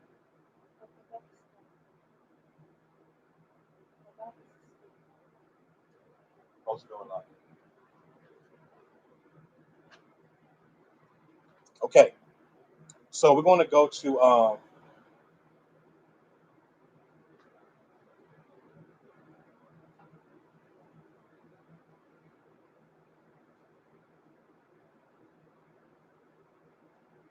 let's go to Ezekiel.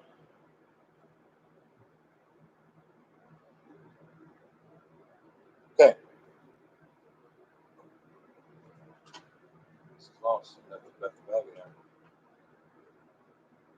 Let me text you real quick. I don't want this bag.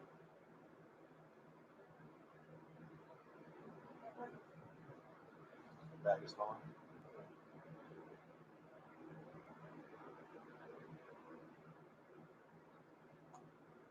Let's go to Ezekiel.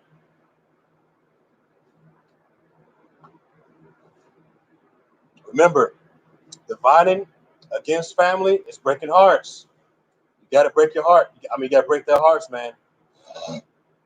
It's what it is. And when I mean by breaking hearts, I'm not talking about like treating them like crap, but I'm talking about following Yahuwah to where they hate what you're doing and they miss you being a sinner. They mad at you. They sad. That's fine. Let them be that way. Don't be afraid of what they feel about you. It's okay. All right.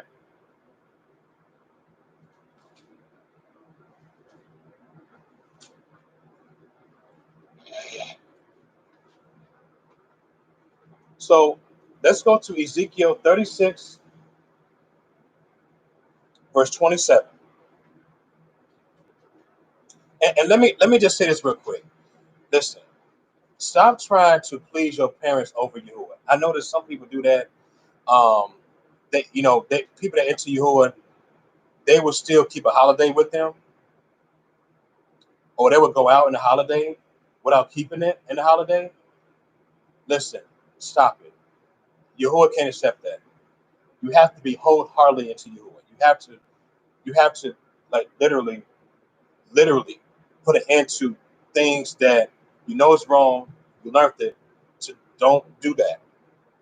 Okay. We got some women. They will obey their mother over their husbands, obey their dads over their husband. We'll deal with that today.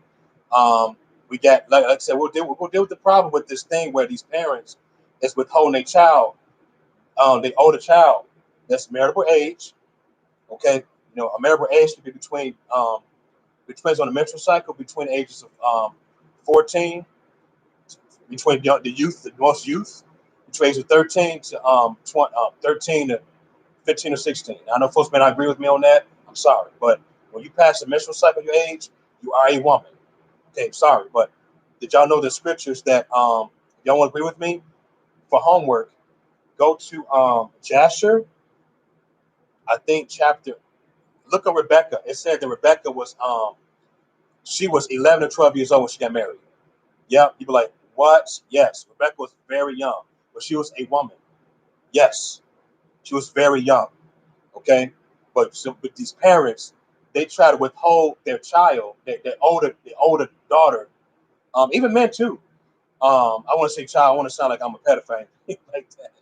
Okay, but their young daughter, a woman, to they want her to wait till they're 25. See, we're gonna deal with that today. Okay, that we got to battle against them too on that.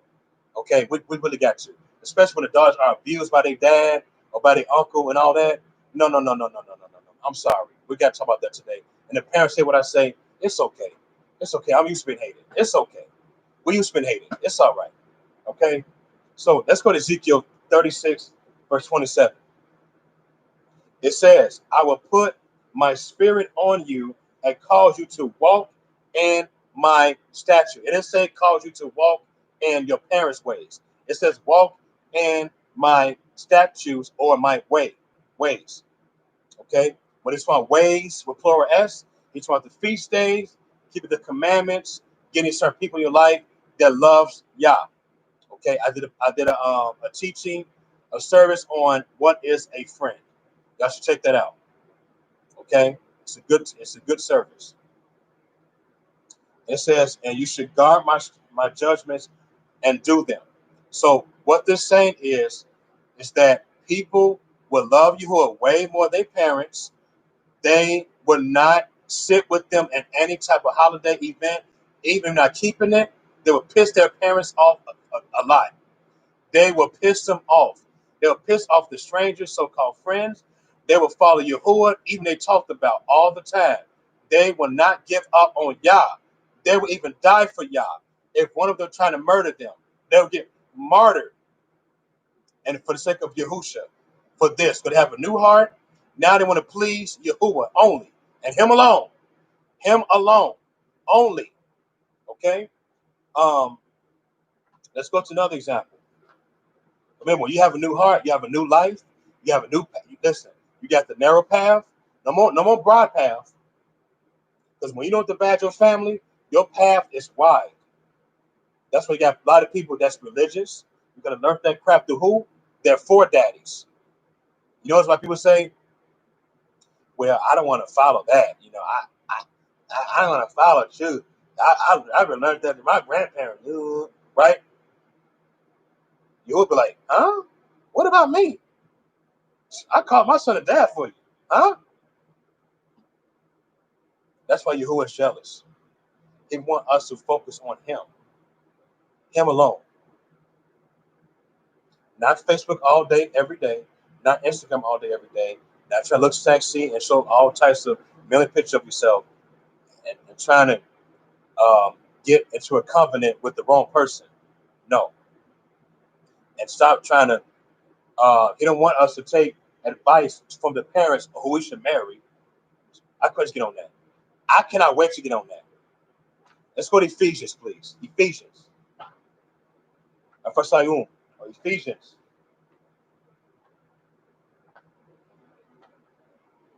I still got some energy. I know it's over 4 hours. I still got some energy. Praise God. Thank you, Father. I still got some energy.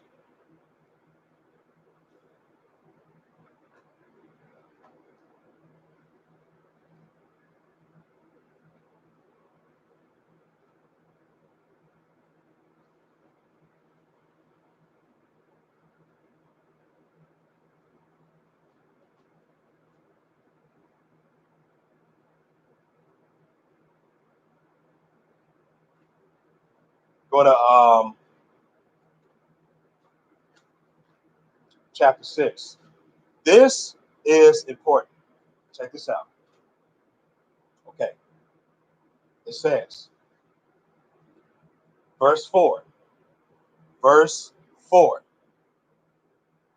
And you dads, provoke not your children, older, doesn't matter, in their 20s, 30s, same thing. Provoke not your children to anger, right? But bring them up in nurture and admonition of Yah. The reason I'm reading this is because when dads is not doing that, they're making them free. They're helping their daughters and sons to get to a relationship where they want to be with in you. But let's talk about the contrary. That's what I'm going. Now I want to talk about this problem about this limitation of saying, "Oh, honey, what you 25 years old to be with that man of Yah? I know you are 17 years old. You ain't graduated yet. You ain't been to college. We're going to talk about that problem right now."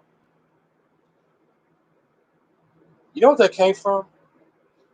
That came from the ancestors that was into the Romans. Did y'all know the Romans like to limit our lives in a lot of ways? That came from America, the American law. Okay, and I know they you have this thing like 18, get to be married, right? They got it from the religious church. The Catholics, they got that same law.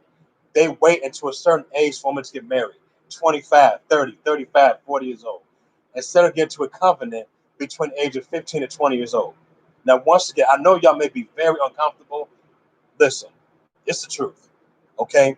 But here's my thing, and I'm just going to express, I'm going to use the scriptures too. My thing is, how can parents tell them to wait until they get into a certain age, but some of these daughters are being molested by their dads? Huh? Let's talk about that. How is it that they tell them to wait till 25 to get married and to a right man of Yahuwah, but the uncle is molesting her? Or they take her to the Catholic institution. She want to keep going there. She want to learn the truth from her man, the man that her engaged man that she probably ran into a carnival, and he wore something that says Yahuwah. Like, hey, what's that? Hey, how you doing, young one? Oh, it's Yahuwah, right? Interested? She is. She may be 16, 17 years old. The brother could be 29 years old. It's okay, right? They calling, hee hee ha ha, knowing each other for a year or two. But they don't want her to be with him, but they treat her like crap. They abusing her. They don't love her, but she's stuck. You see why I tell you guys to be with the man that has his own place. She can go ahead and leave. She can just sneak and leave. But you know what's funny about that? The dad would chase her to know where she's at, to grab her back from her man's place. They got to a covenant. He don't care about that covenant. He grabs her back home because he says, "Hey, you're not old enough yet, lady." She's like, "I am, daddy." That's provoking her to anger. That's abusing her. That's abusing her spiritually.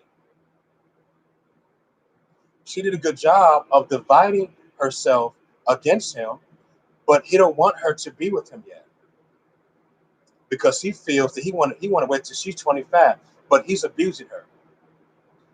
Let's stop right here. Let's stop here. Let's go to scripture to prove that problem right now.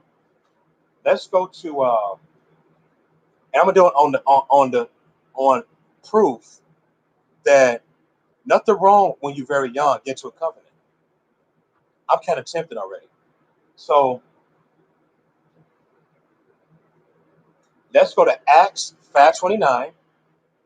Acts 5:29. Now I know I may be a little bit off the subject a little bit, but I just bear with me. I'm speaking this for a reason. And we're dealing with divisions, y'all. Divisions. We got to divide our families. We got to not be afraid of that. We got to be a man or woman to leave. If you know it's a problem, leave the house. Leave the house. Okay? It is what it is. Set a restraining order. If your dad is trying to threaten you and trying to put his hands on you because you left to be with the right man, and you know that you're comfortable being with him, he got his own place, he got a job, he own a business, he about to retire by the age of 35. The brother got $50,000 in his account. He about to get another $100,000 in the account for his business, and she loved that. The man taking care of that woman. The woman got nothing to worry about. That man is taking care of her. But y'all parents got to stop limiting y'all daughters, man. Let them be married. Just stop it. Quit tossing. Oh, she got to go to college first. College not behind. Let her get to a covenant with a righteous brother. And college is a game. I'm gonna teach him one day why we should not go to college. By the way, that's a waste of damn time going to college.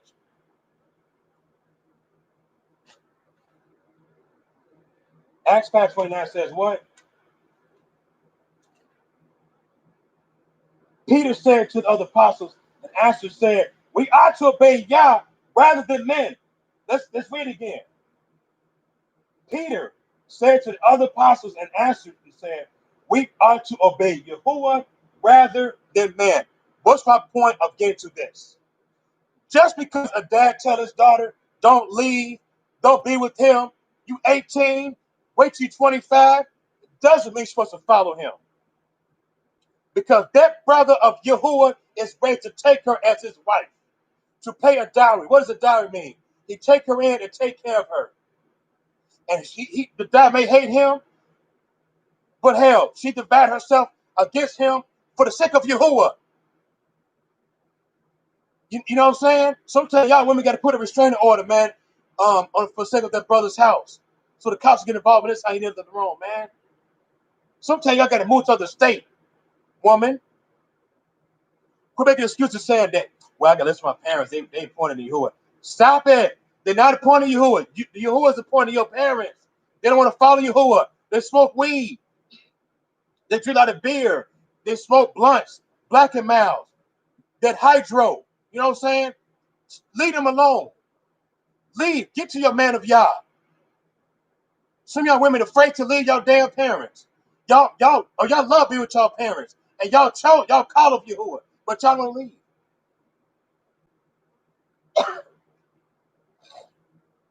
Some of y'all men, y'all do the exact same thing. Y'all obey man to y'all. Divide, get y'all parents. The man is abusing you, sons. I'm talking to y'all. But y'all got jobs. Y'all got your own vehicle, or your man got your own vehicle. Y'all take a bus to work, a train to work. Y'all got your own place. Y'all live with y'all parents. Y'all got $10,000 to $15,000. Man, get out that damn place and get your own. Divide against your parents, man. That woman is waiting for you. That righteous woman is waiting for you. What you waiting for? You know what? I'm hard on this because when y'all men wait too long for that woman, she might mess around and get tempted to be with another brother. Did y'all know that? That's why you got to divide against your parents. Get your own place. Work. Bring her into your apartment, your house.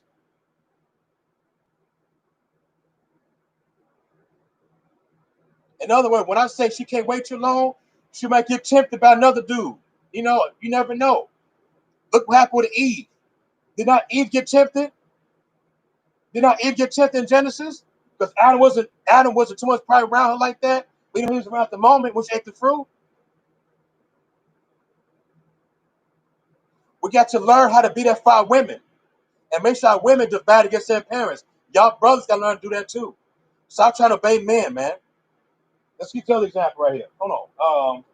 Let's go to another example.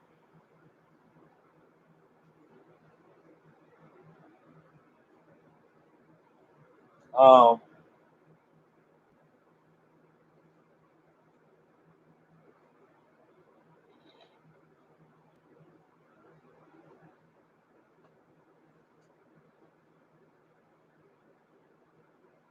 you know what? I feel like getting to. You know what? I'm gonna get into the story of Rebecca. I'm tempted. I can't help it. Rebecca was young. That chick, that chick was young. You hear me? Rebecca was a young chick. She went on 20 years old. That chick was 30. That chick, let's find that. Let's find that. Okay. Rebecca. No, the reason I'm going there because I want to let y'all parents know that it's normal for y'all daughters, okay, if she's 12, 13, 14, 15 years old, okay, and she got a brother that she like. You know what's funny about this too? See, you got the youth of women, they have sex. They do. So why are y'all we are withholding our daughters to wait till she's 25, 30 years old? We got these youthful women that can't have a man of Yah. So what's wrong? I might bring up school. Forget school. He could be the school. Hello, the school is the word of Yah. Now those may sound very hard, but I have to go here. This is why most of our women is pregnant by the wrong men because parents are withholding them too long. They withhold them too long and they let them do what they want to do at times. And that's the trickiness to that. You know, we have to learn how to let our children go, let our older children go. When it's time, let them go. Let them go.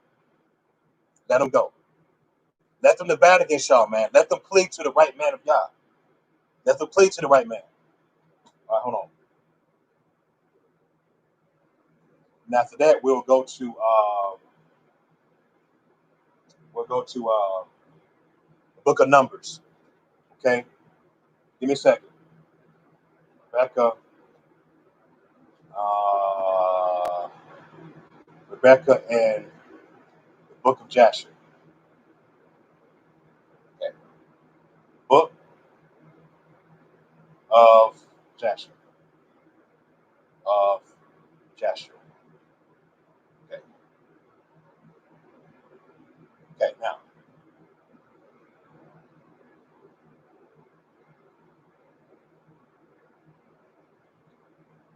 here we go. Yashar or Jasher 24, please. Yashar or Jasher, chapter 24, please.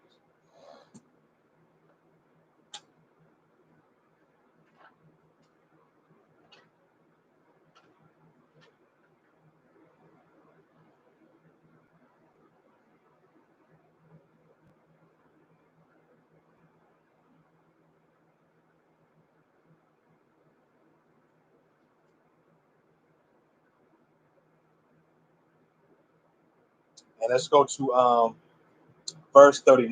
Give a chance. 39. Verse 39.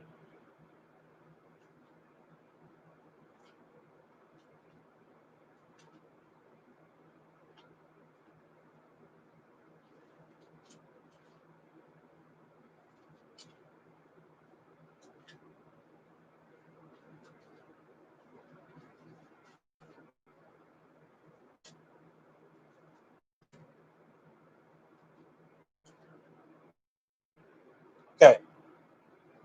So like I say, I'm not, and let me just say this up front. I'm not trying to sound like a pedophile. Okay. I'm not, this is for y'all parents. I'm not trying to make it look like, okay, if your daughter's 5, she be married. That's not the point here. That's not the point. Listen to me. If a woman is a marital age, she get into a covenant. According to, here's the thing. Before I read this chapter, I need you to understand something. Scientifically, when a woman gets her first period, y'all should know this. She's ready to make love. The hormones changed. She is ready. That's why women is not afraid to make love when they are virgins. They got the boldness. They got the preparation for it. Okay, they're ready to be a mother. Okay, if you look at the animal kingdom, the animals, very young cubs make love. Look at our dogs. Hello, it's not that our dogs. Um, it's not that our dogs, very young, make love, right? They have pups. No different with us humans. Okay, I know a lot of folks are talking about this. I know, but we have to talk about the truth. Okay, and I prove this also in Corinthians chapter 7, where a lot of folks will talk about either. Okay, it's completely okay and normal. If your daughter is 12, 13, 14 years old, and she ran to some guy, he's into Yahuwah, he is a wealthy man, he got his own land or not, whatever, but he got his own place, he provides, he can take her in at that youthful age. There's nothing wrong with that. Let's read it. Jasher 24:39. And they all favor Yahuwah.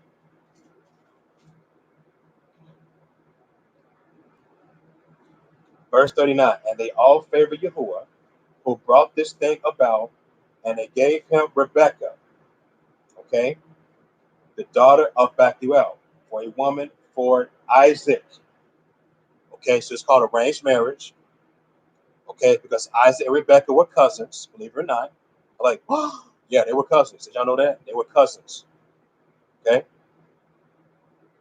Now, and matter of fact, it's nothing wrong of getting to a covenant with your cousin because it's not the same type of bloodline, two different bloodlines. They might be afraid of me for just saying that. The truth is the truth. I'm sorry. Nothing wrong with that. Okay. Verse 40. And the young woman was very beautiful. She was very comely appearance. She was a virgin.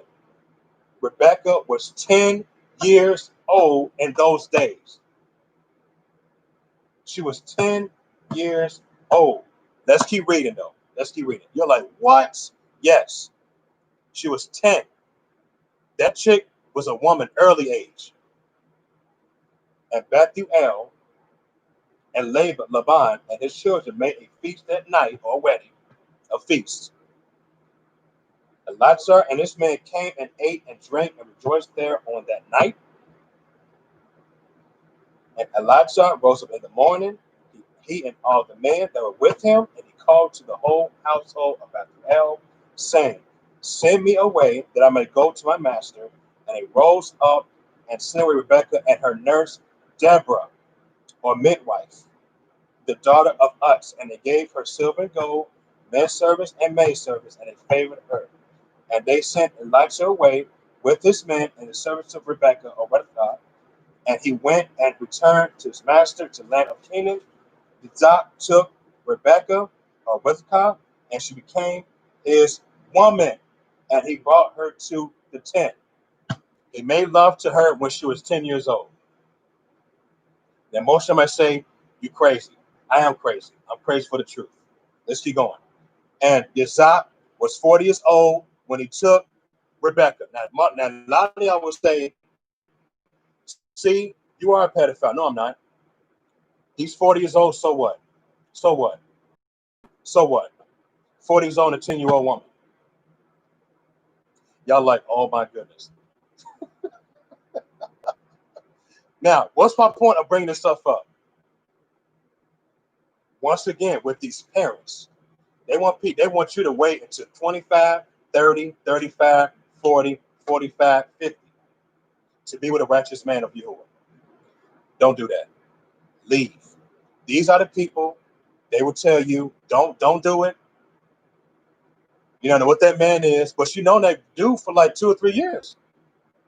How can you know that? He's a man of Yah. He ready to take your daughter. No, don't take my daughter. No. And y'all will call the cops on that man. And that's why they got laws against what do they call that? Statutory rape, which that's Dookie, by the way. That's their own laws. That's the laws of the Romans. The laws of Americana Ferriscuski to limit depopulation, to depopulate. That's what it's all about. How is it called statutory rape? That woman's a woman already. Think about that for a minute. So that's why people learn to cut off the family. The family will get you in trouble for things you do of Yahuwah. They hate it. So I just want to read this to prove a point about that. You got to cut off your family. When you're that age and you're ready to get into a covenant, go ahead and leave your family. Don't let them stop you. Go ahead and leave. Because if you don't leave, on the contrary, did y'all know that women who had a lot of male friends and she have sex with each of those guys? You know where they come from? The parents exasperating their daughter all the time. So she gonna do what she want to do. Hello. Y'all better stop this with your daughters. Let them be free. Stop trying to withhold them. They're gonna be upset with you too. Stop. Let them be free. Let them. You know that to you. You may not like that, but let them be free. Let them be with their right man. Don't limit them. You're gonna mess around and cause them to sin, cause them to fornicate, because you keep withholding yourself against that man of Yah. So that man of Yah got to wait 17 years, but he might give that up. He might just be like, you know what, forget it. It's okay. And she might give that up too, and mess around and sleep with different men. That's why we got a lot of prostitute women and a lot of whoring women, because these women did not learn how to cut off or divide their families, and don't know how to divide their families according to the spiritual things. That's why he said, I'll not come but to send what? A sword, and I will send a variance against them. Okay, variance means division. Okay, we got to learn how to cut people off, man. Okay, let's go to the book of Numbers, on Madbar. Okay, the book of Numbers. Let's go there. I'm gonna give you one more example there. That's why I'm gonna go to the book of Numbers real quick. Then we're gonna go to First Corinthians. No, that's 2 more examples. Just 2 more examples. Okay. Then go back to back to division there. Now, Numbers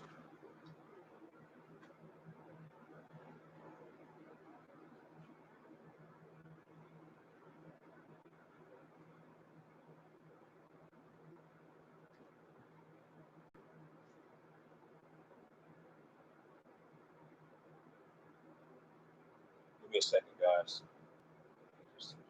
Oh,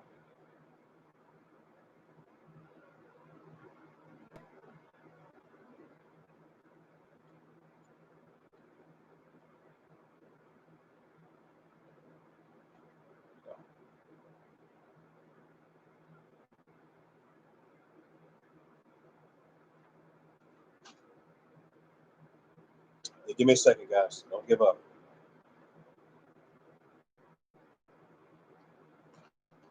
I think it said Numbers or Deuteronomy, but I'm just trying to find about the betrothed virgin, the dowry, because that's something very important that has to come back in this modern times. I do understand that. I'm kind of speaking off the subject a little bit, so bear with me. I do understand that a lot of folks is into this. Once again, go to college and get married. Look, I'm really have to be against that. Okay, we have to learn how to do things of Yahuwah. Yahuwah won't condone that. Okay, y'all see why it's when we have to divide ourselves against the ideas of our family, the ideas, this, um, the give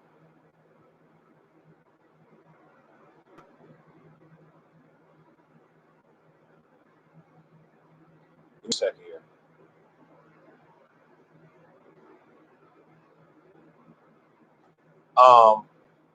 Why we have to do this? Because if we do not, once if we do not, if we do not um, take heed of Yahuwah, we're going to miss out Yahuwah's heritage. No, excuse me, we're going to miss out his what do you call the word? Or inheritance. We'll miss out his inheritance. We not going to get the favors that y'all want us to get. We're going to waste a lot of money. The reason I say that because we got a lot of folks. They go to college and waste all this money, and because they believe what their parents want them to do. They have nothing to do with Yahuwah at all when it comes to like that. Okay. Now I get people go to internships. That's different. I'm talking about college going for 8 to 10, 12, 15 years. That's what I'm talking about. It really should take all that. Just get money in your life, and create a living. Okay. Um,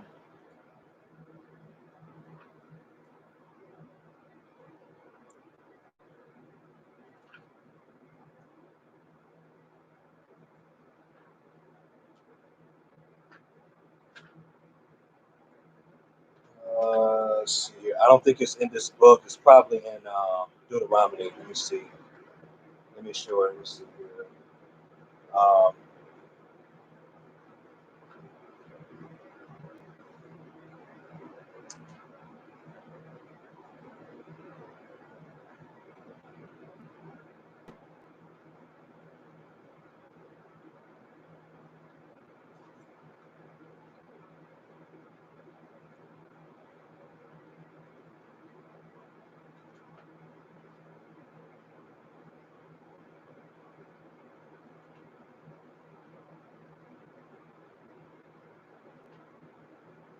yeah, it's probably in. Yeah, I'm sorry, guys. It's probably in Deuteronomy. So my mistake on that. Deuteronomy.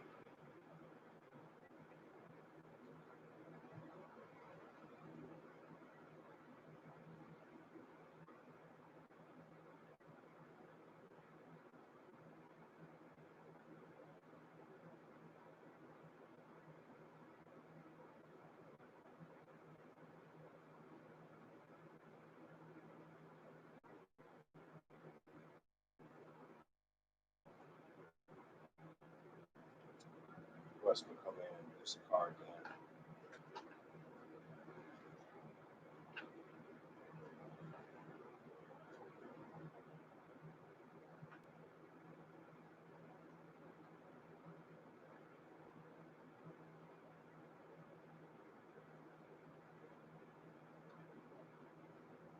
Okay, should be close to this.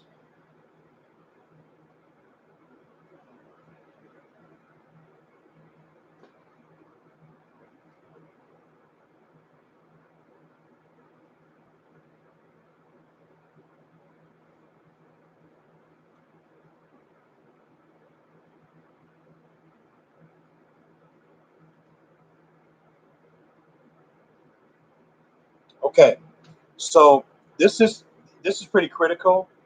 And like I said before, just to express parents, parents, parents. The reason why you guys are divided because you do what y'all do out of your religions. Okay, please listen. Deuteronomy 22. Okay, let's go to verse 13. We're going to start from there. 13. So like I said, I'm going here because I want to speak an example that, and this kind of off the subject here, but bear with me. I want to speak on that it's normal for a woman that's younger than what you expect to get to a covenant. Okay? If any man take a woman and go in into her and hate her, and give occasions of a speech against her, and bring up an evil name upon her, and say, I took this woman, and when I came to her, I found her not a maid. Then shall the dad of the damsel and her mother take and bring forth the tokens of the damsel's virginity unto the elders of the city, and to the gate. Okay, so let me just stop here real quick. This example of a virgin, very young woman, okay, for any reason, if she was wicked, she may be religious, something like that, okay, there's a law of what to do with that woman. Okay, that's what I tell you guys. Be careful who you sleep with. Be careful who you sleep with. Don't sleep with anybody. Be careful. Make sure you get yourself together. She get herself together. Okay. This man had to deal with the parents on this one. A very youthful woman. Y'all see this, right? Does it tell you this woman, if she was like 12, 13, 14 years old, maybe 11, 10, 11 years old, she's a young woman. Okay. This is talking about if she do not want to follow the ways of Yah through this man. Okay. It's want some hate her. I think hate referring to if he wasn't pleased with her. I don't think she used hate on that verse. Okay, but let's keep going here. Let's continue. Let's go to verse 16. And the damsel danced, saying to the elder, I gave my daughter to this man to be his woman, and he's not pleased with her or hates her, but unpleased with her. And lo, he has given occasions of speech against her, saying, I found not your daughters a maid, and yet these are the tokens of my daughter's virginity. And they should spread the cloth before the elders of the city, and the elders of the city shall take that man and chastise him. Okay? So this is talking about if a man, now in the contrary of this, if the man is wicked, opposite, is wicked, he need to be chastised or stoned, right? This is back then the law. We know today same to what's going on, right? So they don't like what he did to her. They don't like what he did to her. If he was wicked as well, right? Wicked opposite. Okay? And they shall immerse him in 100 shekels of silver and give him to the dad of damsel, because he had brought an evil name upon the virgin of Yashrael. And she became his woman, he may not put her away in all his days. See that? But if this thing be true, and the chosen virginity be not found for the damsel, and they should bring out the damsel to the door of her dad's house, and the men of her city should stone her with stones, that she die, because she has wrought folly in Yashrael, to play the harlot in her dad's house, so she put away evil from among you. Okay? Now, um,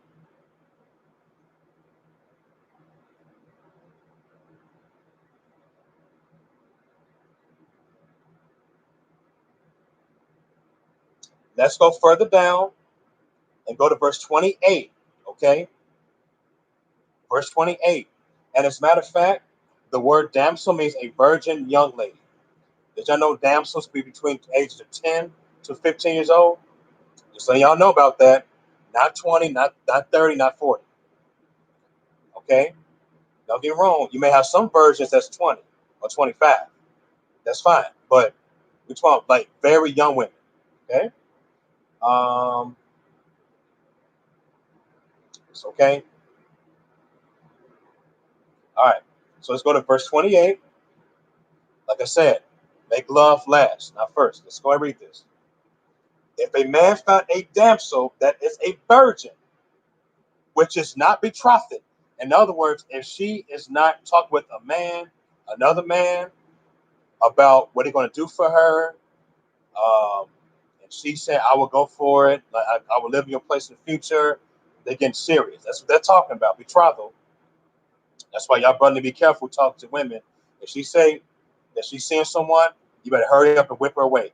Cut her off. Cut her off. Stop talking to her. She's with somebody. She's engaged or betrothed. Okay?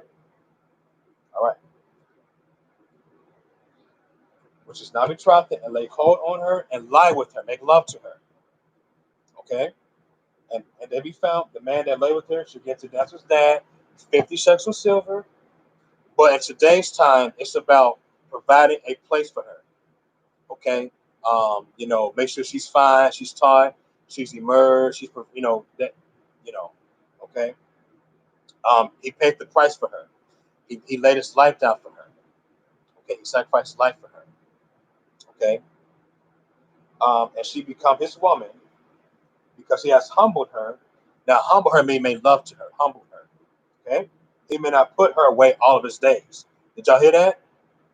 So don't come and tell me tomorrow well, I gotta wait for my daughter to get to the age of 25. Stop. She want to be with me. What can you do about it? What you gonna take me to jail? Because a young lady is interested in a man,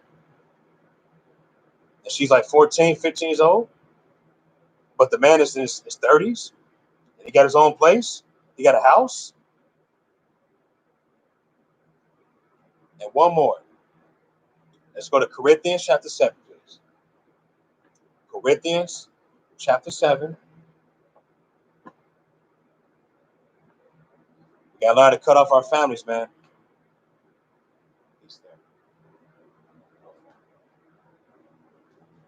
Corinthians chapter 7.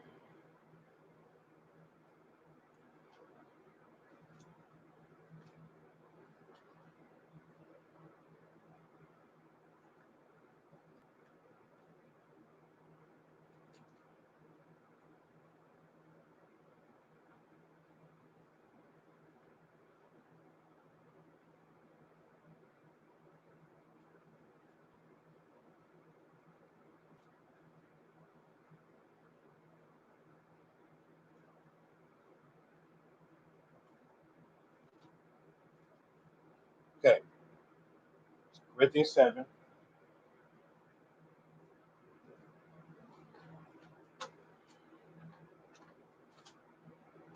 Corinthians 7.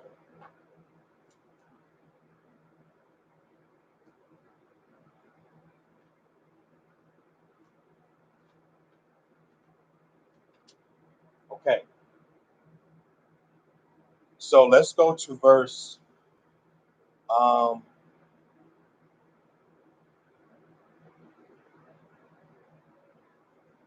let's go to verse 36.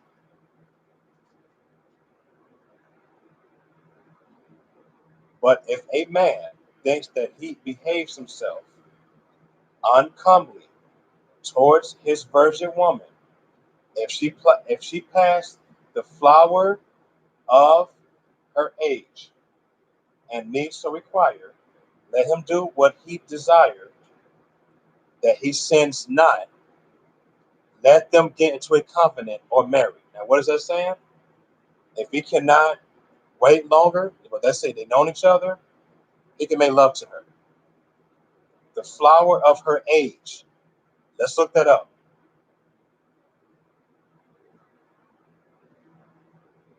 Flower of her age. Tonight, turn the car back.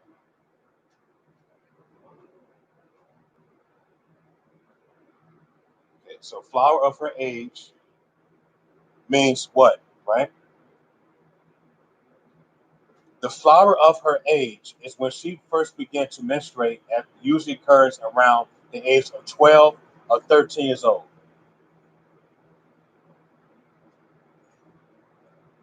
And this is the New Testament.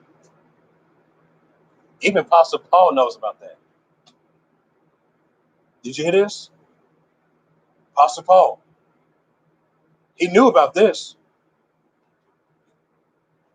He said, too clear, too bright. So let's read again.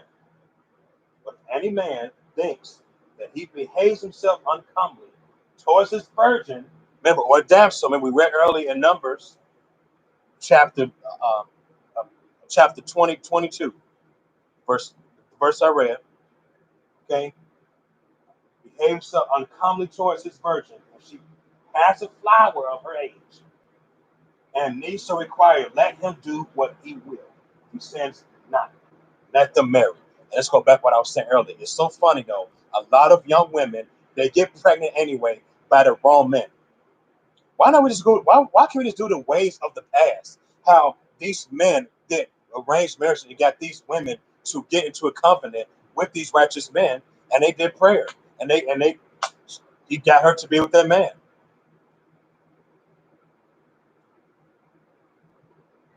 We have to bring that back. And you know what's funny? This is why we got a lot of what is it called? Child support. A lot of child support goes on because you know why? They get pregnant anyway. These youthful women between ages of 13 to 20 years old, and they get impregnated by how many men? A lot of them. Because y'all haven't taught them the truth of how to be a righteous woman. But y'all teaches that don't be with him. He's into the scriptures. Don't be with him. But these women mess around and have sex anyway. While you sleep in your bed, mom and dad. Hmm?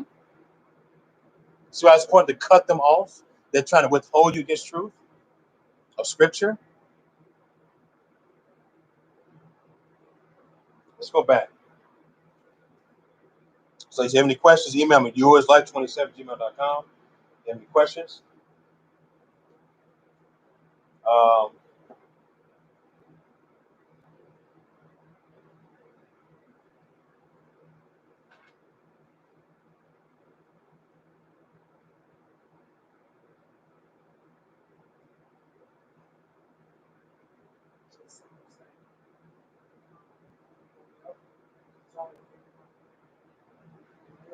I'll be up.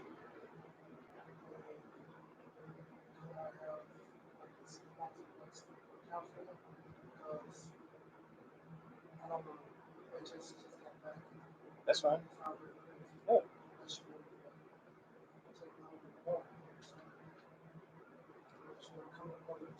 not a problem, man. As long as you listen, as long as you have peace.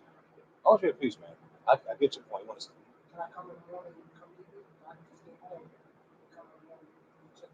yeah.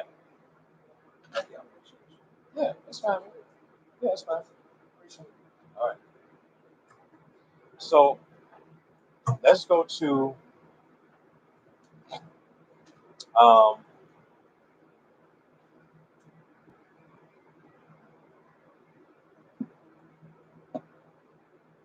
and we might be almost done too. I feel like, yes, he almost done. Yay.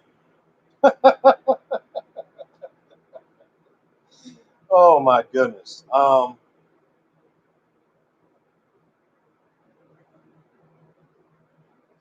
Let's go to Proverbs, right? So we deal with more about this division thing. I'm sure you guys understand some, basics, strategy. Um, it's a very, very pleasing thing to the Father to divide yourself against your family, so-called friends, pretenders, and stuff like that. It's worth it. It's worth it. Okay. Proverbs, and let's go to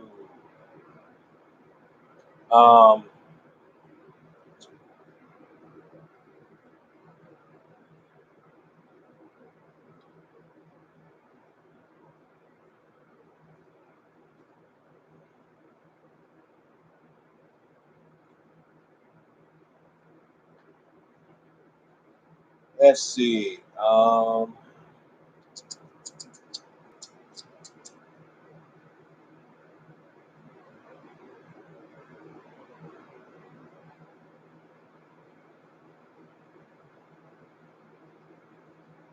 Let's go to chapter 14, and let's go to verse 7. So this is one of them. This is one of them. So when we're dealing with dividing against family, there's some scripture hints on this.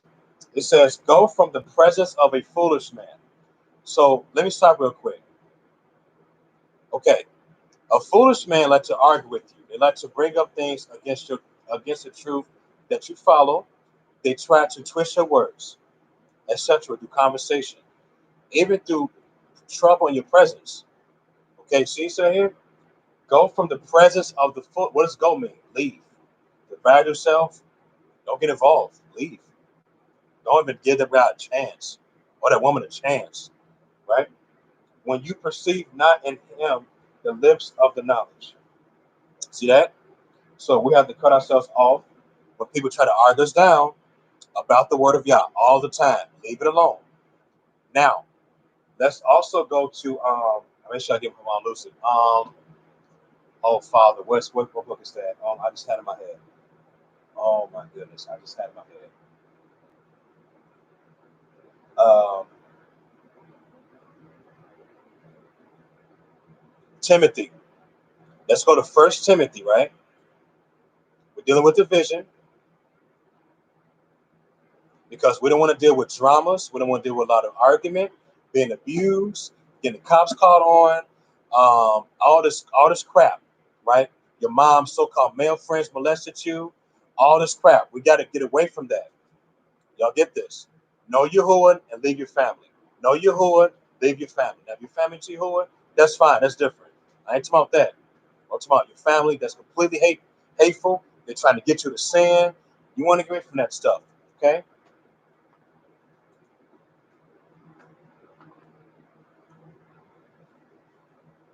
And remember, the Shabbat is very important. That's why I tell y'all to go ahead and leave your family. Divide from them. Divide from your so-called friends, especially when the Shabbat day come. How you want to get the Shabbat? You have to separate yourself, okay? Remember, we're read in Leviticus 11:44. Be set apart, for I am set apart. Okay.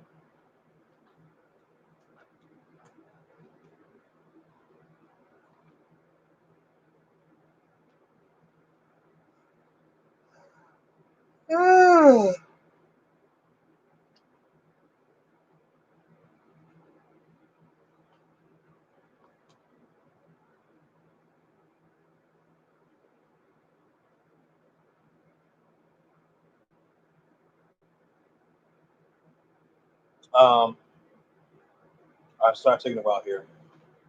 All right, Timothy. Give me a second. Okay. All right. Let's see, Timothy. Ooh, jeez. All right, I passed it. Sorry.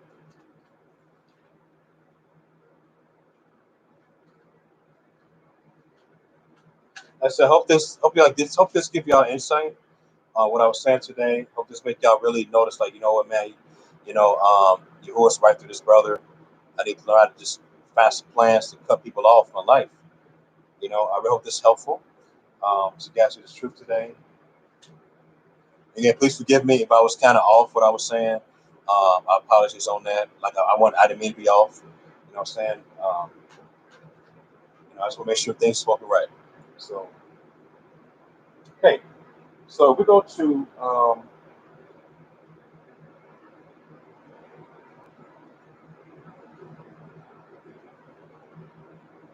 what is it? Second Timothy. Let me see. Hold on.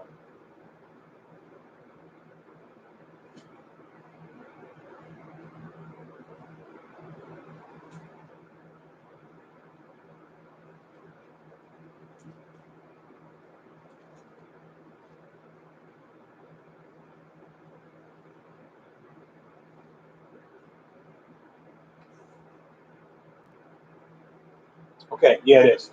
So First Timothy. Let's go to let's go to chapter 1, verse 4. Chapter 1, verse 4. It says, "Neither give care to fables and endless genealogies, which minister or serve questions, rather the edification and agreement of Yahuwah." So let's stop here real quick. And the reason I'm going here because what happens is if we don't divide our families or even so-called families of Facebook, those that you know that they are very deceiving, and you ain't cut them off, you can actually get weak and you will follow what they teach you now. So you lose focus on Yahuwah.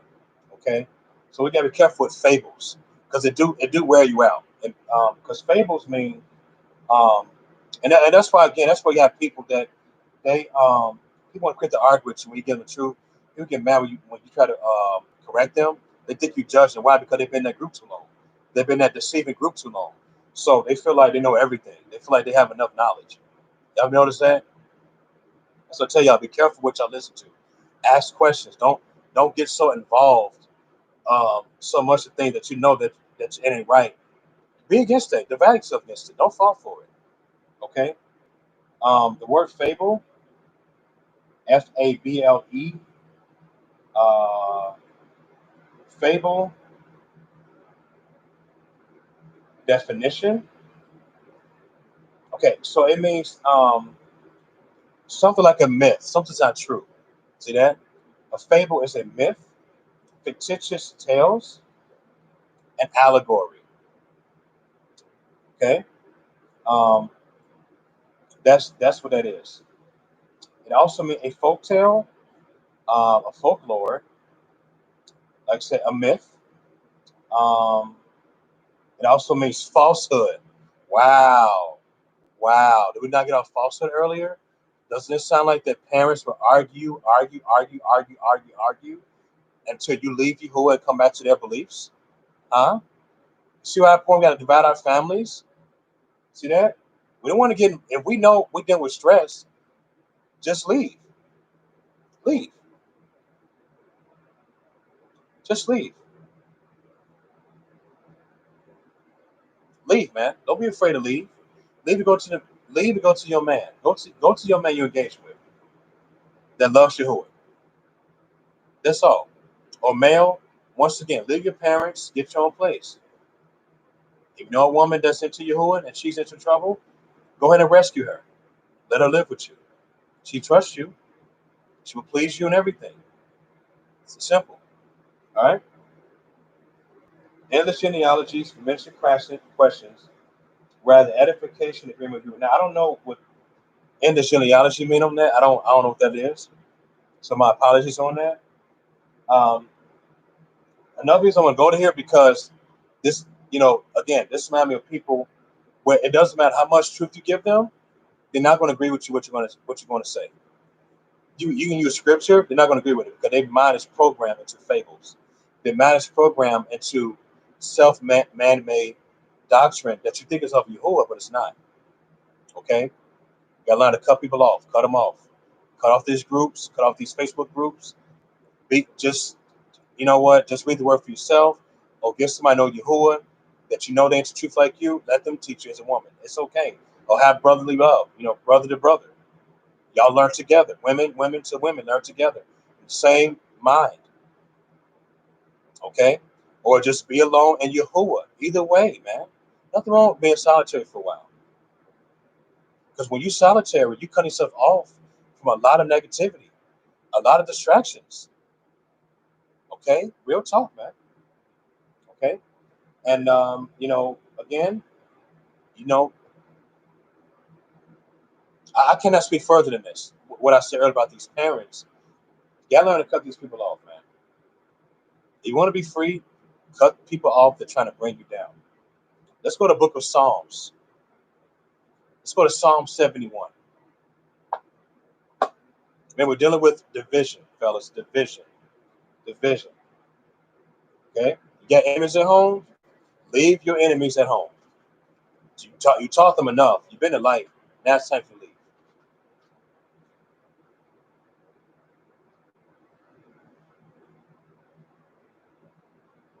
Let's go to Psalm 71, verse 1. And you, O Yahuwah, do I put my trust? Let me never be put to confusion. So when people don't divide, you are confused. You're going to get a lot of confusion. You might mess up be an atheist. You might be a Lutheran. You just go all because your parents got you just thinking. But then you got your parents. Then you got people on Facebook trying to get the real truth. And then people give you lies. Now you like dancing in the devil's playground. You don't know what you're doing. Okay, we have to do things in decency and in order. That's in Corinthians 14 and 40. Let all things be done in decency and in order. So when you cut off your family, that's in decency and in order. When you read the word for yourself, or you let somebody in the same accord teach you, like Philip and the gentleman did in Acts 8, you are doing a decency and an order. Okay. Um, let's say the same chapter. Let's go to verse 4. It said, "Deliver me, O Yahuwah, out of the hand of the wicked." Who is the wicked? Satan. Okay, through your people that you may know, who may be close to you, or a so-called friend to you. Okay, out of the hand of the righteous and cruel man. Okay, I know that. I don't need to explain it. Okay, go to verse 10. Let's go to verse 10. This is talking when you divide yourself against people. This is what they do to you. It says in verse 10, it says, "For my enemies speak against me." Hello, I'm preaching. "And they that lay wait for my soul to take counsel together." Doesn't that sound like they waited for you to sin so they can make fun of you all day and say, "Hey, y'all, don't talk to him or her. Yeah, she sinned last 2 years ago." And now people will stop listening to you. Now some folks may listen to you, they may support you, but some may leave you. Okay, but it's okay. It's okay. You may get solitary. It's all right. And then let's stay in the same chapter, and let's go to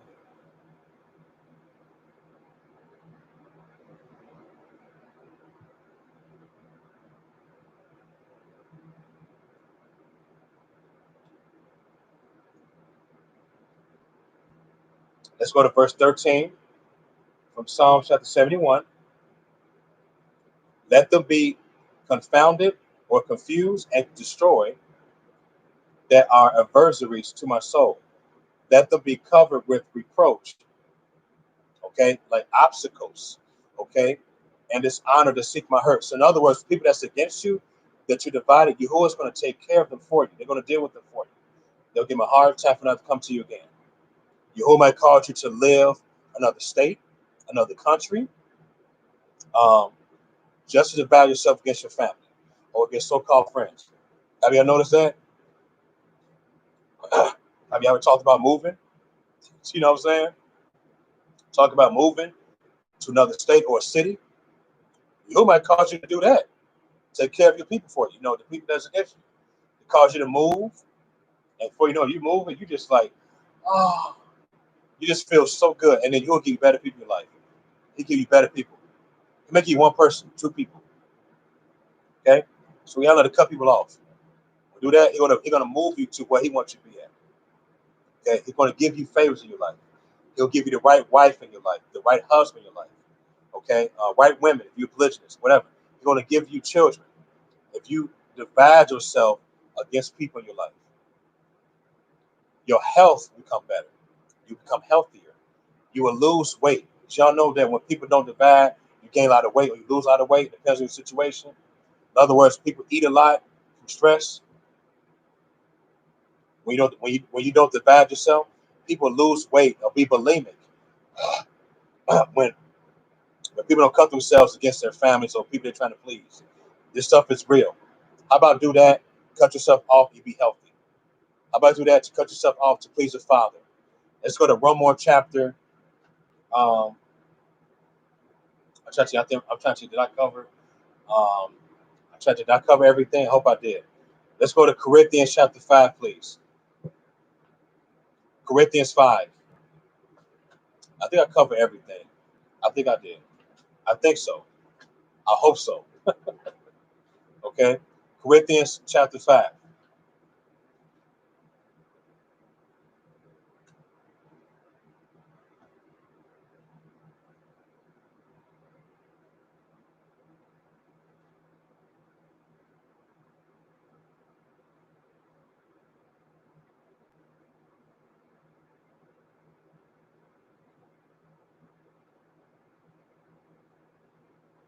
Okay, so let's go to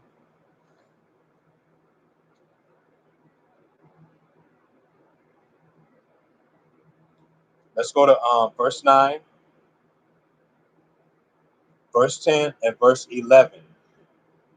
Okay, this is critical. "I wrote to you in a cipher, not to keep company, not to company with fornicators. Okay, so remember I said earlier, some people that's a family to their own daughter or son, cousin, whatever, they might be fornicators. Did y'all know that? Some of y'all do know that. This could be spiritual as well. We got to cut them off. Just another example. Let's go to verse 10. Yeah, now altogether fornicators of this world and with the covetous. Remember, covetous means they desire from something from you through manipulation. It says, or extortioners. Extortion means to intimidate by getting something from you.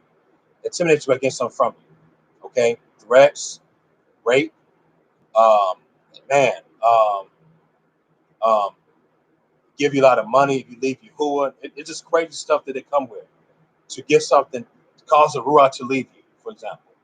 Okay? Just like Delilah. Delilah, you know, wanted him to talk to the strength for her to love him, quote unquote, but she didn't really love him. Okay, she tried to trick him, and it worked. Okay, it's called extortion. So we gotta be careful with people like that, man. Trying to get you to um, teach, to preach, and you know they hate you, but they still want you to teach. They never want to follow truth, but then they use you. Okay, so we gotta be careful with these things, man. Um, or with idolaters. Okay, I remember Abraham in the book of Jasher. Abraham had a dad named Terah, and he was following gods, and he left his daddy. That's why Genesis 12 said he left his. He went to play. Abraham went to play. He don't know where he was going. That's Genesis 12:1. Okay, he divided himself against his dad. You see what favors he got when he did that? I think that's a Jasher. Man, yeah, he left his family. Okay, for them, you must need to go out of the world. Okay, this is all talking about division. Okay, division. But now I rent you not to keep company if any man that's called a brother be a fornicator, covetousness, idolater, or a railer, or a drunk, or extortioner. But you know what's funny about this part, Red? Some of y'all on Facebook, y'all still fellowship with people that you know they like that. Why you fellowship with people like that? Now, I'm not trying to sound like I'm a racist, but wait a minute. But Yahuwah want us to cut people off, right? To separate from the clean from the unclean, right? So why are we still fellowship with people in Facebook or whatever on social media, even outside of that, and you know that you corrected them, you know that you did what you had to do to help them, and they're still living in sin, but you're hanging out with them. And you agreeing with them, and you know they're wrong to do something stupid to another person, to do something wicked to another person. Like you telling them to tell this person, like, oh, leave your husband, leave your wife, because they made one mistake, all that bull crap. That's what I'm talking about. Or they fall for the trick saying, you're not supposed to get emerged. And you fall for that, but that same person's a fornicator. That person was a adulterer, and you still fellowshipping with that person. We have to be careful with that, man. We gotta be careful who we fellowshipping with, and that's why some men and women leave Facebook anyway because they tired of the drama. They tired of the hypocrisy. Okay, that's why he wants to lead people to cut them loose. That's called noting someone. The word noting, it means this.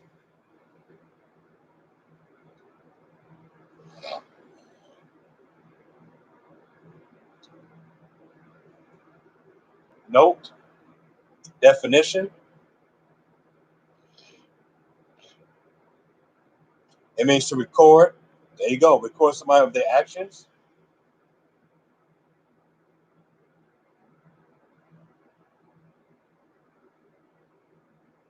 And it means to pay attention. Do y'all pay attention to the person? Or y'all just listen? Y'all just don't really pay attention. See that? We mark something typically or to draw someone's attention to it, to point out. See that? To put down, to take down, to mark down, to set down. So when people divide themselves, you know what they are. You record them in your mind. You know who they are. So that's called you noting them. So when you note them, you cut away for your life. No different with marriage. That's why Yahuwah understand why we divorce people, because of the hardness of the heart. Okay?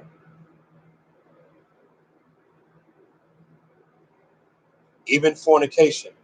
Matthew 19, what's that, verse 9? It said, if a man leave his wife except for fornication, what does that mean? If she fornicates, commits adultery, or commits adultery in the spirit. The same thing with a man. If he commits adultery, being with another man's wife, especially more than one time, she can leave him too. We got to keep things clean around here. Why would she sleep with her husband? He slept around with 15 or 2 different married women.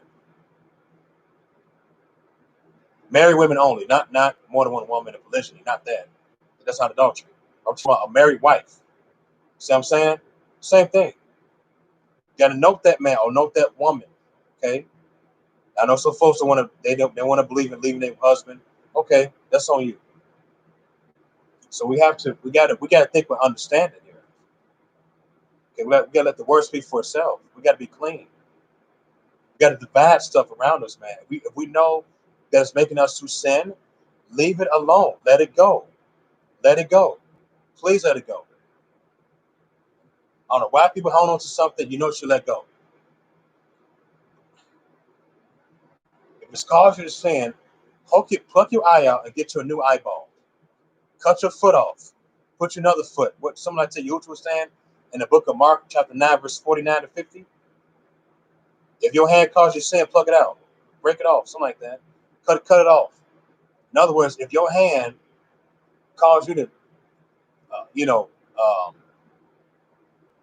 do something illegal or do something negative with other people around you that they know do things illegally with you, why are you still doing it? Cut them off.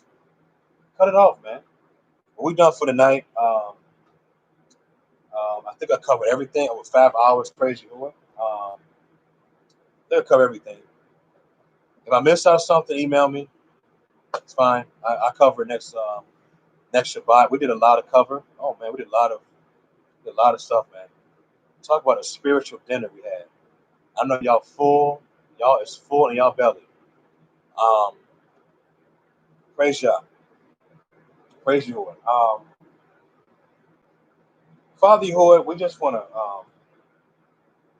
give you thanks. Thank you for this words you spoken out today. Appreciate it. Just cannot thank you enough. Thank you so much. Thank you so much. Look for next week. Hopefully next 6th day, you're willing. We're going to serve again on day 6 and definitely day 7. We ask that you give our brothers and sisters a wonderful Shabbat night. Thank you. And let this word affect people's minds and ears and spirit, their life, Yehoah, and Yehusha, their eyes, Father, their eyes, spiritual eyes, for them to see things what you see. Um, keep us be separated. Keep us divided against the unclean. Um, wash us, Father. Purify us with the fire. In the name of Yehusha. Again, we thank you for this word. Allow the Yahuwah. We love you, worship you on today. We appreciate you. Thank you. Our Father, which is in the stars, produce for your name. Your kingdom come, your will be done on the planet as it is in the stars. Give us this day our daily bread. And forgive us for all of our sins, for we forgive those who sin against us. Yahuwah, lead us not into temptation, but deliver us from all kinds of evil. Yours is your power and your kingdom, and your stain forever.